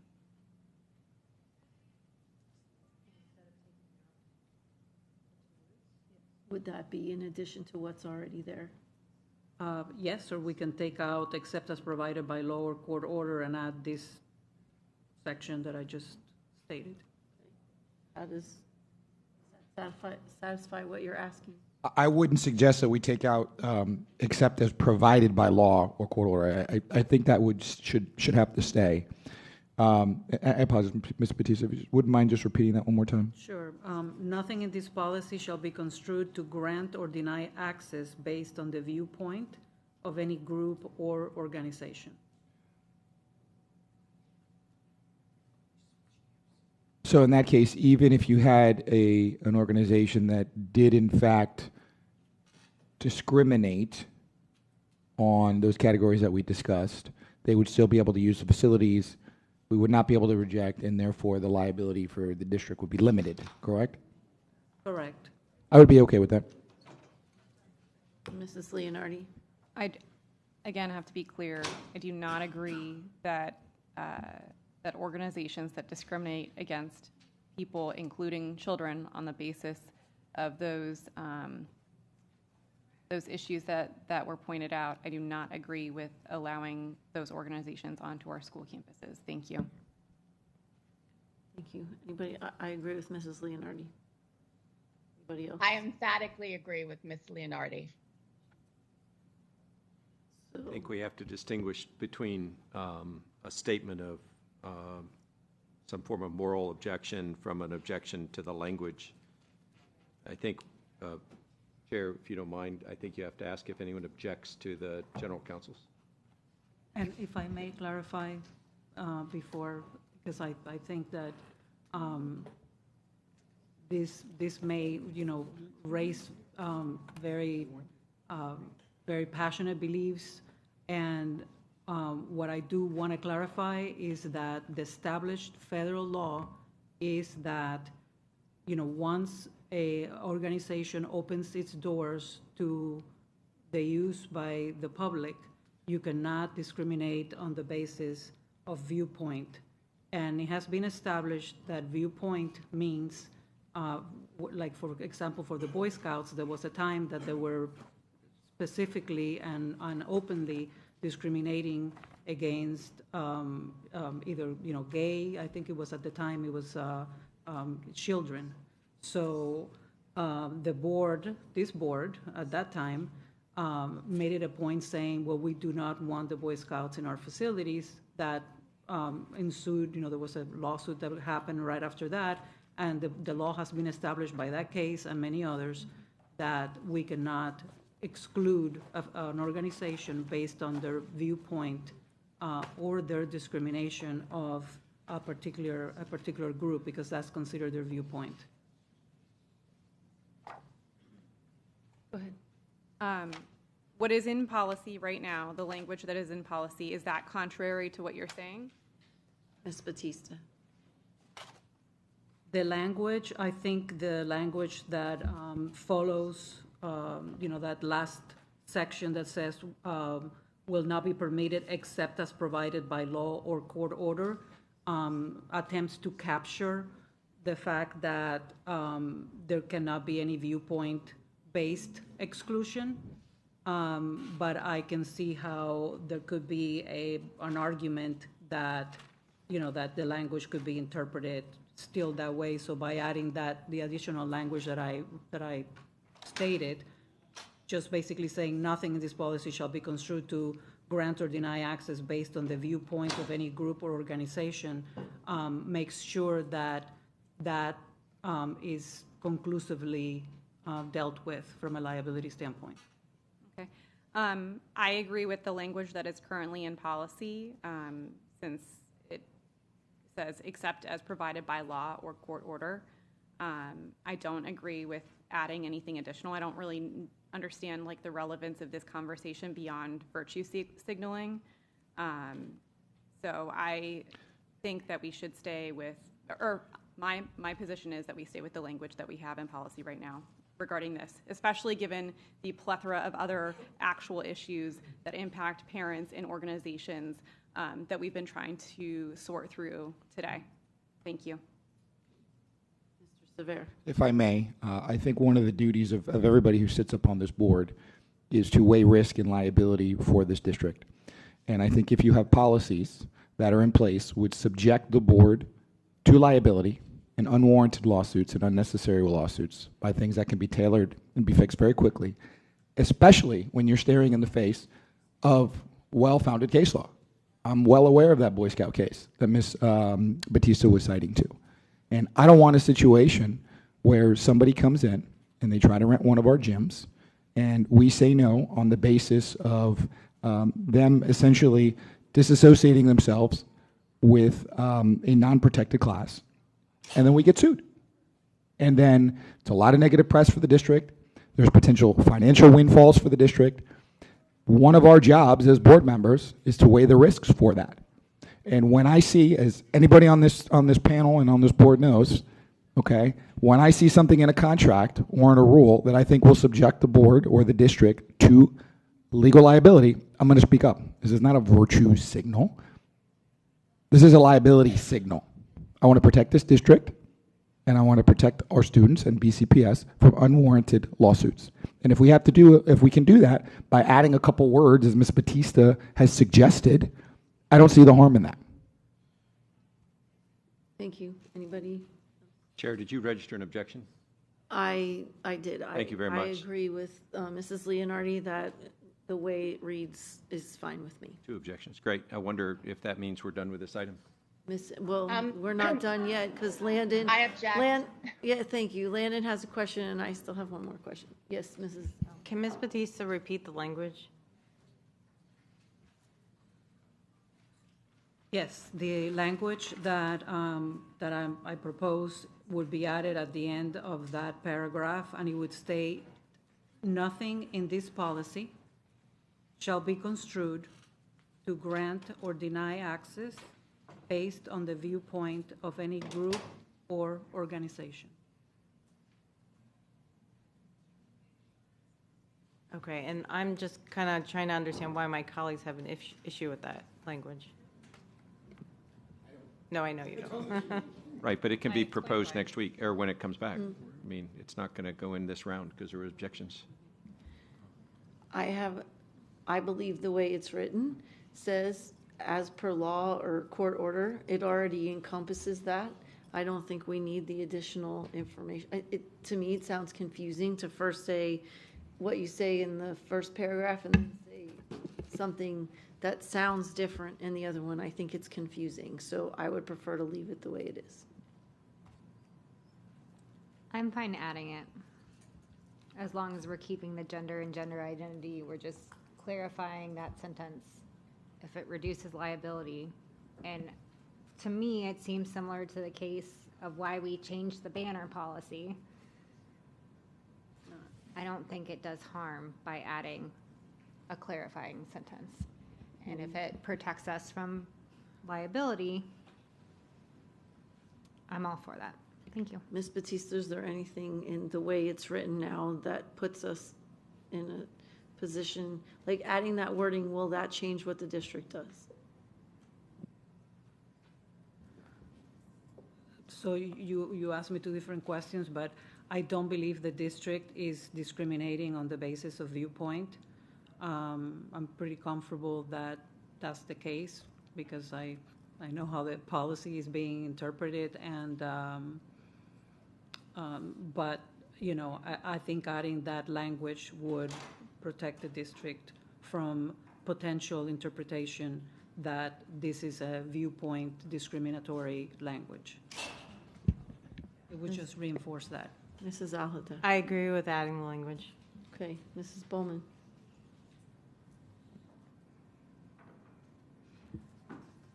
Okay. Just stick with me here for a second, but I guess I'm confused because if we open up our facilities to the public and then we rent them to anybody, is that correct? Regardless of viewpoint? Then I don't even know why we have the statement in the first place, to be perfectly honest. Unless it's Batista.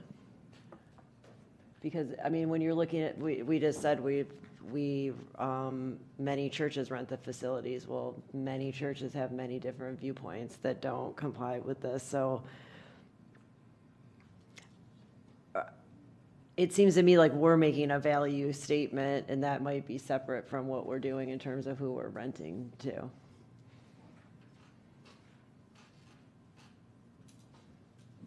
Ms. Batista. I'm not sure that there is a question there, but well, the question is, what's the purpose of the sentence in the first place if we are basically not able to not rent to people that discriminate on any of these things because we have to rent to everybody if we open it to the public.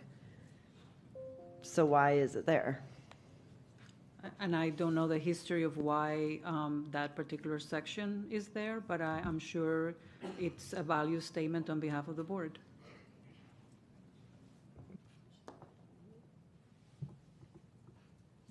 Anybody else? Do you have? We still have the student advisor. Well, just on this point. Oh, I thought you were ending it, sorry.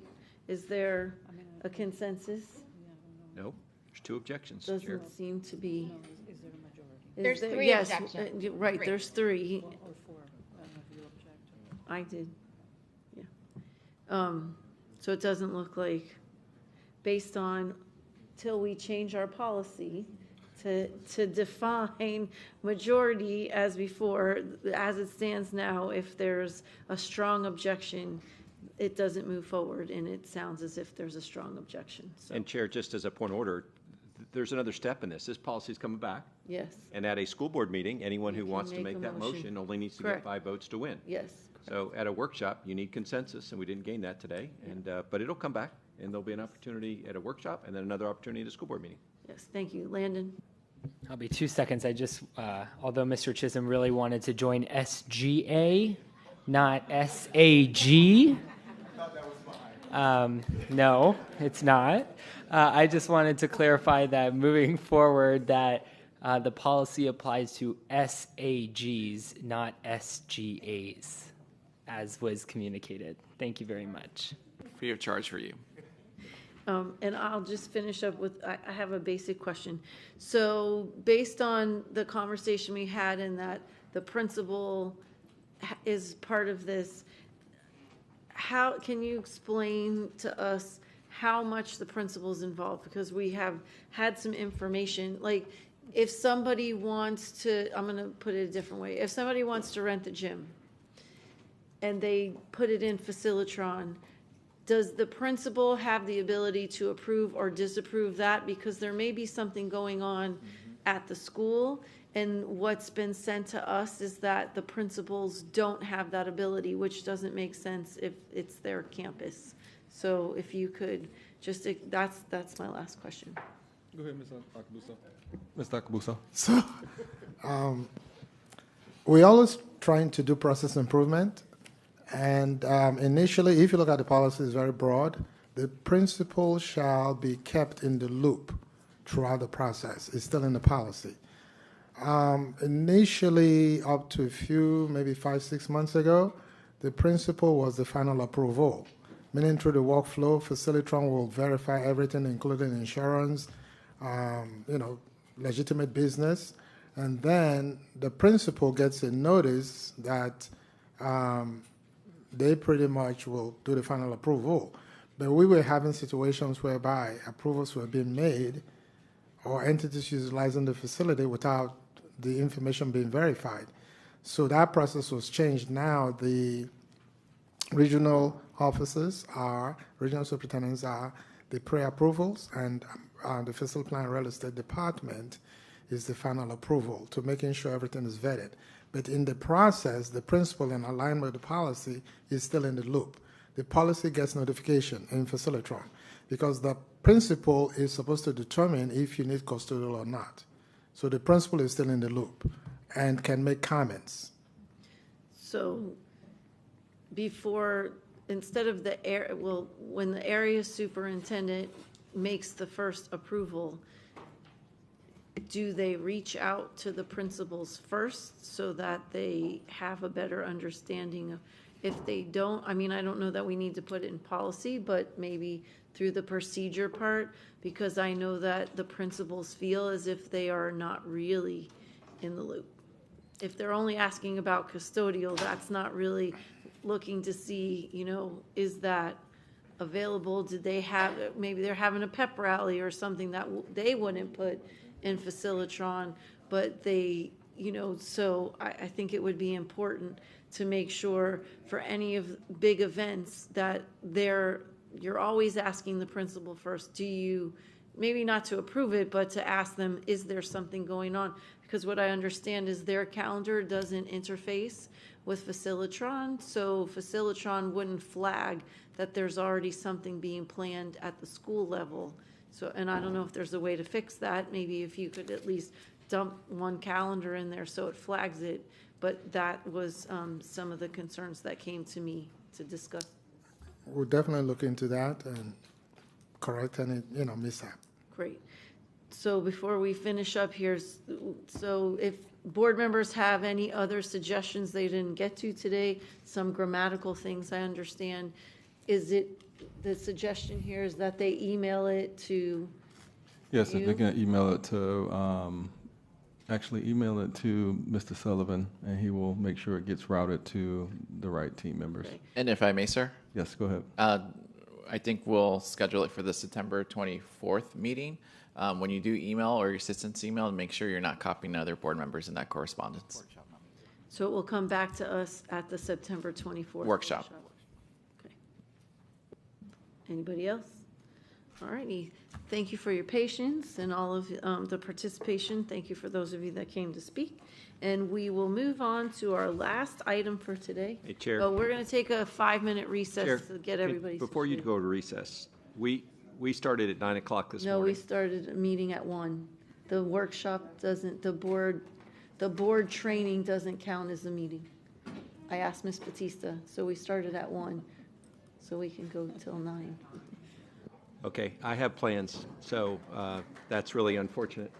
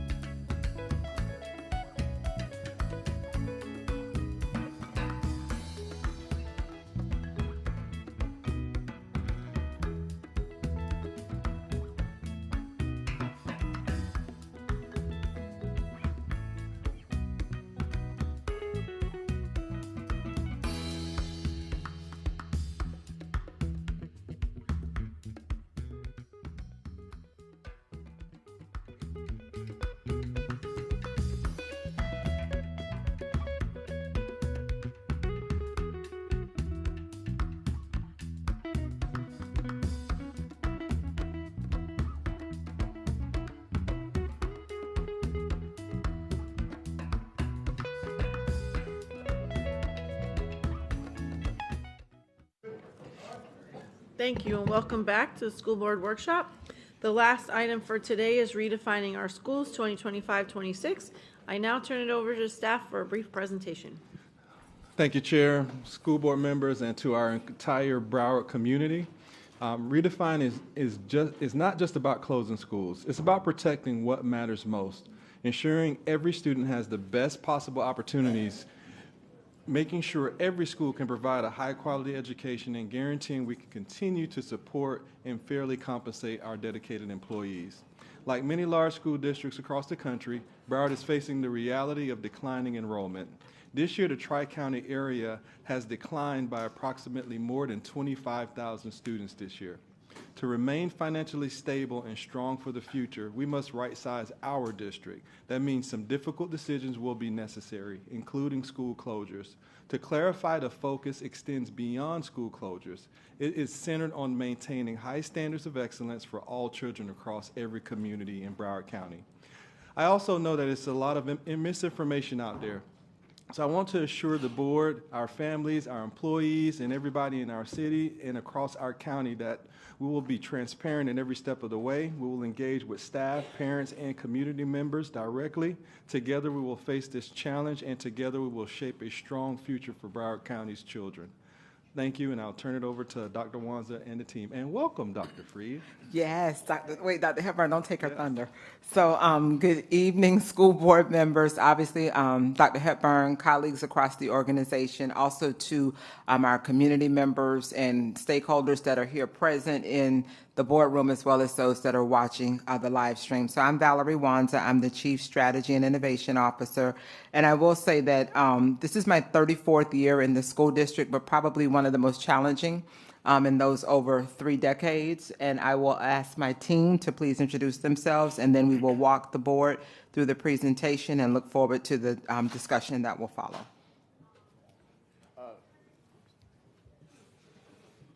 Joe Beck, Director of Demographics and Enrollment Planning. Dr. Cassandra Freed, Director of Magnet and Innovative Programs. Good afternoon, Dante Collins, Director of Charter Schools Management Support Department. Good evening, Adrian Parker, Executive Director, Strategic Initiative Management.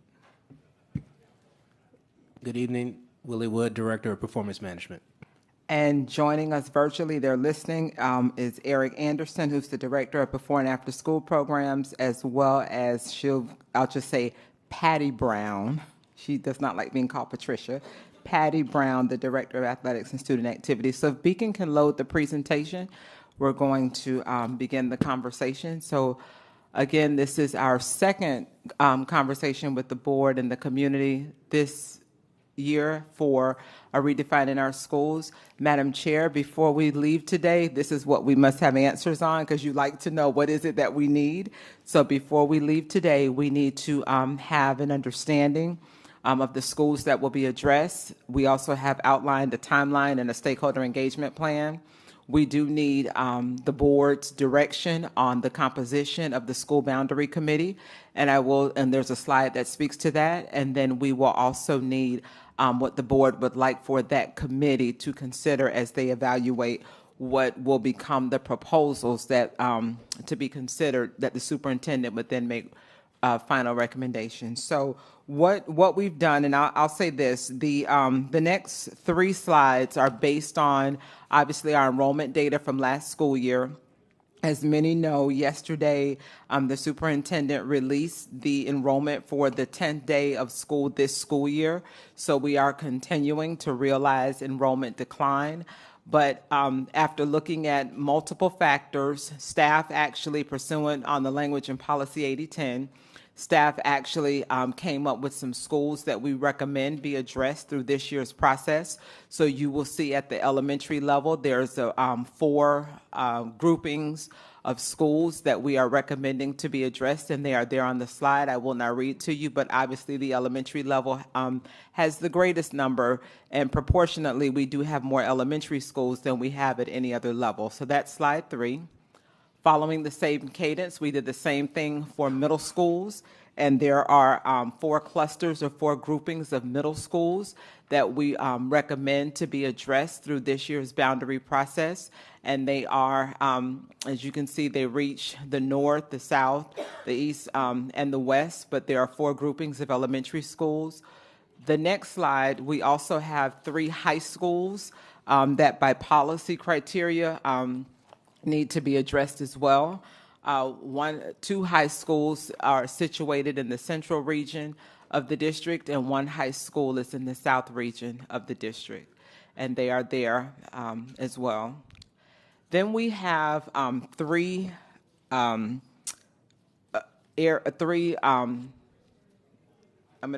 items that staff has been asked to look at. The first one, I will say, the move of Silver Palms Elementary School from the Flanagan Zone to the West Broward Zone, that would come up naturally through our redefining our schools process through the boundary process, because if you look at what potentially may be done with 1 or 2 of the middle schools in the southwest portion of the district, this would rise to the level of discussion of a school that needs to be addressed to clean up a feeder pattern, depending on what happens with some of the middle school conversation.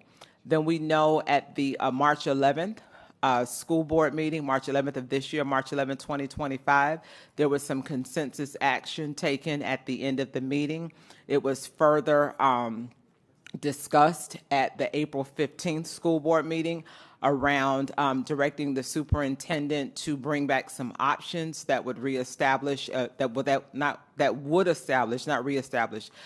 would establish a choice boundary area for what was then known at that time the C4 area for Coral Glades and Marjorie Stoneman Douglas High School. And then we know that there has been much correspondence received by staff, the superintendent, and the board around looking at establishing a choice area between Pioneer Middle School and Silver Trail, and we can speak to the challenges with that as well. As we go through the redefining our schools process, and this isn't to say that any of these schools are up for closure or anything of that nature, but this is really that as we start to look at the services that we are providing our students, we will just look at our alternative high schools and our behavior change schools to make sure program services that are being offered are aligned to the needs of our students. And, you know, they were referenced briefly in the conversation earlier around the Code of Student Conduct.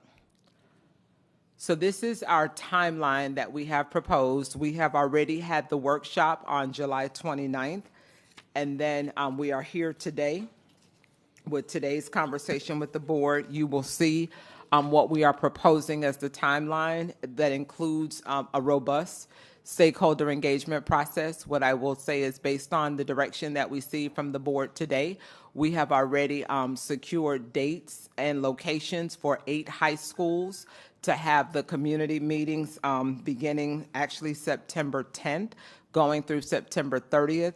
We are already geared up to have conversations with the municipalities that the majority of these schools reside in, so that we can hear from municipal leaders, city managers around ideas and concepts that they will have. And then we will come back to the board at the September 16th school board meeting to actually bring the resolution to establish the school boundary committee based on the direction that we received today. And that's the timeline that we are proposing. And the timeline would pretty much have the superintendent's recommendations being made public in September 10th to be exact. I'm sorry, December. Jeez, I get carried away. I'm in September, December. And I should know December 10th. My birthday is December 11th, right, Mrs. Hickson? We should know that. We're birthday twins. So it would conclude with the superintendent's recommendations coming out in December, and then board meeting in January once the board establishes its calendar for the board to vote on what would be the attendance areas for the 26-27 school year. We would need direction from the board on the establishment of the school boundary committee. The one thing that we will say is that we obviously, as I said, will bring a resolution to the board at the September 16th school board meeting to establish the committee. The committee will sunset after its deliberation meeting on November 13th. And then the board will obviously give us direction today on how the committee is to be comprised.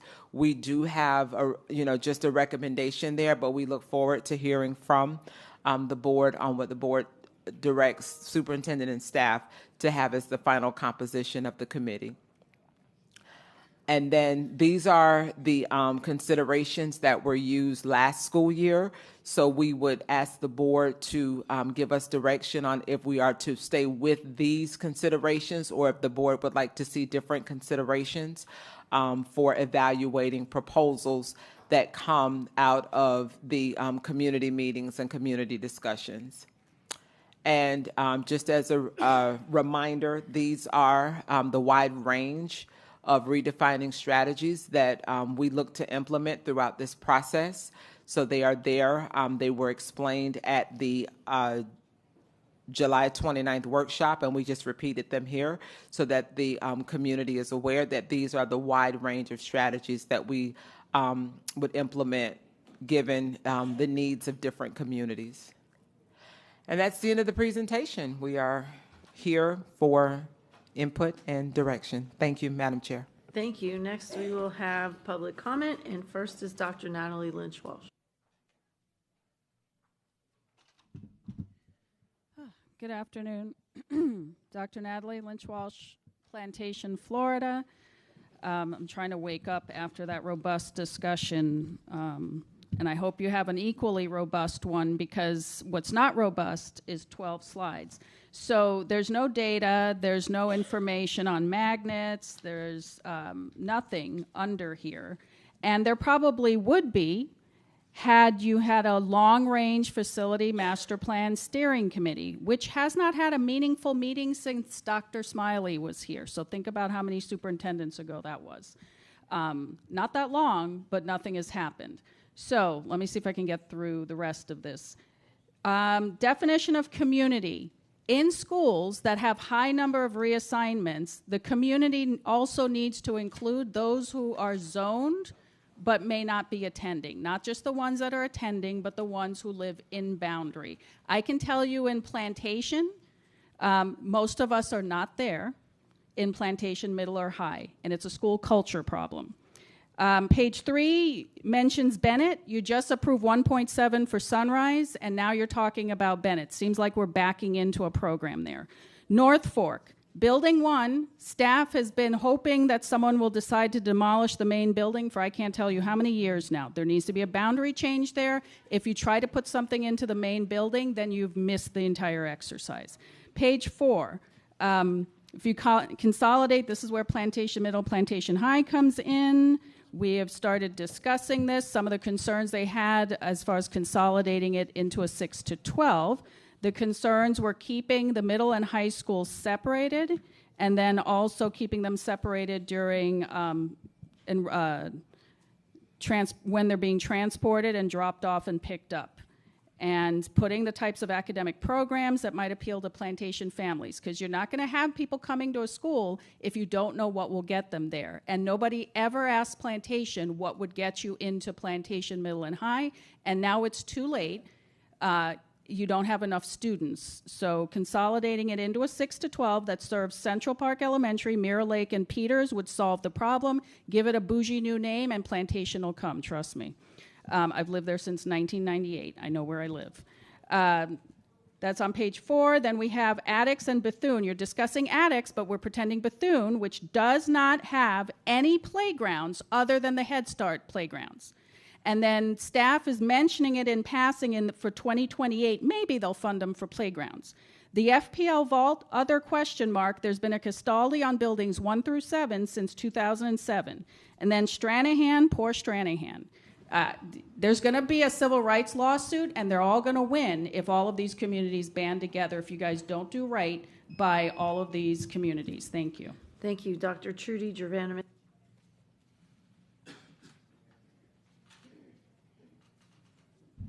My name is Dr. Trudy Germanovich, and I wanted to personally thank Ms. Hickson for helping with the getting the written comments in. They've disappeared on there now, but there was one that I'd like to read who probably couldn't come tonight. Fania Desenord asked, what needs to happen and what can we do? I thought those were great questions. She has some answers. Stronger collaboration with local government, that needs to be forefront here. Broward County Schools should work hand in hand with Broward County governments, cities, and municipalities. Together, we need to identify the most urgent needs for families and determine how local policies such as zoning laws, development projects, and community investment can support affordability.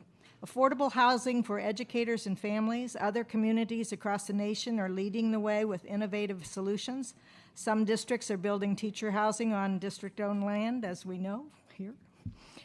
Others are partnering with developers to set aside affordable units specifically for educators and working families. We need to do more of that in Broward County. Advocacy for living wages, raise teacher salaries, and she is a teacher, and advocating for livable wages across all professions. It's not optional, it's essential. If teachers, firefighters, police officers, and nurses cannot afford to live in Broward, then the foundation of our community is at risk. Engagement with the business community. We must bring in local businesses and chambers of commerce as partners. Thriving schools mean a thriving workforce. If enrollment continues to decline, employers will struggle to attract talent because families will choose communities where education is stable and affordable. And I think a lot of those ideas are great, but I also think you have to start working with the state government and saying, why are our cost of living, especially our housing, so high? And I believe one of the reasons that you should ask them to address is all the properties that are being purchased by mostly out-of-town people that are doing short-term rentals. It's drastically changed my neighborhood. It's drastically changed many neighborhoods. Please think about asking your state government to look into that. Thank you. Thank you. Next public speaker is Nicole Morse.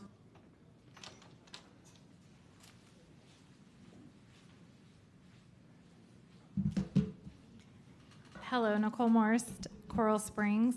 There wasn't any context, but I just want to remind everyone that Coral Springs Middle School is not as under-enrolled as it appears because the school was just built really too big. Their capacity is 1,900. They have a healthy enrollment for a middle school. Margate Middle School should be excluded from any conversations of closing because of the reconfiguration of Coconut Creek Elementary School to a K-8, which most definitely impacted the enrollment. I would hope any conversations about Margate Middle would be to enhance the school to attract more students. As far as the boundary committee, I hope that we will have committee chairs or people that are informed and research all of the schools rather than just people from the schools that may just be there for their own self-interest. For the Stoneman Douglas Coral Glades choice area, thank you for considering a choice area for the C4 TAS zones that were removed from the MSD boundary only 2 years ago. Imagine that you send your child to high school as a freshman and the next year you are zoned out due to overcrowding and are told that your rising freshman will have to go to a school across town. So for 2 years, you have high schoolers at 2 different schools, and the school you were zoned out of starts giving away reassignment seats due to an enrollment decline. This is what happened to the families in the C4 boundary that were removed from MSD. The very next year, the school was requesting reassignments. Now you have to join a lottery. These families have to join a lottery to hope that they get a seat back that belonged to them in the first place. Creating a boundary choice area for the C4 TAS zones would give security to these families to make a solid choice on where to send their children and their siblings in the future. I think this should be an easy solution to right a wrong, and it doesn't hurt anyone. There are several boundary choice areas in the district, and I cannot think of a better reason than this situation to create a new one. I understand there will be a choice priority given, but it does not give security to these families and is only applicable if there is space available this year. I think this is an easy solution to right the wrong. Thank you. Thank you. Next public speaker is Cynthia Dominique.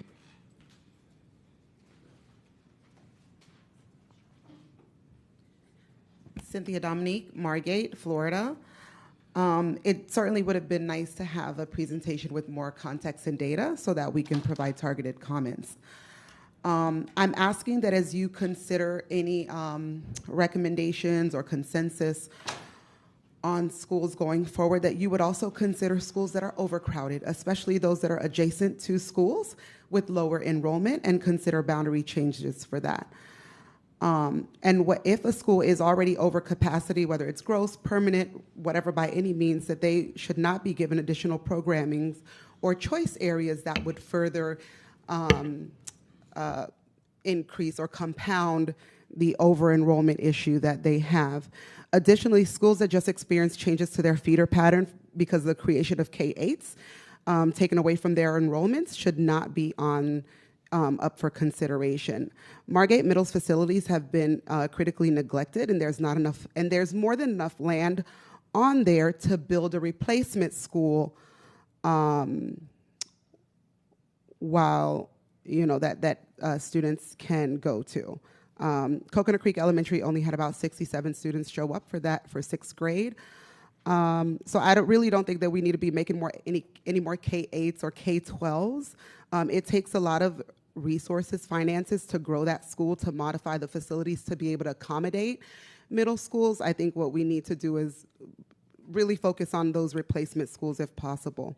And we do talk a lot about the facilities. Obviously, we know that that's the first thing that parents see.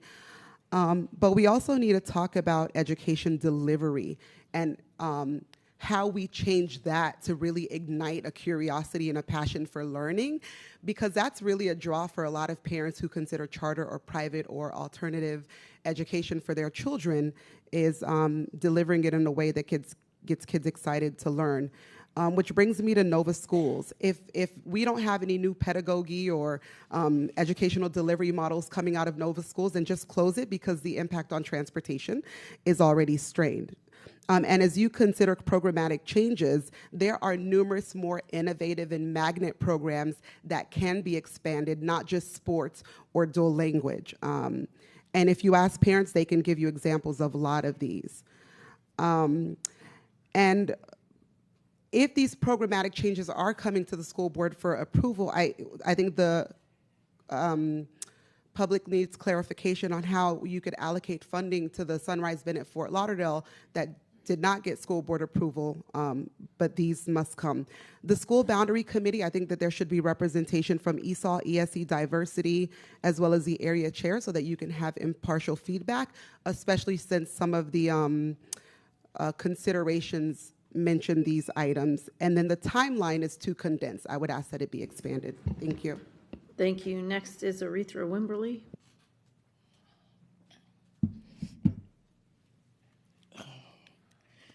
Good afternoon.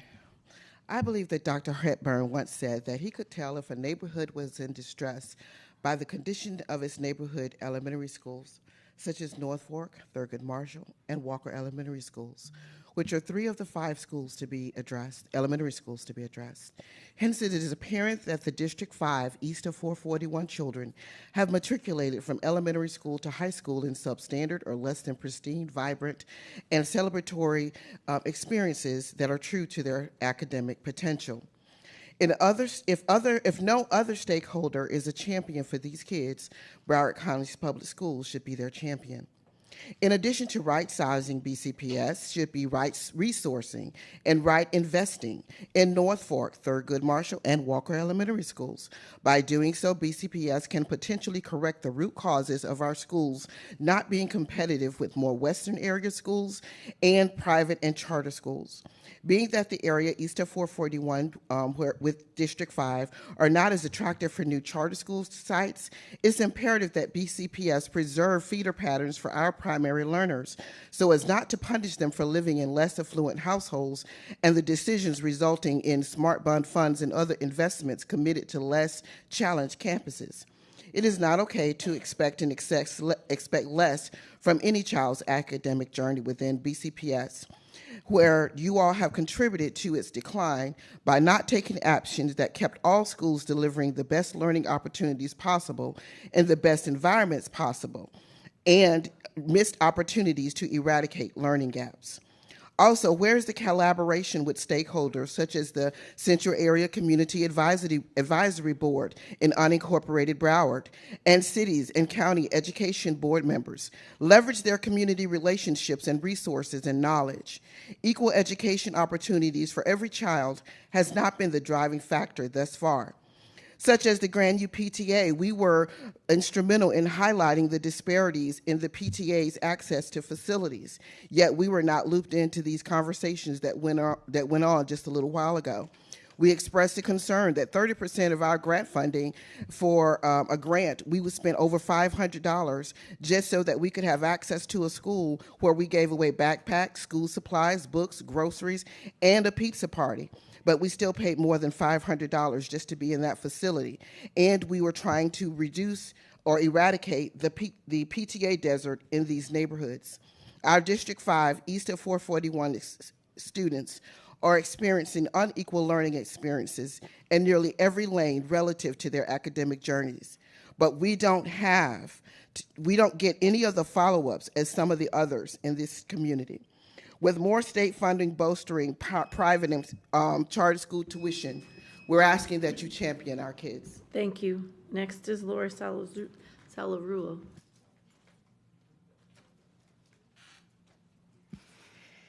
Good evening, everyone. I'm here Lori Salarulo, President and CEO of Junior Achievement of South Florida.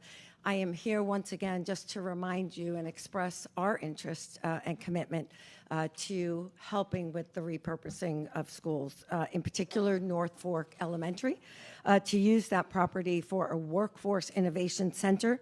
I know you all received this at the last board meeting, so if anybody didn't get it, I do have a copy with me. This is just building on the success of JA World. I know you all talk about how much you love BizTown and Finance Park. Those two are setting the foundation. Every fifth grader, every eighth grader. What this center is about bringing that innovation. I'm so glad I heard some of the comments before me, bringing that innovation, that new program delivery to this community east of 441. It's building on that, but focusing on high school education, bringing that innovation that they're looking for and our students want to be engaged. So it's a high school mandate. Will be in that building where every single high school student from across our community and our county will have the opportunity to experience that curriculum within their classroom as well as at simulations at the new center. We can expand the pre-apprenticeship program. As of right now, this year alone, in the last 2 years, we have put 130 of Broward County Public School graduating high school students into the pipeline in the trades. The expanding on our work-based learning experiences. This year, together in partnership, we put 315 students into jobs, 20% continuing on in those jobs. So we can continue to build on those. Stock market challenge, we already serve about 2,000. How do we continue to build on that? These are the experiences they want. I want to make sure I mention we have a donor, $10 million. There's a time limit of December of this year on it. I spoke with her after the last meeting, and I want to share with you because she gave me permission. Why is there a timeline? She has cancer. She is in remission right now. This is in naming her husband's name on this building. She wants to see this happen while she's still here. Okay? So this commitment has been there for almost 3 years now. We have the support of state and local county legislators who are willing to take this to the state, to the county for funding for the capital. JA is committed to raising all of the money to build this center, just as we did with JA World. I also want to mention I have met with the city of Fort Lauderdale, with some of the commissioners, so there's support there. There's over 400 business partners working with us on this. We bring all of those things that everyone has been talking about before we got here. And what it brings to that community It will be open to that community. Even though during the day it will be used for education, we are more than willing to use that building for that community. So thank you for your support. Thank you. Our last public speaker is Brooke Bordy. I think she left. Okay, thank you. We'll go to board member discussion. Dr. Holness. Thank you, Madam Chair, for the opportunity to speak first. I do appreciate it. Unfortunately, I will have to leave after my comments to my son's open house that starts shortly. But this is a very important topic, so I wanted to be here. So, Dr. Hepburn, what does it mean with the presentation when you say addressing 34 schools? Dr. Hepburn. Yes, great question, Dr. Holness. This is this schools that need to be addressed. Schools that some are perennially under-enrolled year after year, some are not, but they may be in a cluster to support a discussion about possibilities for under-enrolled schools. So that's the reason for the 34 that is listed, so we can have a very robust discussion with our communities, any partners. We're starting with our city leaders first. I've already had a discussion with the City Manager Association last week just to tee up that conversation about, hey, we need your best thinking, your best ideas. This is not just a school district effort, it's a community effort, and we need every partner possible, cities, county, the school district, of course, our families, our community members, our nonprofit partners, the like. This is an effort that's going to involve a lot of partnership, but this is to start the discussion about possibilities for under-enrolled schools in these clusters. Wonderful. So Dr. Hepburn, unfortunately, as many of us have seen, there are misinformation out there. Yep. And so just for the sake of the public, does addressing 34 schools mean closing 34 schools? No, it doesn't mean closing 34 schools. Okay, great. Yep. Now, have you currently identified any schools in this phase, which is phase 2, I believe, that you intend to close, or we are still in the process of addressing? We are still in the process. Of course, the board is aware, as well as many of the public, the data for many of those under-enrolled schools has not changed as far as enrollment. But there is no preconception about what schools that are going to be closed. It's a discussion that's going to lead to what schools may be consolidated or closed, or maybe realized as other opportunities within communities. Okay, so as was shown in the PowerPoint, redefining encompasses a lot of things, correct? Correct. Which include possibility of replacement schools due to consolidations and so on and so forth. Can you briefly, for the sake of the public, tell us what redefining means in Yes, redefining is more than just closing schools. I know oftentimes when the public hears it in the media, the first thing you're going to hear about is the most sensational part is closing schools. It's way more than that. That right sizing our footprint also includes about reviewing and really going through our programs with a fine-tooth comb, and just as many of the speakers just talked about, implementing new programs, working with our industries to find out what their specific needs are so we can continue to innovate and iterate our program offerings to our students, sunsetting things that aren't working anymore and scaling out things that are, and introducing new programs that are a great fit for our parents and for our industries that are local here. Also, building new relationships, really strengthening our relationships and partnerships with our cities and our county through this journey also, because like I said, this is a walk that we're going to take together hand in hand. Wonderful. So I have a few more comments, and these are more specific. I do support creating a boundary choice for the C4 area, which would include Marjorie Stoneman Douglas and Coral Glades High.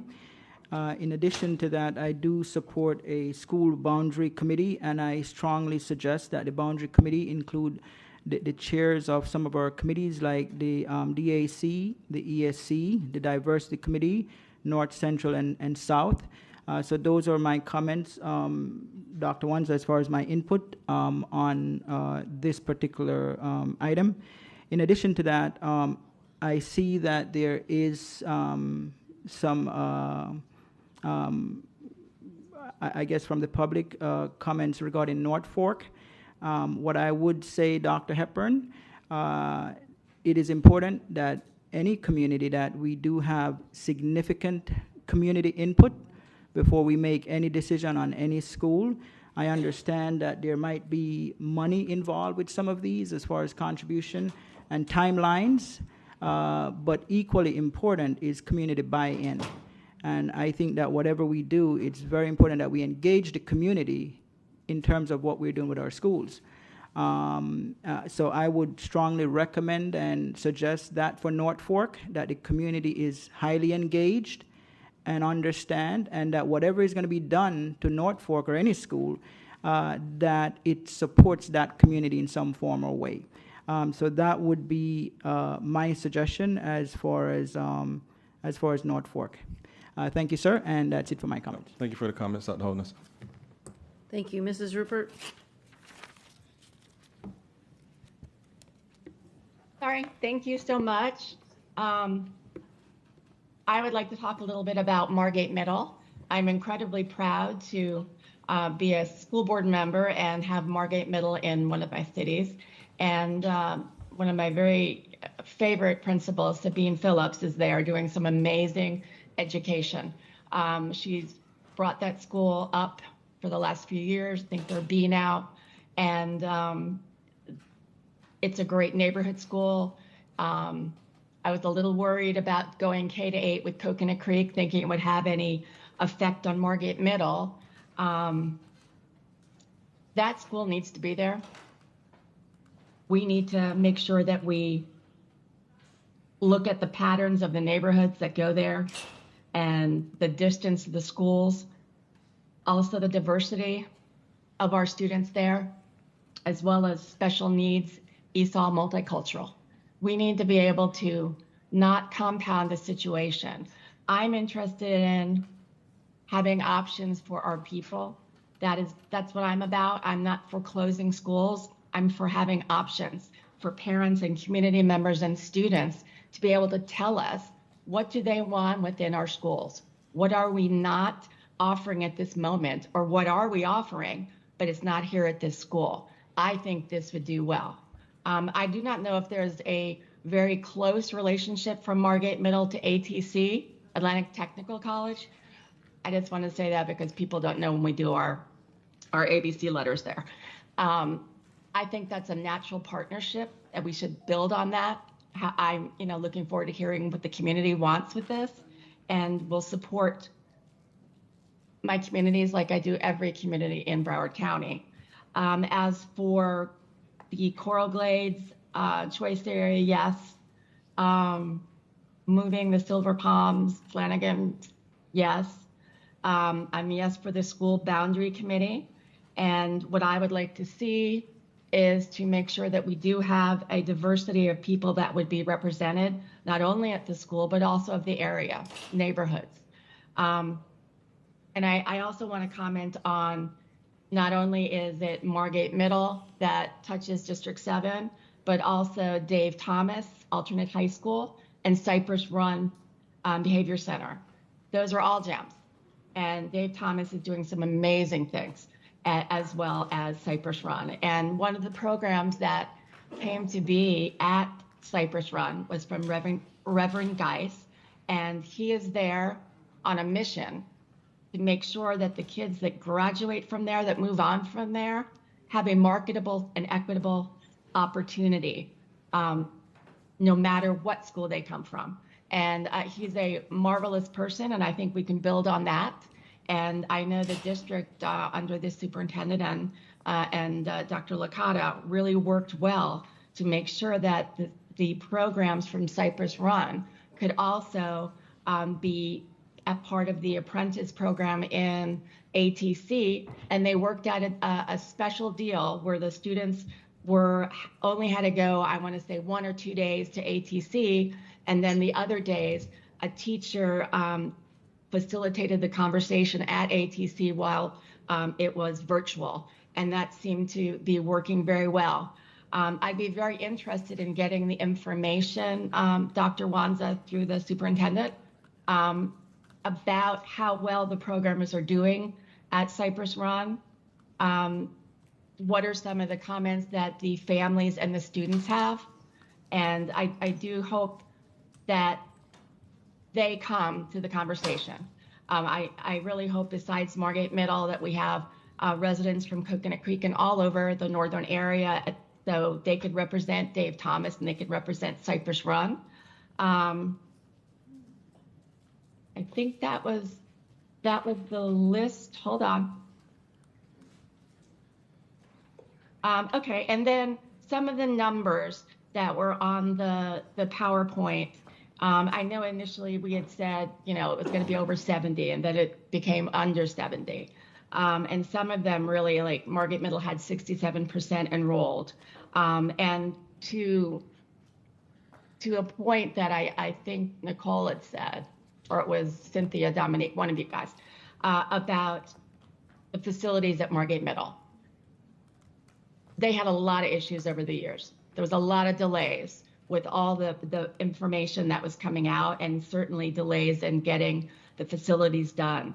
But they've weathered through it, and they really want to move on, and they're giving the absolute best to the students. And we really can't measure heart when it comes down to telling people what's a good school, what's not, who should get a school that's reconfigured. Everybody should. Everybody should get a school that has so many opportunities that people are lining up to go in there. And I think if we lead with heart, it works out better that way, and people can be part of that. Let's see.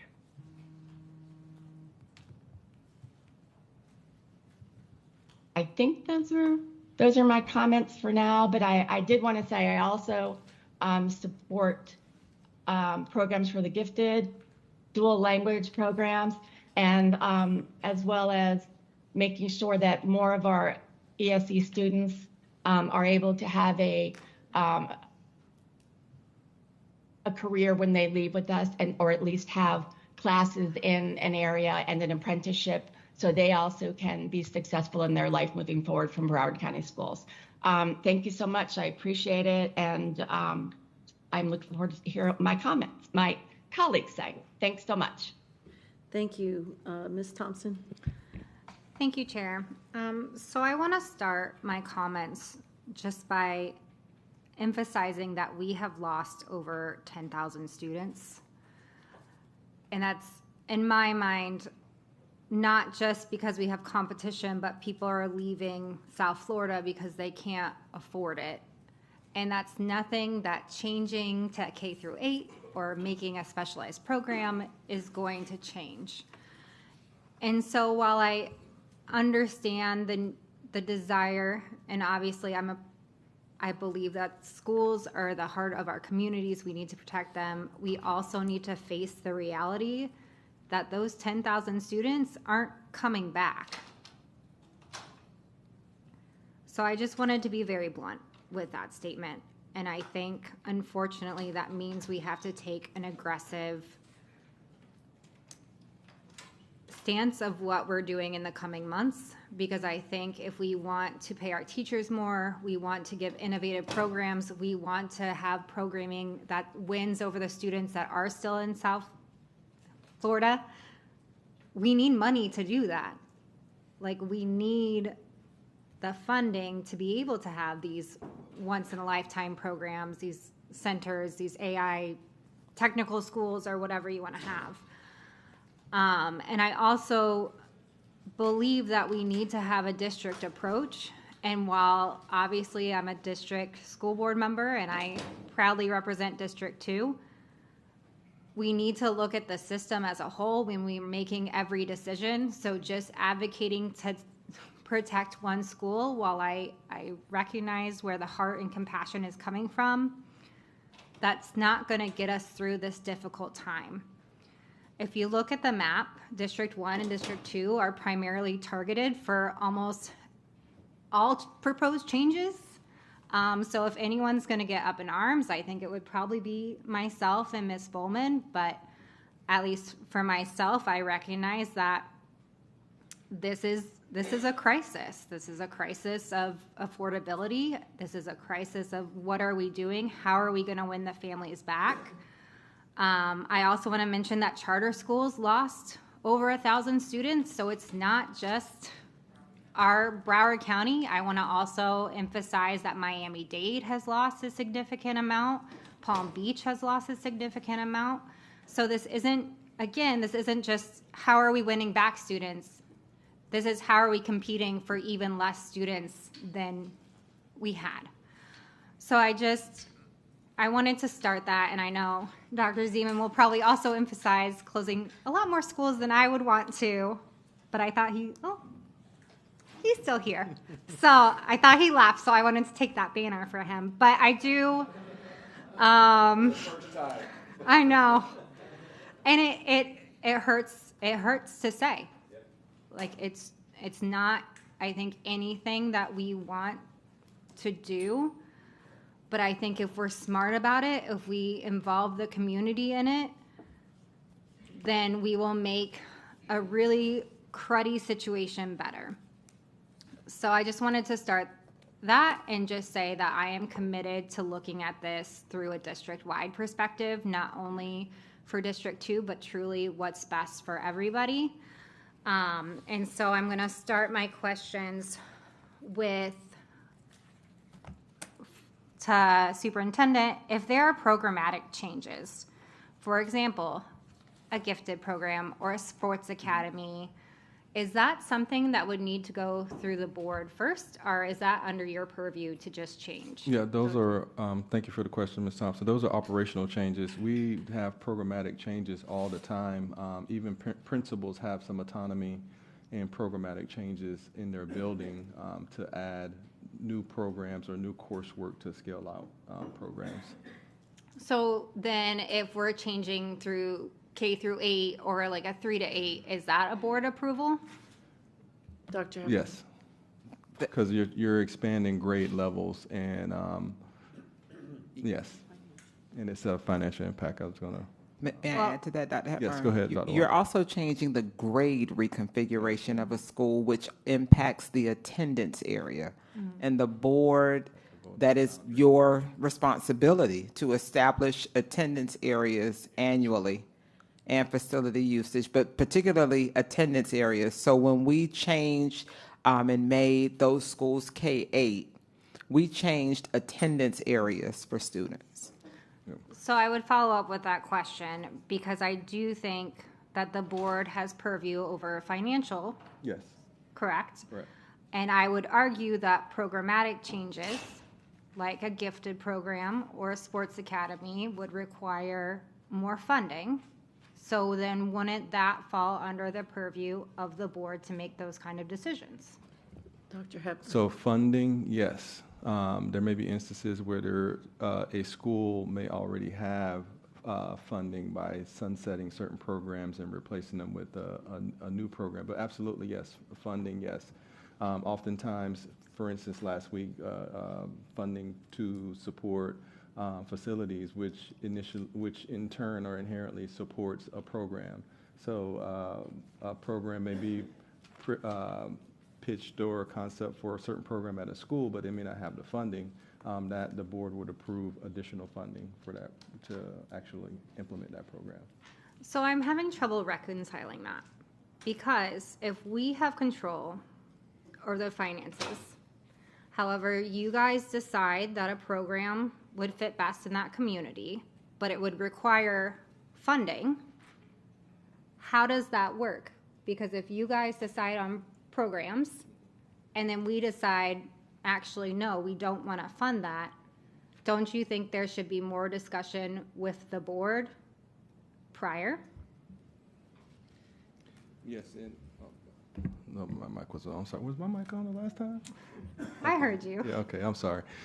So if it involves asking the board for additional funding, yes, there's going to be a discussion about the why for the use of the money. But if there's no need to ask the board for funding for a specific program, if it's self-sustaining, cost-neutral, by doing something different, sunsetting a program or whatever the case may be, it would not come to the board. Can I jump in and give an example? Cambridge, for example. Correct. a lot of high schools wanted Cambridge. They either changed, well, it's different now, but initially when it first started, they rearranged the budget they had at the school to be able to cover the cost of Cambridge in their school, so that didn't have to come here. IB is another example, some of those innovative programs, just to give you some context. And then the piggyback off of Ms. Hickson's example, then Cambridge becomes self-sustaining because there's money from the students passing the test. And then that money could be used, a high school may want to support a middle school to expand out a pre-Cambridge program or support another high school. So organically you start building out that program even more because it's garnering its own funding and becoming self-sustaining. So then we've had conversations about changing magnet programs. Does magnet programs require board approval? No. Okay. I still think it's worth discussing with the board because we know that these things typically come with funding. And I get that there's a difference in Cambridge and Gifted and IB, but the larger scale things, I think, should be more of a discussion than what was had with the sports academy. I also want to discuss just calling out a school for JA World. Well, I appreciate everything you do. I think it's very scary for a community to have someone come in and say, oh, I'm going to take this school and here's a picture of what we're going to do, and it makes it seem like a done deal when it wasn't. And I think that school is at, I believe, 70%, or it was prior to this year. I know they lost about 41 kids, if I'm reading the chart right. But to me, if we're going to do a partnership like that, it needs to be a school or a location that's beneficial for both the district and the group that wants to do it with. And I think there are other locations that program might fit. And I get that it's centrally located, but that's also probably why our families like going to the elementary school. So I don't have necessarily issue with that concept, but issue with that particular school. And if I'm wrong about the enrollment, but when I looked at the PowerPoint. Yeah, you can clarify. Okay. So based on last year's numbers, enrollment 20th day, they were at 60%, 60.4. Okay. This year they're at 55%. Okay. Thank you for clarifying.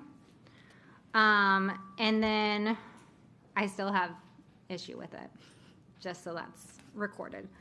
And then we also discussed a district managed charter school along the lines of like an autism center.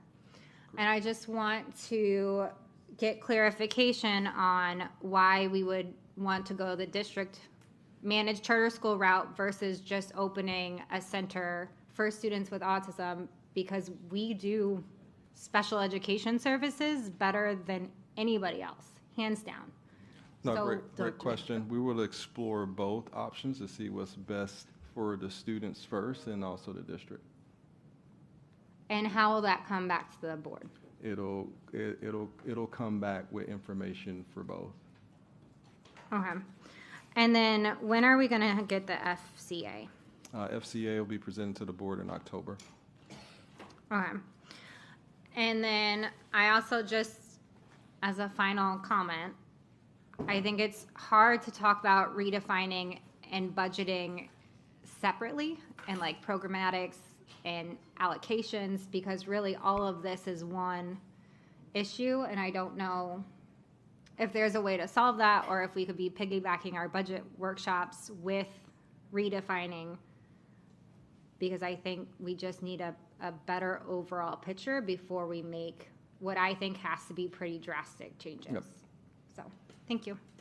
Thank you, Mrs. Leonardi. Thank you. I had a really wonderful conversation with some folks from the city of Fort Lauderdale about opportunities for the fire department. And what I really cared about in that conversation was providing programming and opportunity to our students. If we were to partner with the city of Fort Lauderdale and the fire department about any of our property, making sure that our students had access to those training facilities and training programs. And so I'm wondering if staff can speak to any conversations that have happened or any of those opportunities that might be available. Yes, great question, Ms. Leonardi. City of Fort Lauderdale has already approached us probably months ago about their desire to acquire space for a possible training center for fire and law enforcement.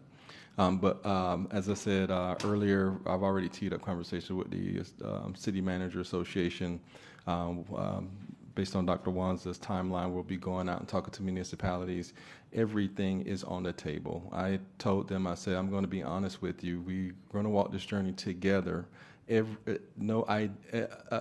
idea is a good idea right now. We're throwing spitballs on the wall to really try and realize what's possible in the midst of redefining phase 2. We don't want to leave any stone uncovered that may be a benefit to communities, to kids, to the school district. And so everything's on the table right now as we have these discussions, and then we'll have more robust discussions with communities when we go out and have those community conversations so we can bring back the best recommendations possible. Got it. And I appreciate that this needs to be a district-wide approach.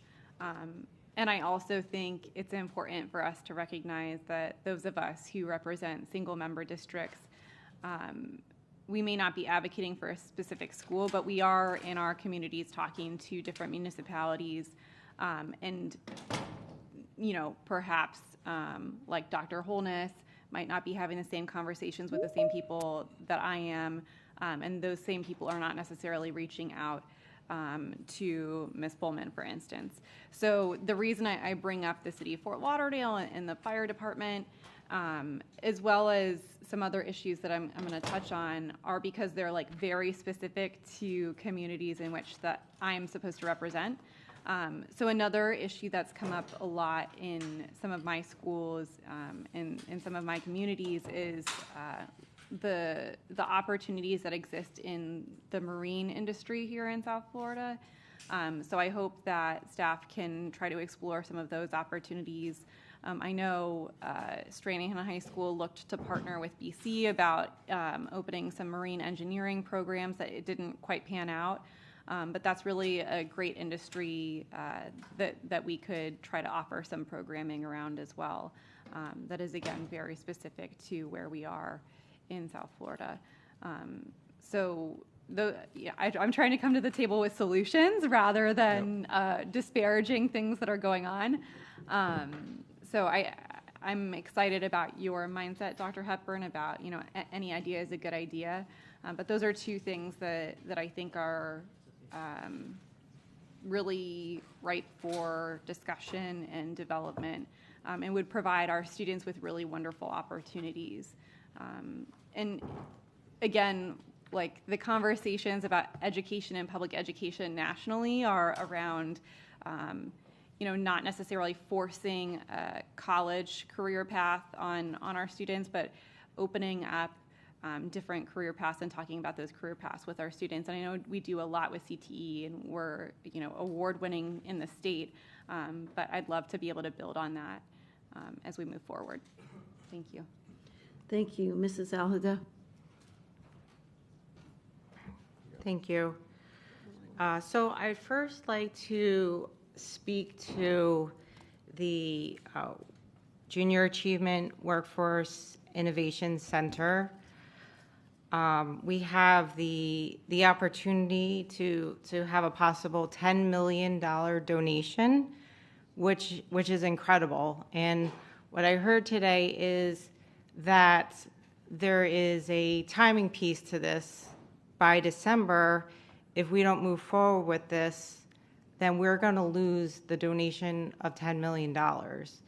And, I know that when, you're trying to honor your loved one who passed away, that it's so vitally important that you see that donation through in when, you know, you're here to see it through. So I would love to see a strong plan to execute this donation for this project. You know, Dr. Hepburn, whatever that looks like, I don't know these conversations that are happening, and I'm not really sure where I was with, you know, from this learning today about this donation and it potentially expiring. But, you know, it's very upsetting to me when we're struggling to fund our schools and we have this incredible opportunity. I mean, I saw the brochure and the, you know, what they want to do will make us a leader in the state. And I think when you embrace the community of potentially what could occur here and you bring people along in the conversations, then it's really going to make an impact. So I know that, you know, when things go to lawyers and back and forth, all that stuff takes so much time. So I would like to know what the aggressive plan is to solidify this donation. Dr. Hepburn. So this is the plan, Ms. Aladef, going out to the community, having our community conversations, making sure that they understand all the opportunities available to them. I'm pretty sure Lori and her team will be there to show off some of the exhibits and deliverables that they've given to the board so they can really understand what this could look like. And based on our timeline, it provides a good time frame for JA and the board to solidify commitment when we bring back all the recommendations at one time so that she has a notice of what the board's next steps are based on those decision making. Okay, I'd like to break it down a little bit further. I would like to have a week by week identification of what's going to transpire because it's 4 months from now. And I know that, you know, we get so busy, wrapped up. There's so many things that we have to focus on that I don't want anything to get dropped. I don't want to miss the timeline. So I'll leave it at that. Yeah, and I know Dr. Wanza has already scheduled the community conversation dates. So we have those already. Okay, perfect. Next, I would like to congratulate Coral Glades High School and all the high schools in Coral Springs that are now an A. Well done. So I have a few, well, I'm going to address this first and then I'm going to address the rest of the presentation. So a few meetings ago, Mayor Rich Walker and the city manager, Catherine Gibbons, they both came here and they spoke and they said that they do not want to go through a boundary process. And so I brought forward policy 6400 and the board changed policy 6400 not just to focus on Coral Glades and MSD, but to change this policy to address the entire school district. And so on page 18 of 27, number 8, a student who resides in an area that was impacted by a change in the school's attendance zone boundary within the past 5 years, they would get assignment priority to be able to be assigned to go back to the school they were rebounded out. So we already passed that in the policy. And so that is in place now, not only for C4, but also for the future of the, you know, any type of reassignments. And so, you know, we've had multiple grand jury report findings speaking to specific examples of school board members inserting themselves into the daily operations of the school district, which clearly fall under the purview of the superintendent. So the school board approved the revisions to policy 8010, school attendance zone boundaries and school usage at the September 10th, 2024 regular school board meeting. And pursuant to the language in section 4AB, the process to establish school attendance zone boundaries and school usage, annual notice and superintendent recommendation, as well as section 7, which clearly defines the responsibilities of the school board, is the consensus action taken by the school board at the conclusion of the March 11, 2025 regular school board meeting in conflict with violation of the board's approved policy? That's a question. Dr. Hepburn or Ms. Batista?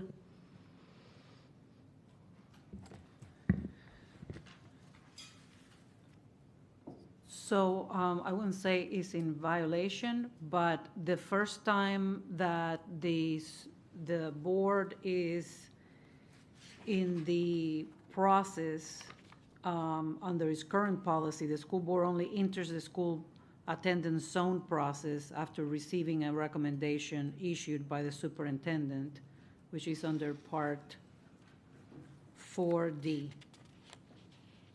Before that, the policy speaks about the board, or actually the superintendent, each year in the fall, designated staff shall notify the superintendent of schools, and that's how the process begins.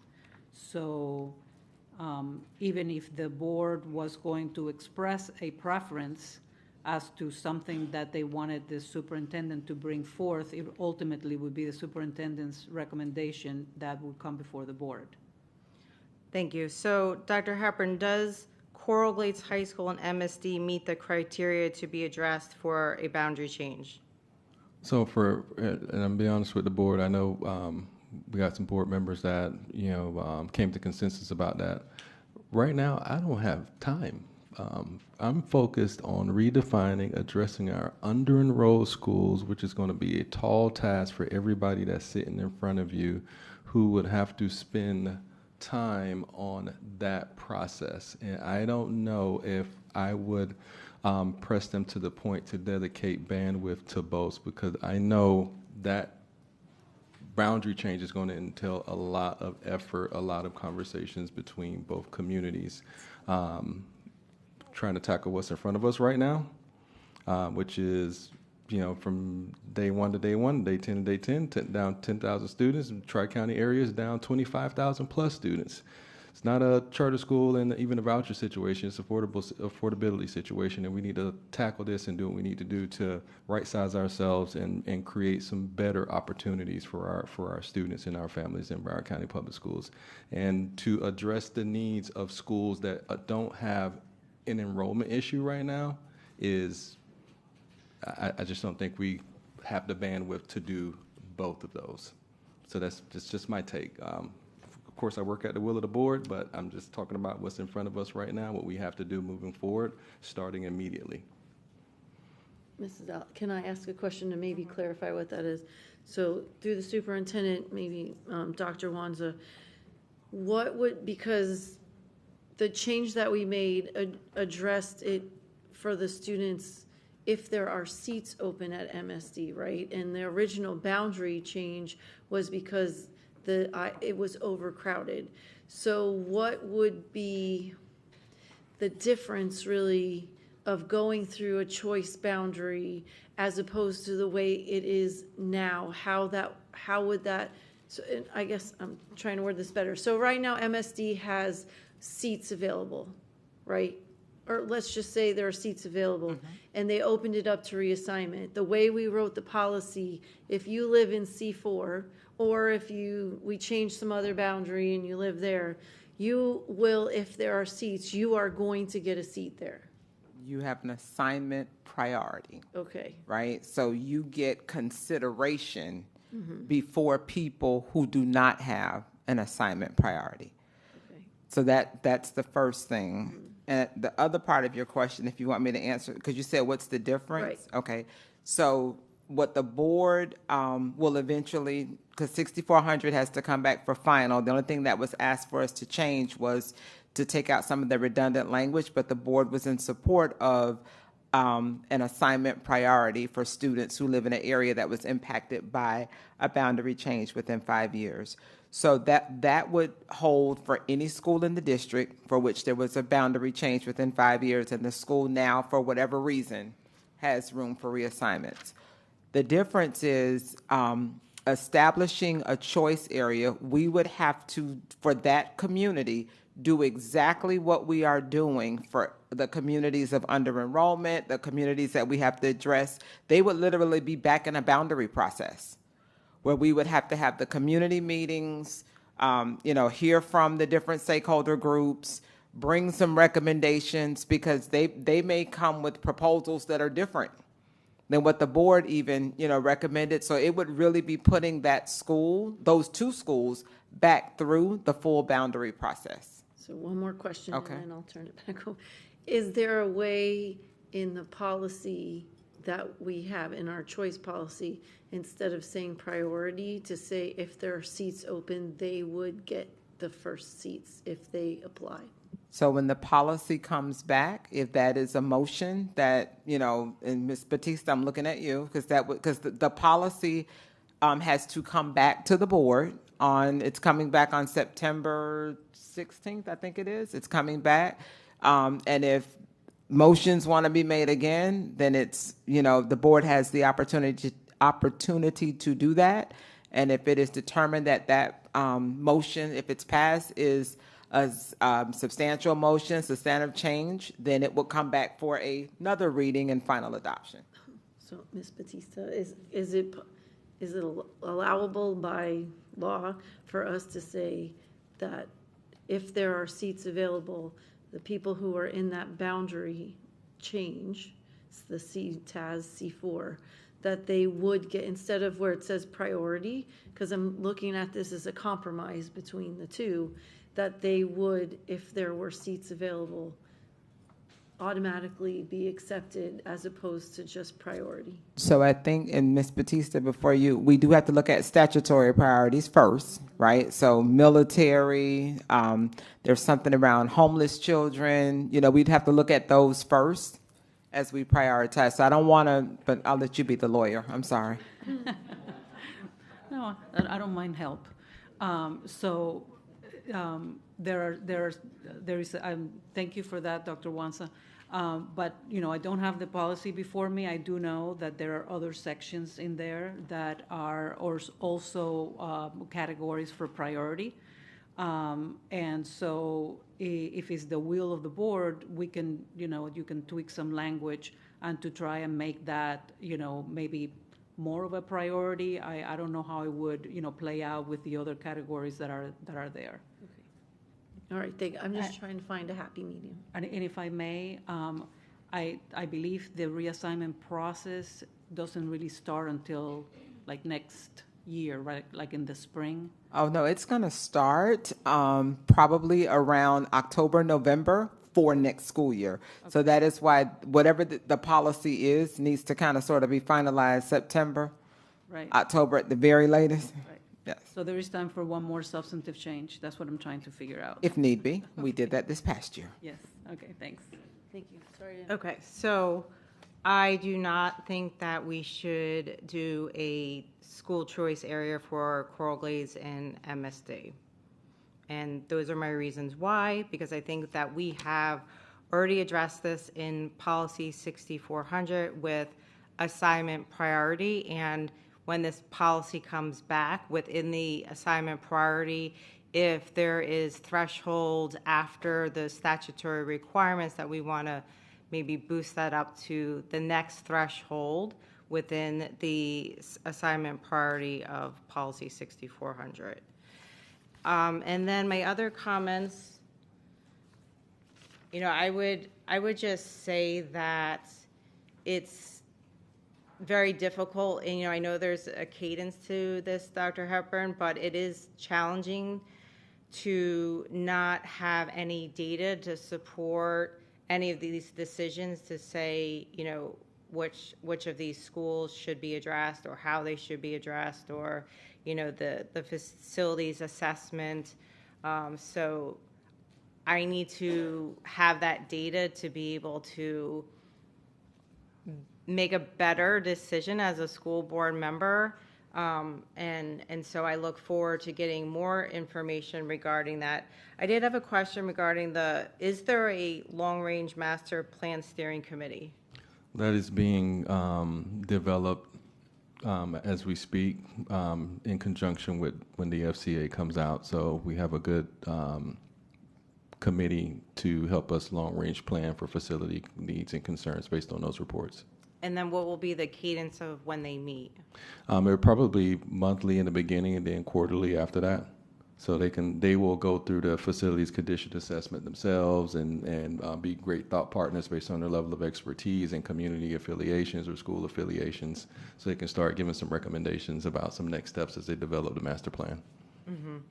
And then the last thing I would just say is that, I think it is so important that the conversations with the community, with the commissioners of the cities, that is absolutely had to have this conversation.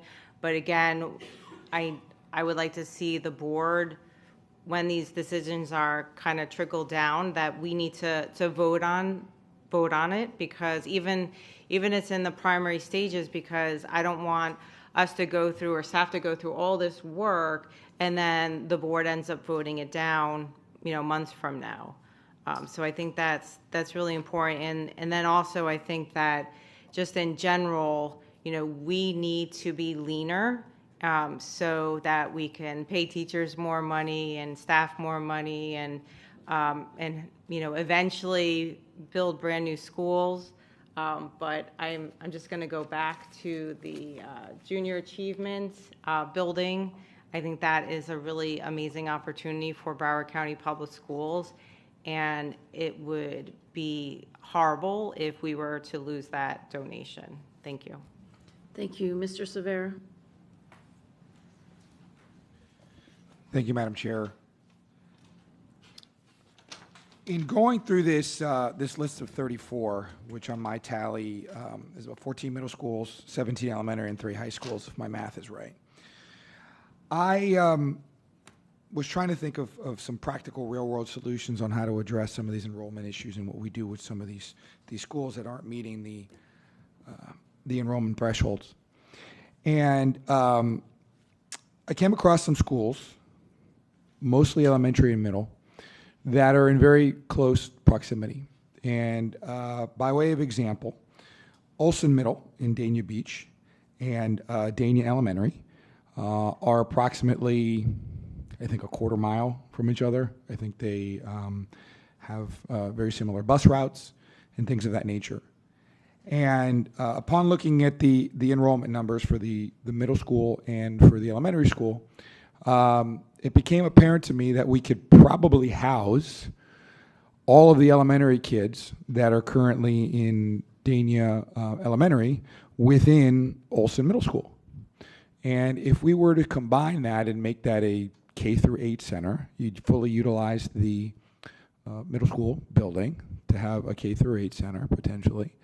We would have a now empty elementary that sits very close to US 1, prime piece of property, my understanding. I'm not a realtor, but it looks like a pretty prime piece of property for the district to do what it can with it in order to generate some funds. So my question is, has an analysis been done as far as elementary schools and middle schools are concerned to determine about combining some of these in very close proximity? Now, I understand if sometimes the distance doesn't match up, it may be a problem from some of our members of the community. They don't want to go across town or whatnot. But I'm wondering if any analysis or if any research has been done. Just in my quick research that I did in preparing for the meeting today, I found Olson Middle as a prime example about getting some of these middle schools combined with the elementary schools and making them K-8 centers, and getting rid of one of the 2 empty buildings that are no longer necessary, whether by a sale or lease or whatever, just to generate some funds for the district. Dr. Hepburn. Great question, Mr. Severa. So yes, very intensive analysis has been done. Many of these schools were on the list last year.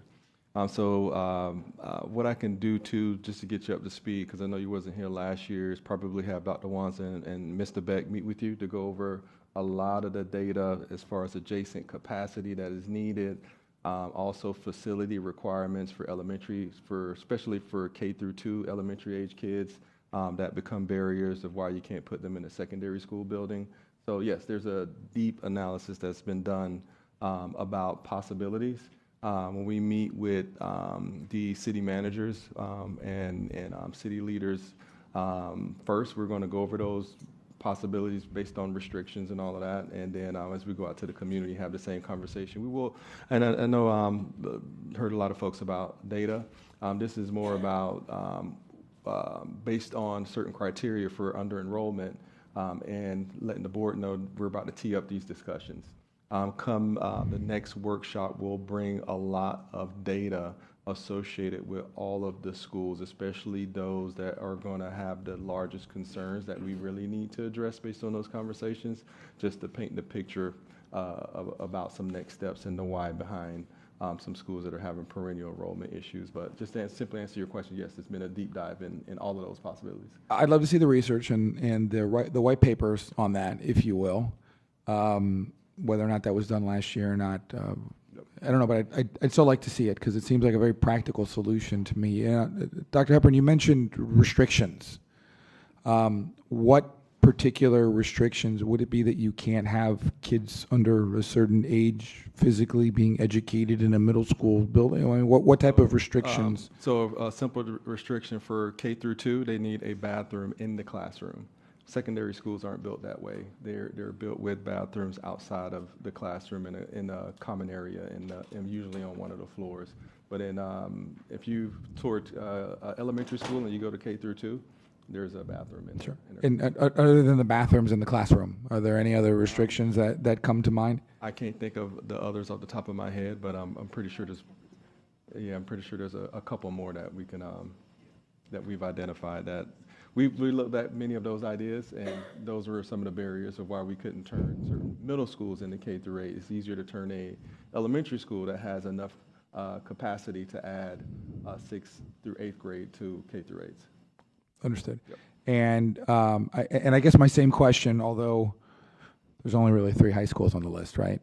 So I guess my same question would go to under-enrolled middle schools where you have high school capacity to serve those, and maybe have those through 6 through 12, right? Those are possibilities. Okay. Was an equal amount of research done in regards to high schools and middle schools and possible combining those? Yes, so many of the high schools do have capacity to add the middle school if the middle school population is small enough. It just depends on the capacity that the high school still has to absorb those students. So if a high school is 1,500 kids presently and they're maxed out at 2,000 and that middle school has 700 kids, it's not possible. It'll be 200 over. So those are some of the situations we look at. But yes, in some cases that may be possible. I'd love to see the research on that. Absolutely. Dr. Zeman. There was a magic number that we had that represented how the decline in enrollment over the past 25 years has left us in a situation where I think what we're trying to do is spend more money on the kids we have and less on the empty seats in an oversized footprint. It's really just that simple. We would like to spend money educating our children and not maintaining schools that we don't need anymore. And I don't know how any other way to explain it to people. Is there a cost to doing that to families? Yes. Is that cost because it generates a much better, more robust, higher academic achieving system a good trade-off? Absolutely. So, Mr. Superintendent, your demographer staff last year calculated that at the enrollment we had day one last year, if you looked at our school capacity, we could close 40 schools. Now, that's not really possible because of the boundaries and feeder patterns and the like, but to get to only 90% capacity, last year we calculated 40 schools. This year we're down, at least on day one enrollment, 8,700 students. How many schools could we close this year theoretically and still stay at 90% capacity? Dr. Hepburn. Mr. Beck. Through the chair, thank you, Dr. Superintendent and Dr. Zeman. So actually, last year, just a point of correction, at 90% based on last year's enrollment and last year's capacity, it was only 21 schools that could be closed. 43 could be closed to get the district to 100% utilization. Oh, thank you. Yeah. So this year, though, your number is 45. So we are down so much. But that still does not allow us to close any high schools. High schools remain enrolled at about 89% utilization overall, so we are pretty much at that target, but elementary and middle schools have plenty to give. Okay, so to get our school facilities that are open at 90% capacity in a county in which we've had 25 years of declining enrollment. This is not new. This has been here for this board, the last board, and going back many, many, many boards. So for 25 years, we've had this decline, 1% a year, and then all of a sudden we get this big drop this year. We could close 43 for next year and still be at 90%, still have room left to grow 20,000 or so students back, right? Dr. Hepburn. Correct. And have you done, Mr. Beck, the analysis that goes from the theoretical number of 43 down to the practical number? I know we're asking you to do some really heavy analytics and no time, but are you at that point where you've known that number as well? Yeah, it all depends. I think that you understand this very well, but I'll try to recapture your idea. Is that there's two ways to close schools, right? The easiest and most straightforward is to use adjacent under-enrolled capacity, which means that's why we've introduced the concept of clusters of under-enrolled schools, because you can consolidate one school with low enrollment into another school that has space next door, or maybe two schools that have space next door. When you get to chasing a number like 43 or 45 schools, you're no longer able to use adjacent capacity because you have to look at the totality of the space in the district. So when we get to that, just to get to this exercise, we would say, well, what's the average size of an elementary school to calculate that estimate of a middle school, of a high school? We would, in order to do that, you would erase all of the current attendance areas. You'd have to start from scratch. And to determine which schools you would rebounder, you would have to use some other set of criteria, probably the size of the facility, the condition of the facility, and the adjacency of populations to fill the school. So it would be, that would be something we have not previously undertaken, but that would be, the very drastic measure that would have to be undertaken. But within the adjacent capacity, we couldn't close 43. How many could we close? No, it's a much, much lower number. It's less than 10, actually, because we've already exhausted some of that capacity through the first year of redefining, unless we want to. Let me take for example, a cluster of elementary schools in the north. There's Charles Drew, Liberty, and Coconut Creek Elementary. Coconut Creek we turned into a K-8 this year. It sits between the other two, so it's no longer available adjacent capacity for those other two schools. Coral Springs Elementary in the north is one of the most under-enrolled, if not the most under-enrolled school this year. It's surrounded by schools that don't have space to take its enrollment. So the actual consolidation number, when you're using adjacent capacity without doing cascading boundary changes, when you're using only immediately adjacent capacity, is fewer than 10 this year. Okay, and I appreciate that, but that gets me really to my next point, which is when you have meetings like this and you don't flood the market with data, you've just invited the public to think that you're hiding something. And so I don't know why the data wasn't produced today. I don't know why it's not online. We have, if not all this data, most of this data in our possession right now. And we just need to flood the zone. Like, here's all the data that we have. And that makes it, not only makes it transparent, but it provides the community the opportunity to see that you're giving them all the data about criteria you're going to use, criteria you're not going to use, all in one place, easy to find, so that they can take advantage of that. So I hope we follow that model this year. I thought we learned that last year, but I was wrong. Mr. Superintendent, will municipal meetings be open to the public? As far as our community conversations?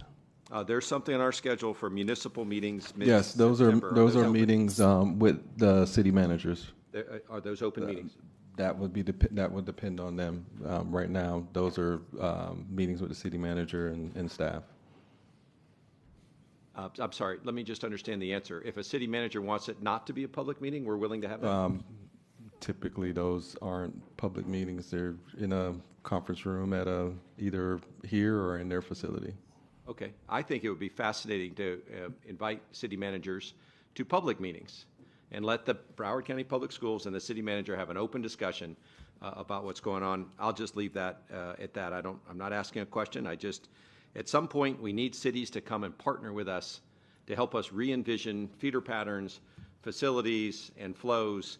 And I believe those meetings should be in public.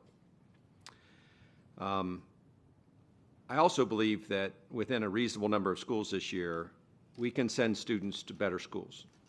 Schools that have higher academic achievement, schools that have newer facilities, and are at greater capacity. Again, to the first point, why do we keep spending money on facilities we don't need, and knowing that we could spend that same money on students to improve our core mission, which is education. For our wonderful colleague from Junior Achievement, to Ms. Thompson's point, if you can specify what your requirements are, we can look across 239 campuses and try and figure something out. But I think it's not an appropriate step in the process to identify one school, because now to those parents, it looks like there's this big pot of money that's pushing us toward that decision, rather than saying, hey, we got 10 million and here's what I need. I need this much acreage, I need these kinds of facilities, whatever you want, and then we might do a better job of finding out. Right now it's a zero-sum game between one school and Junior Achievement, and I love the $10 million, but if we had what your requirements are, we might be able to place that with greater flexibility. I also think, Mr. Superintendent, as part of this, we need to get real about selling the land we don't need. You know, we sell a little bit every year, but why do we keep holding on to land in a declining enrollment? We have facilities, we have truck facilities and maintenance facilities and bus transport areas. Let's look at that and figure out, you know, where is it we don't need that land? And let's work with our community leaders. They may have affordable housing, they may have transit hubs, they may have, you know, other government needs that they have for that land, and I think we should be flexible about that as well. I'm sensitive, Mr. Superintendent, about your decline on the boundary process, so I don't want to add commercial properties to what you're doing, but I don't know why we hold on to land that we're not going to use. We need the money. And so we can't say we need the money and still hold on to the land. We found some amazing use with the old Dave Thomas site in Pompano. We've got a hospital coming up in Parkland. This could be the bee's knees, and I can't wait to see that. To Ms. Thompson's point about opening programs and budget and making those kinds of decisions, I will tell you that the opposite problem has been in Broward County a long time, which is we've designated programs and not given them money.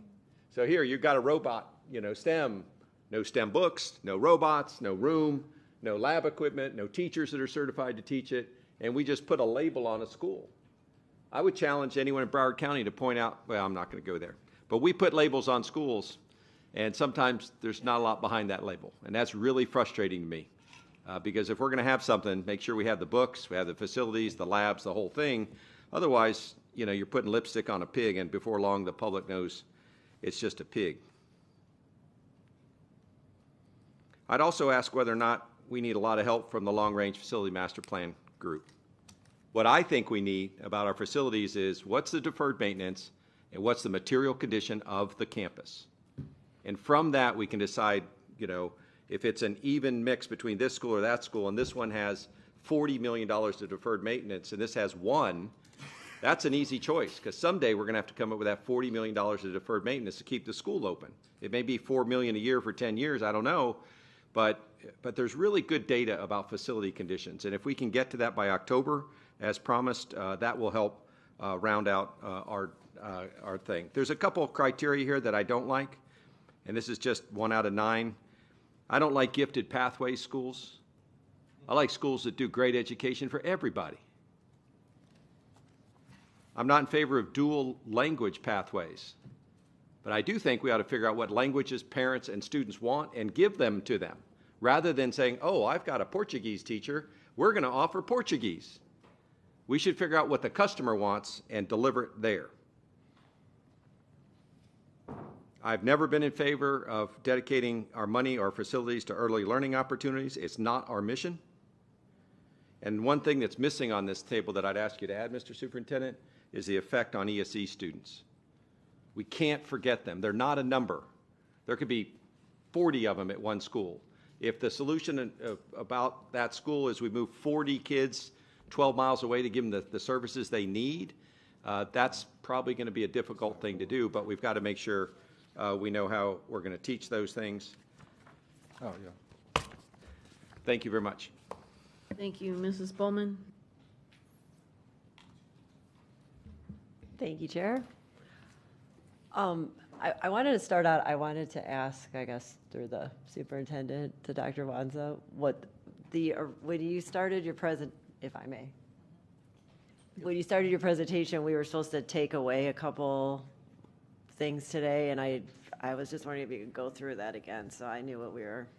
So thank you for the question. It's okay, Dr. Hepburn, if I just Yes, start. Okay, absolutely. thank you for the question. So I want to say that at the July 29th board workshop, where we had a much more robust presentation with a lot of data and slides, we advised the board that we were coming back today with a specific target. And what we talked about were the things that are on slide 2, where we said these are the 4 things that we need to know today. Some kind of direction on the schools to be addressed, just where the board is in favor of the process and the timeline with the stakeholder engagement, which is very extensive, the composition of the school boundary committee, as well as the considerations for evaluating whatever proposals the school boundary committee would be making recommendations for. So those are the 4 things. And what I'll say is after today, I don't want anybody to think that we're going to have today's workshop and then we're not going to come back until the superintendent makes his final recommendation.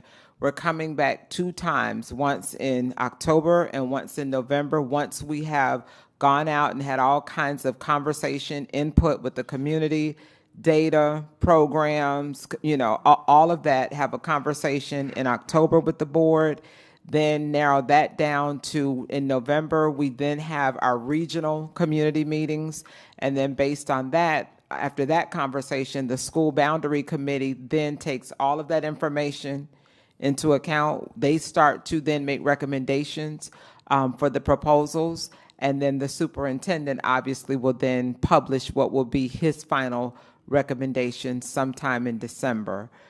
So, but for today, it's what's listed on slide 2. Okay.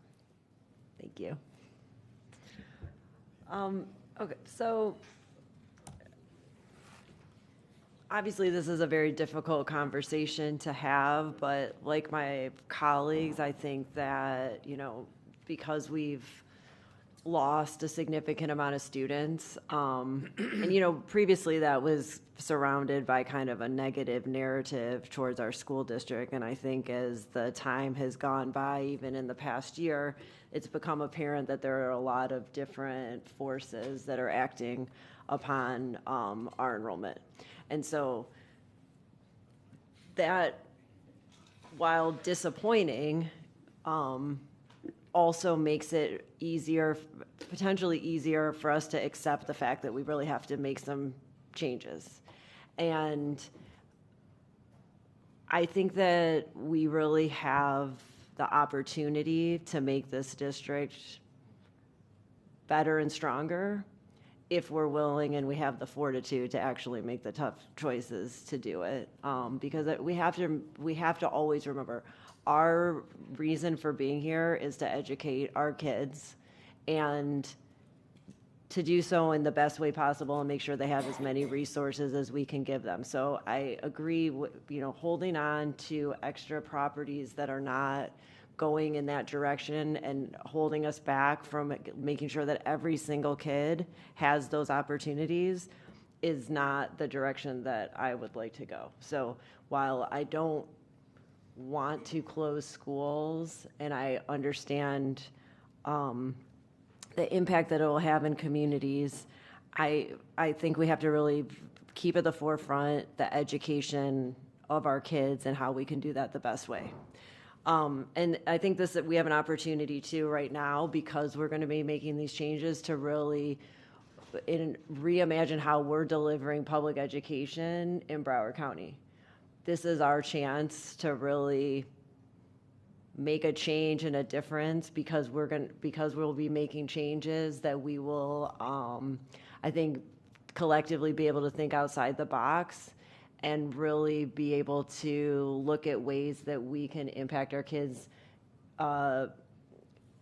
outside of the ways that we've been doing it. We can't keep doing the same thing because obviously we have all these changes going, all these changes and other forces that we can't control. So I would like to look at it as a positive, that this is the time when we have to do this.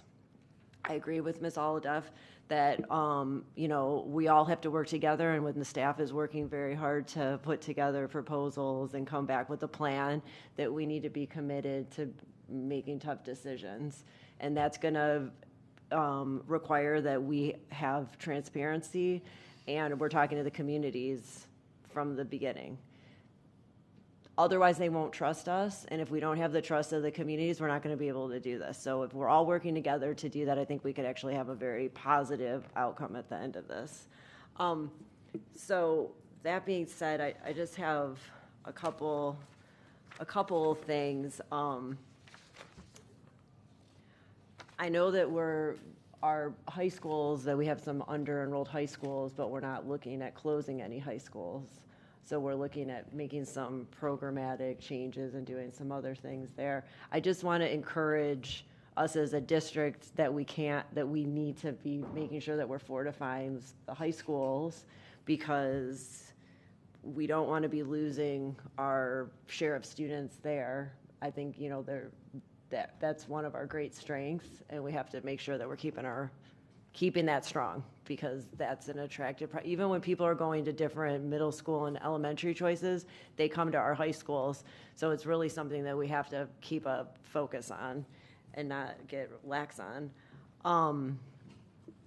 I want to make sure while we're making these plans that we, in addition, if we're going to be, making recommendations for changes in different schools and potentially closing them, if we are going to be closing any schools, that we have a very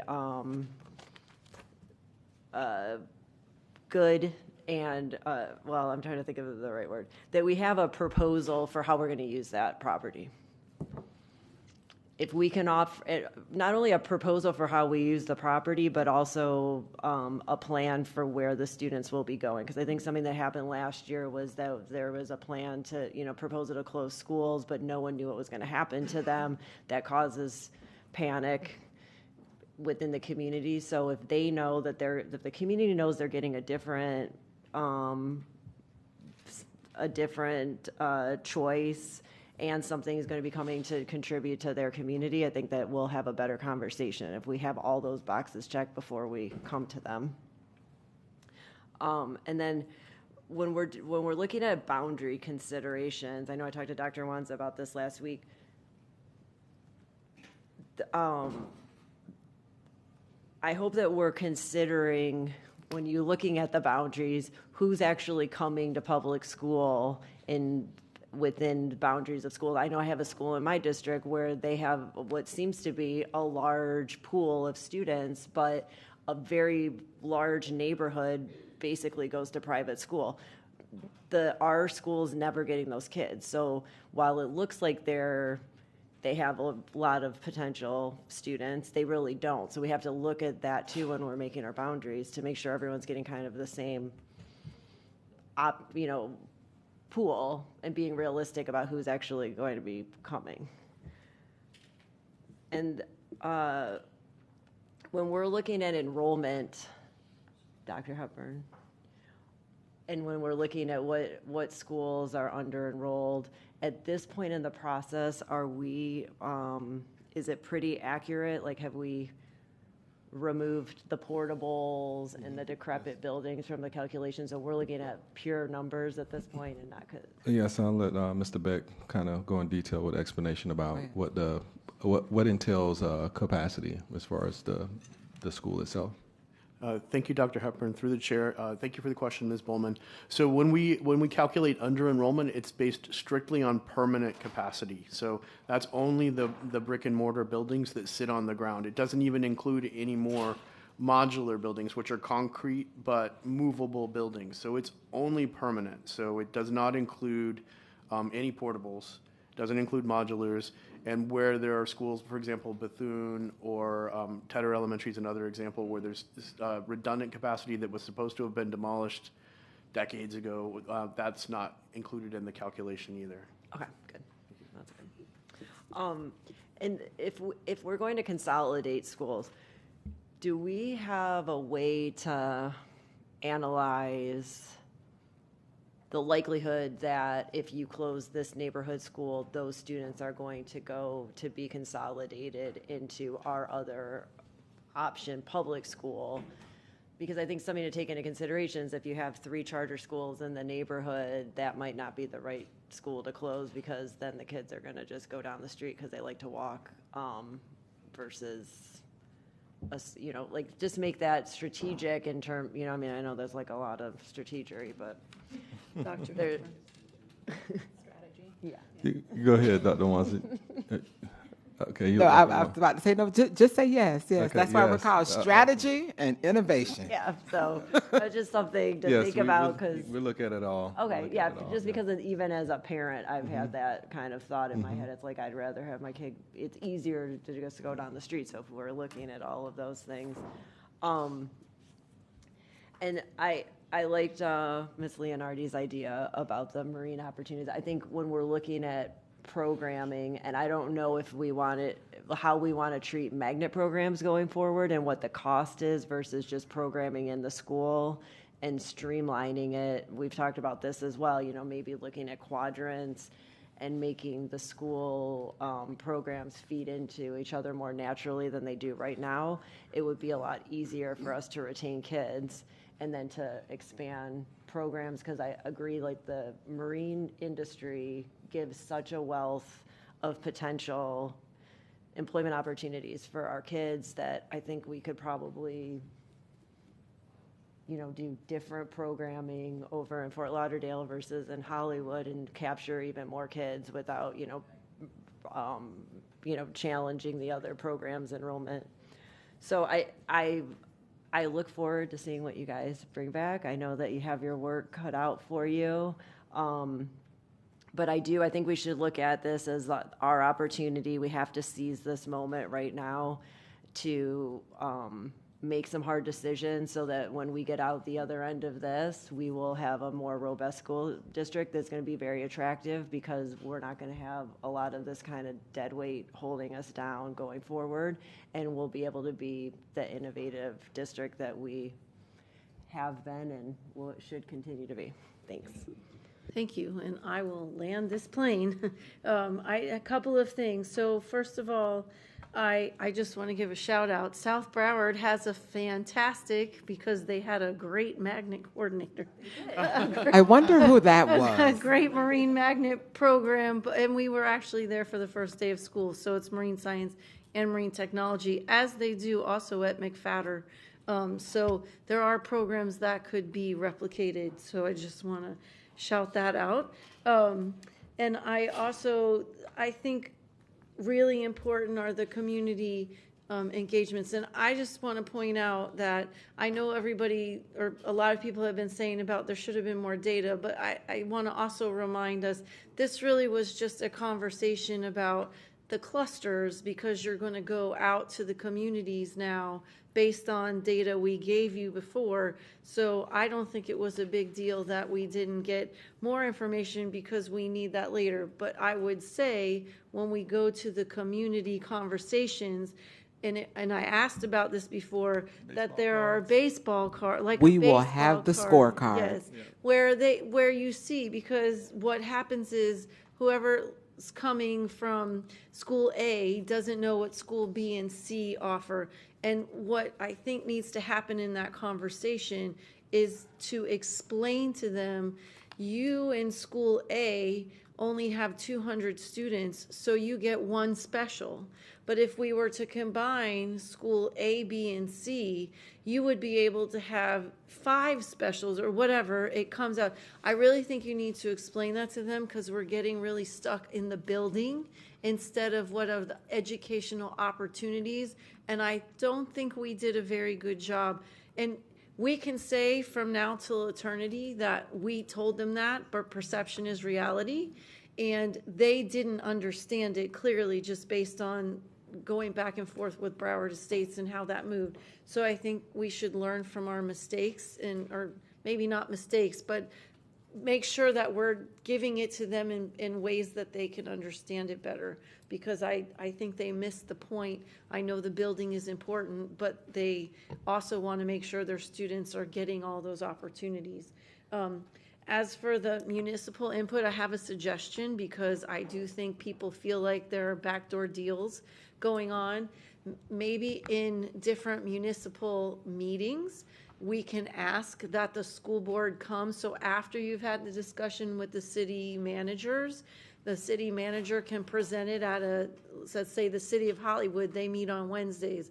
Invite us, like we invite other people, to come and have that meeting in an open public meeting where they can understand what the discussion has been, so that we can kind of give a presentation, and then the city has the opportunity to have the discussion in public. So I think that might be a way to capture what people are asking for. I also would say a couple of other suggestions. We have behavior centers that are doing great work, but maybe they're on a facility that's larger than they need, because as we've mentioned, there's only a couple hundred students that go to some of those behavior centers. So maybe you move the behavior center students onto a campus that has the capacity, and you can release the building that they're in, if that makes sense. So it makes sense. Being a principal of one of those schools, they were only built to hold a certain capacity, right, because of the nature. But the other part I will say, and we'll have the conversation with Miss Batista, there's some statutory language about them not being on the same property.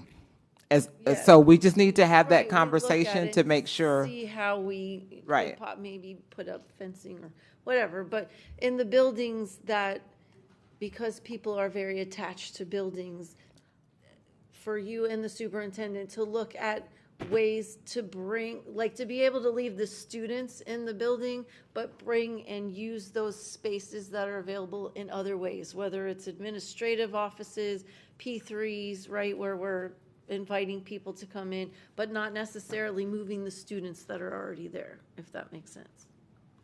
It makes sense, but I will tell you, and I will use the 3 behavior centers. Yeah, all of them were built within the last 20 years. Those are very brand new buildings. So I don't know that we're going to take those and do, but yes, okay. Understand. Yeah, you get the idea of what I'm saying. And if it's statutorily not okay, I'm fine with them. Just trying to throw out some ideas that, because people are so emotionally attached to the buildings that our students are in, maybe a different way of looking at it is that which we've talked about, like for example, Olson, the city had given the idea to put the emergency center in there, which means they would have rented out that space. So we would be capturing financial things, and our students, would have the other side. Just figuring out how we do that in other places where maybe it's a municipality, maybe it's, a different nonprofit that needs the space there or whatever, so that if there's ways that we don't move the students, because that really is the stressful piece of it. I think people are attached to the building, and if we can figure out a way to get money from the spaces, and also because of the laws that have changed, we know that charter schools can move into those spaces if we don't find a way to occupy them. So I think that would be really essential to do that. And I have to put my glasses on. Let's see. The last thing, so kind of to go to what you had. So schools to be addressed, I think you did a good job of showing targets there.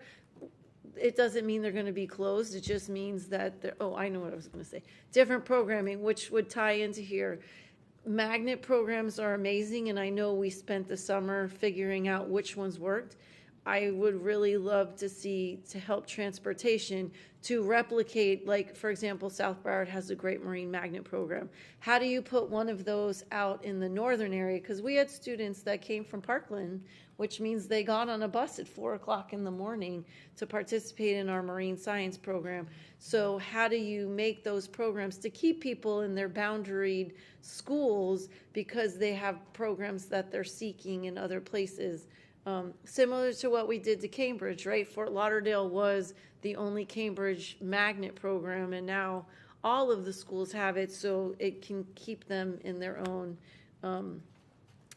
boundary. So then proposed boundary process timeline, my question to that is, the first stakeholder engagement is coming up soon in September, so the only concern with, and it's a very aggressive timeline, is do you feel that we are going to get the information out to the stakeholders soon enough for them to be able to start, because that's like in 2 weeks. So, so as we leave here today, tomorrow we are going to publicly notice the entire meeting schedule, right? And it's for 2 weeks in well, actually it's 2 weeks, and then one day is the week of the 10th. We did one meeting because we wanted to be very respectful of the community in our calendar. We know that we have two holidays in the month of September that we do not want to have meetings the night before, right? Because a holiday begins at sundown, so we didn't want to have a meeting that night.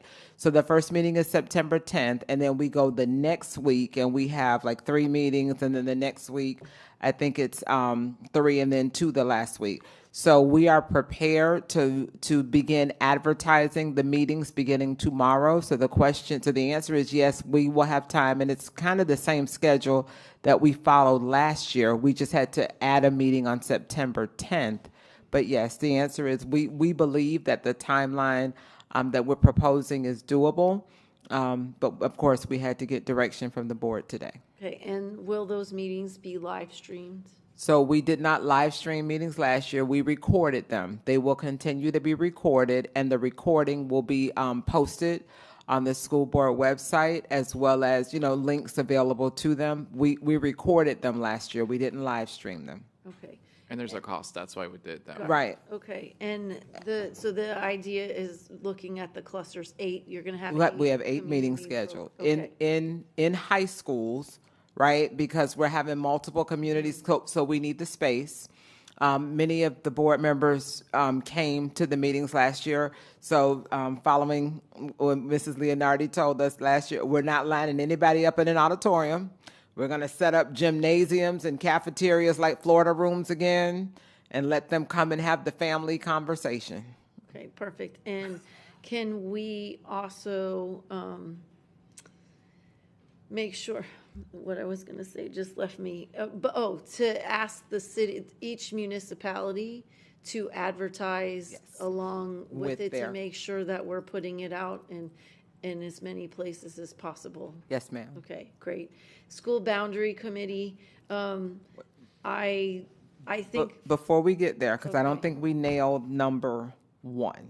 Okay. The only reason I say I don't think we nailed number 1, so I think we understand the clusters for elementary, middle school, high. We know that the conversation, and Dr. Hepburn, correct me if I'm wrong, the conversation around the 7 non-traditional schools is more an internal than a community conversation, because those aren't neighborhood boundaried schools, right? So that's not, that wouldn't be a part of those conversations. But what we do want to know is, obviously staff has said that on slide 6, the Silver Palms situation would naturally be a part of and come out of the redefining our schools process for this year. However, the second 2 are not recommendations that would come up as staff recommendations. So we need to know, so that we aren't, assuming anything. We need to know where we are with those 3 as it relates to schools to be addressed. So I was getting. Okay, I'm sorry. Get to that. That's okay. And the. I apologize. That's okay. That was part of the School Boundary Committee. So I think if we're going to make a committee to look at boundaries, I would like them to discuss those 2 choice area.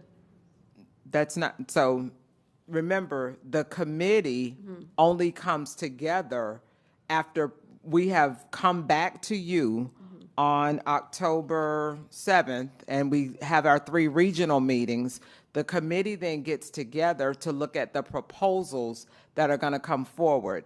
In order for the committee to consider something, these 2 items have to be a part of September meetings. Okay, you mean like you'd have to have them as a discussion in your community meeting? Yes. Okay. Which is what I was discussing about the bandwidth. Right, okay. Yeah, because I'm just, like I said, I was trying to find a happy medium. But in terms of the boundary committee, I think besides just two people from each school impacted, there needs to be an ESE person on there. There needs to be an ESOL person. I don't know if it needs to necessarily be from each area, but when we go down to where we say, these are the things that we want to, recommended boundary considerations, the school diversity and students with special needs is part of that boundary consideration. So I think there should be people on the boundary committee that can be specific to those things as outside of just the school that's being impacted, because you may pick someone that doesn't know anything about ESE and have an issue there. So that's just my own, since we are putting that as a consideration, someone from the diversity committee and someone from the ESE committee, in addition to the 2 people from each school impacted. Chair, can we consider people from our own staff in those roles? We have like world-class talent in ESE and world-class talent in ESOL, and I hate to press our volunteers who are already very busy doing their advisory committee Dr. work. Hepburn? Sure, but I'm not asking them to vote. I'm just asking them to be staff assigned to help people. Yeah, absolutely. The ESE, yeah, ESOL, we would do that anyway, but yes, we can make sure there's staff available to assist and help guide some of the conversation around with their expertise. So let's see, propose the considerations for I'm not sure that part, considerations for evaluating proposals. So that's on the. That's slide 10. The final slide. So you want to know if you agree with these elements, if you want to remove any, add any, keep them as they are. Gotcha. I'm fine with what's on slide 10. So to those 2 questions, because on page 6, I would guess the superintendent feels similarly to Pioneer Middle and Silver Trail being a choice area, because that also is a bandwidth issue. So those are, I would say those, I don't know, I'm feeling, because I do believe, I would like to see the policy come back so that we can fix, to make sure those students, here's the issue I have, is that students who were in that boundaried area then had to move, and then all of a sudden seats open. So now we're allowing people who don't even live in the vicinity of MSD to have the opportunity to go. That's what I would like to correct. So I don't know what the best way to do that is. So I don't know if it's to fix the policy that comes back. I understand about the choice area, and now is probably not the time to look at it. So if I may, Dr. Hepburn, so the issue with, and I'll take the Pioneer Silver Trail one, right? Pioneer is already overcrowded. So the question would be, we're going to entertain a process that would potentially further. And that school has not accepted reassignments in a long time, right? So that's that one. As with respect to Coral Glades and Marjorie Stoneman Douglas, I'll let Mr. Beck tell you what the current, what both schools are currently, or definitely MSD is at capacity. But I do think that there may be opportunity in the language of 6,400 to accommodate what the board is, may collectively be trying to do. Okay. Mr. Beck. Okay. Thank you, Chair. So Marjorie Stoneman Douglas this year is enrolled at 101% of its gross capacity. It is full, and that's largely because we allowed 150 reassignment seats in this year. Of those reassignment requests, I think there was not as many as we anticipated from the C4 area applying for seats, but I think everybody who applied in one of the grades that had seats available, I don't think there were 12th grade seats available, for example, was granted a seat. That was without the priority. So 6,400 is now in the process of being amended to create a priority for boundary change people who have been impacted by boundary change. I almost use the word victims, I'm sorry. However, so Stoneman Douglas right now is enrolled at 101%. Creating a boundary choice area, which is in essence a two-way boundary. You can choose whichever one you want to go to.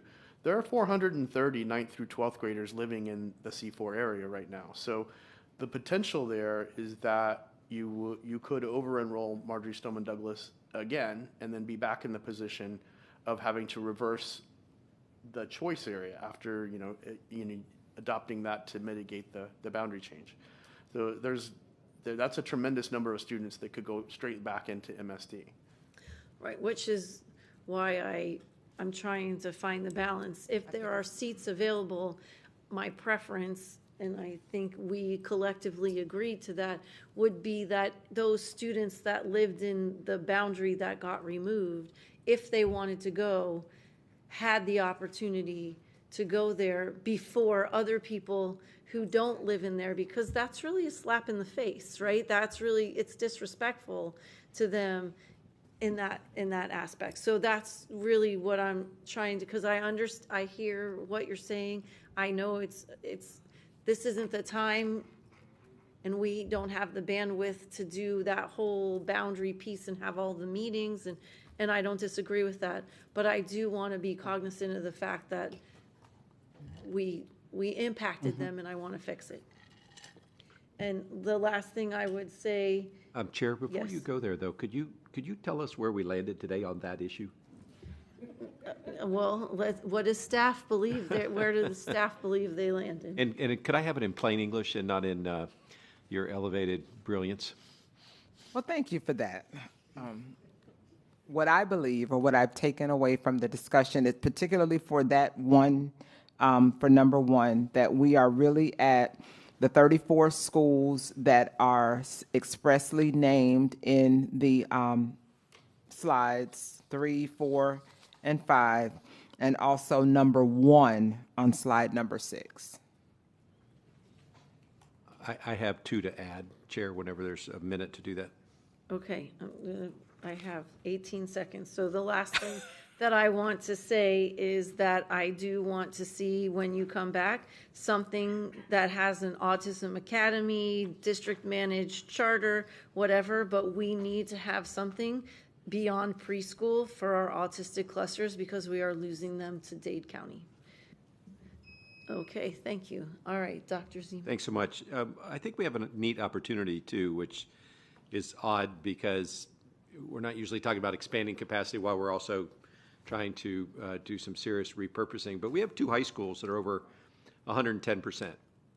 And my business owner brain says, if we don't do something to serve that extra 10 or 12% that we have at Fort Lauderdale High School and Western, they're going to end up at St. Thomas and Cardinal Gibbons and homeschool and other things. There's just there's this wonderful thing going on at those 2 schools.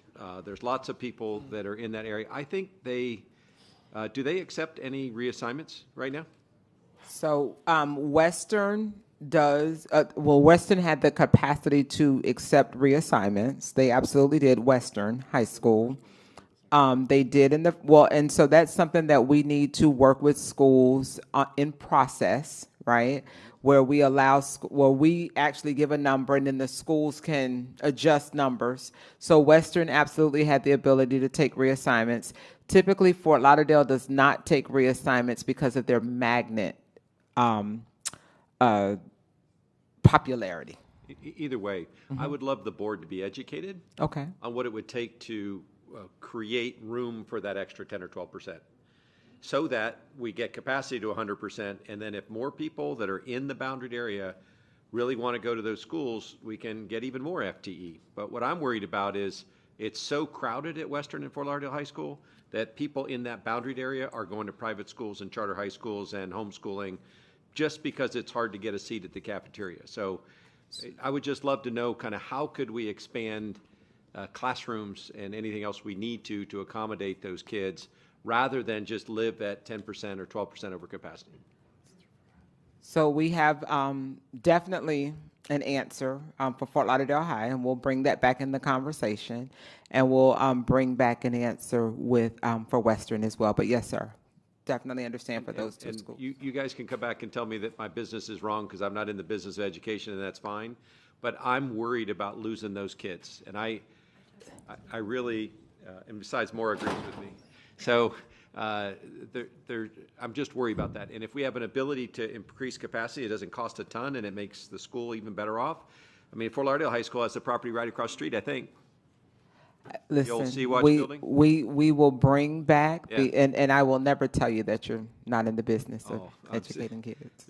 Every day you learn, as I have found in any case. Thank you. But thank you. So Western, and just look at, options for them. Mrs. Al-Hada. Yes, I just wanted to add to the voices on the boundary committee, BCPS staff, planning and demographics, transportation department, facilities department, having students on there, principals, PTA, PTO, parents, teachers, city officials, ESC and ESOL. And then in considerations for evaluating the proposals, program access, like the academic offerings, extracurriculars, art, AP, IB, and then also transportation efficiency. Thank you. Did you capture all of that? So I did, and I just want to make sure I manage everyone's expectation.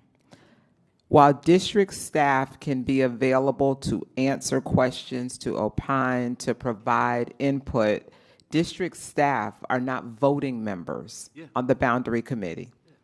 I just want to make, and so as it relates to ESC and ESOL, we will, and the diversity, right, because those are clear call-outs in the criteria, we will go to those three committees and ask for a representative to serve in addition to the two individuals per, when we get down to these are the schools that we're going to focus on.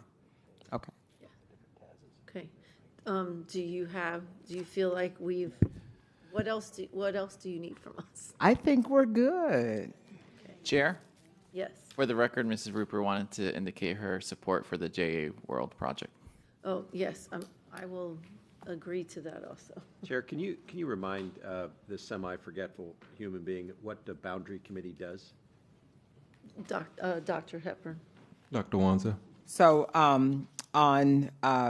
in the September 16th board meeting, we're going to bring a resolution that says specifically what that committee does. So they're going to have to come to an orientation. They're going to have to attend the three regional stakeholder meetings where we actually talk about the proposals that are going to go forward for final input from the community. They have to go and listen to all of that. Then they're going to come to a meeting with district staff where we actually discuss each and every proposal, and they give their recommendation as a committee as to whether or not they believe it should move forward as a part of the superintendent's recommendations to the board. Is it hard to get volunteers to serve on such a large committee, to do so much work? What I will tell you, the answer is no, because typically, so last year we had six or whatever the number of schools it was. And each school gave 2 members per school, and then we had some committee chairs, with the exception of one school because there was a family emergency. Everyone showed up to the meeting. Awesome. Thank you. Okay. Thank you, and thank you for that. So at this time, do any of my colleagues have anything to bring to the board or student successes to share? Dr. Zeman. Thanks. 2 quick things, both very important.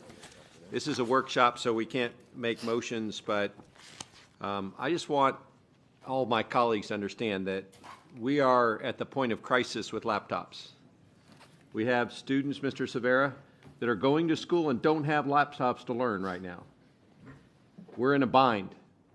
And we just have to kind of announce that, and we have to figure out, what we're going to do. But right now, we're in is this the 3rd week of school, I think? And we have kids in classes that are supposed to have, laptops just to get the normal curriculum, and there's 1 for 2. So we have 2 kids standing like Ms. Leonardi and I would be looking at a laptop to do the learning. That's not high quality learning. That's not going to win back FTE. And so I understand that we might be in a pickle, but I hope that we can find a piggyback or some other solution that gets the $20 million of computers we need to do the very basics in our schools. Thanks, Chair. Thank you. Mrs. Leonardi. Thank you. I wanted to celebrate and recognize today is Women's Equality Day, which celebrates the adoption of the 19th Amendment, which prohibited federal and state governments from denying the right to vote on the basis of sex. So in plain language, today we celebrate the day women won the right to vote. And I bring that up because it's important, but also in honor of Women's Equality Day, I was able to go to a presentation from the Florida Girl Scouts this weekend, where they presented a report that they've issued, the State of the Florida Girl Report. And there was some really interesting findings that I think are very pertinent to the work that we do. They talked about the physical health of the Florida girl. There's obviously some issues with health insurance access, homelessness, sexual and physical violence, community support and safety. They talked about the academic performance of girls in Florida, especially as it relates to math performance after COVID.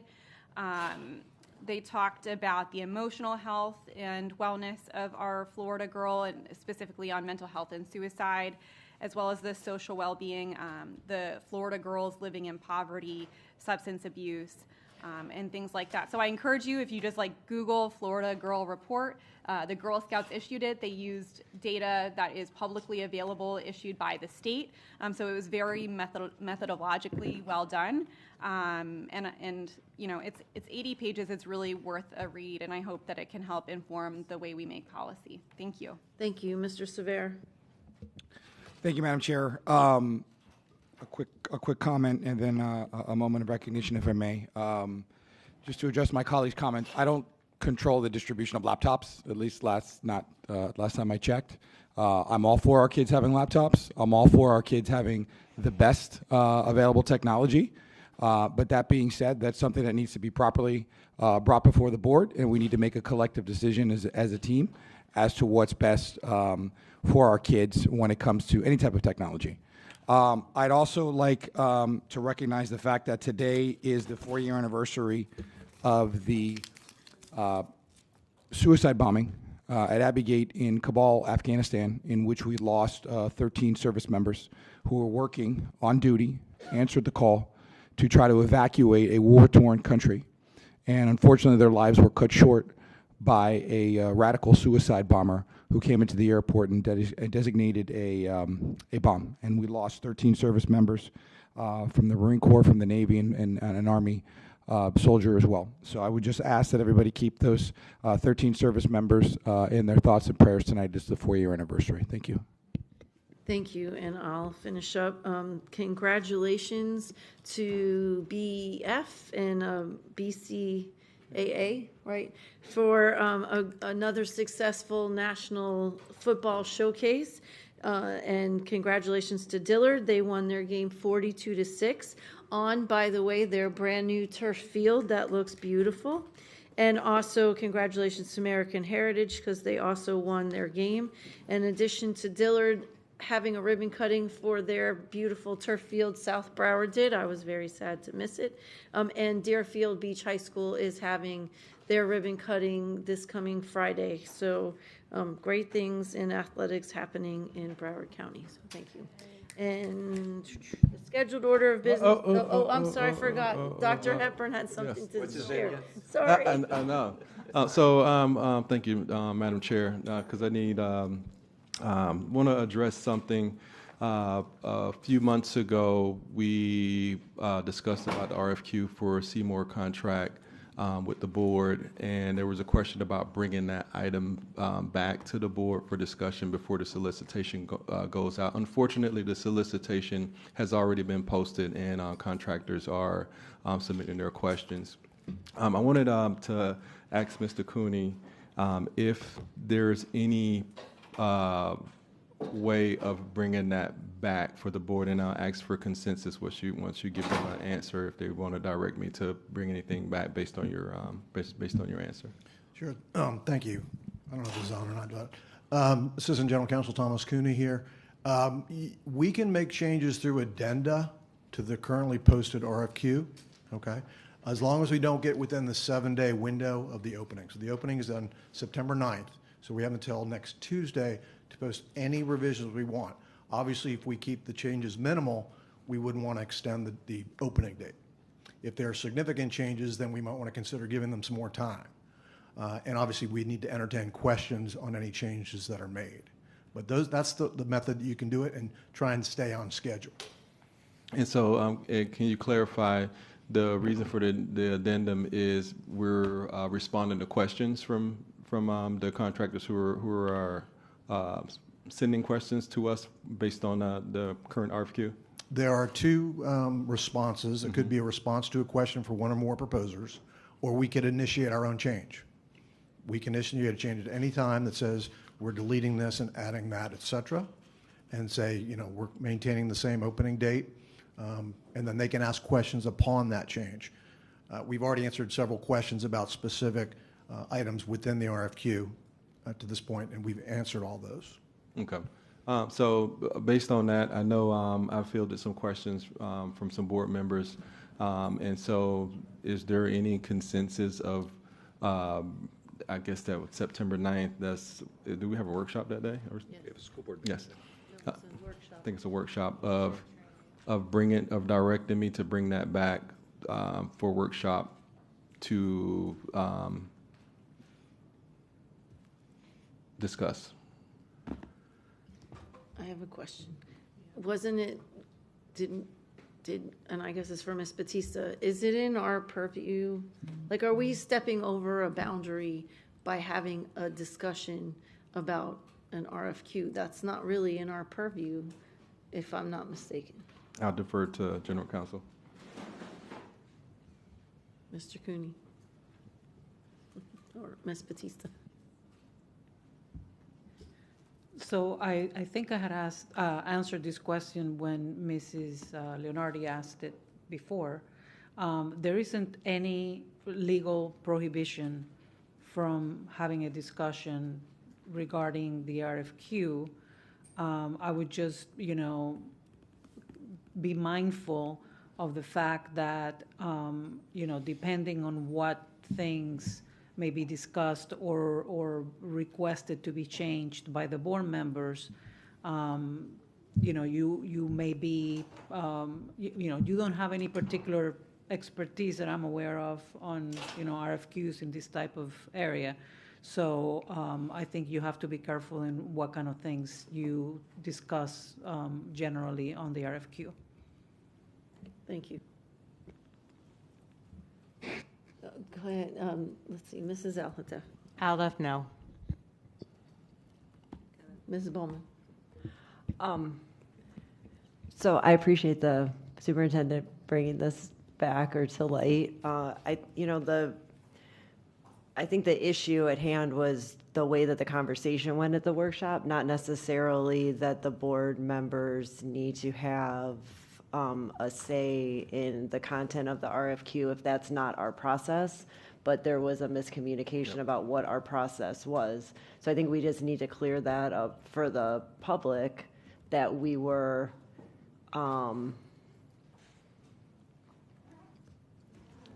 having a, I guess, incorrect conversation, and some of the information provided was not correct.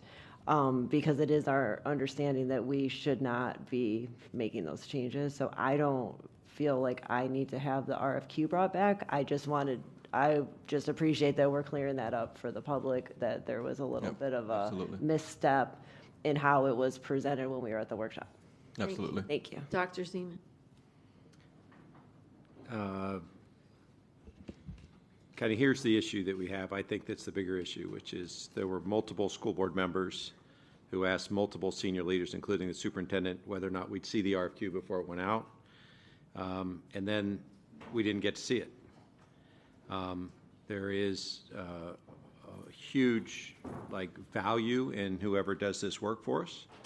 And there are policy issues related to the solicitation, including how much of the award is a minimum for certified businesses. There are restrictions that are built into solicitations that can limit the competition. And those are things that will come back and be a reflection of the school board members, not the superintendent. That we narrowed the field too much or didn't narrow it enough, and we did not include enough or did too much on certified businesses. So I would like to. I've already heard one objection, so there's not going to be any consensus here with the board. But we have, some damage control to do with the public. Because if the school board asks for something and 3 senior leaders here say they're going to do something and they don't do it, the public rightfully will ask, what is the legal authority of the school board? And I just hope that this is just something that's a very rare occurrence. Thank you. Thank you. Ms. Leonardi, you want to weigh in? No. I don't think it's appropriate to bring it back. Ms. Thompson? Okay. Mr. Severo? So it doesn't look like you have consensus to bring it back.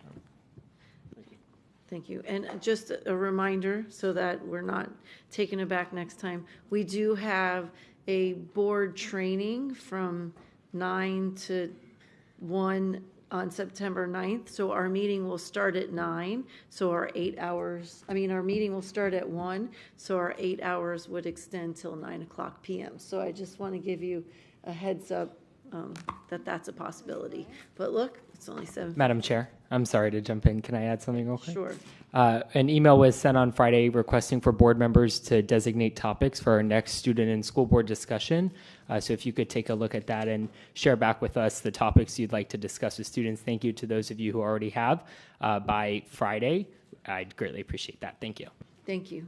The scheduled order of business for this school board workshop of the School Board of Broward County, Florida has been completed. Seeing no obligation, I now adjourn the meeting and we will see you September 9th. Thank you.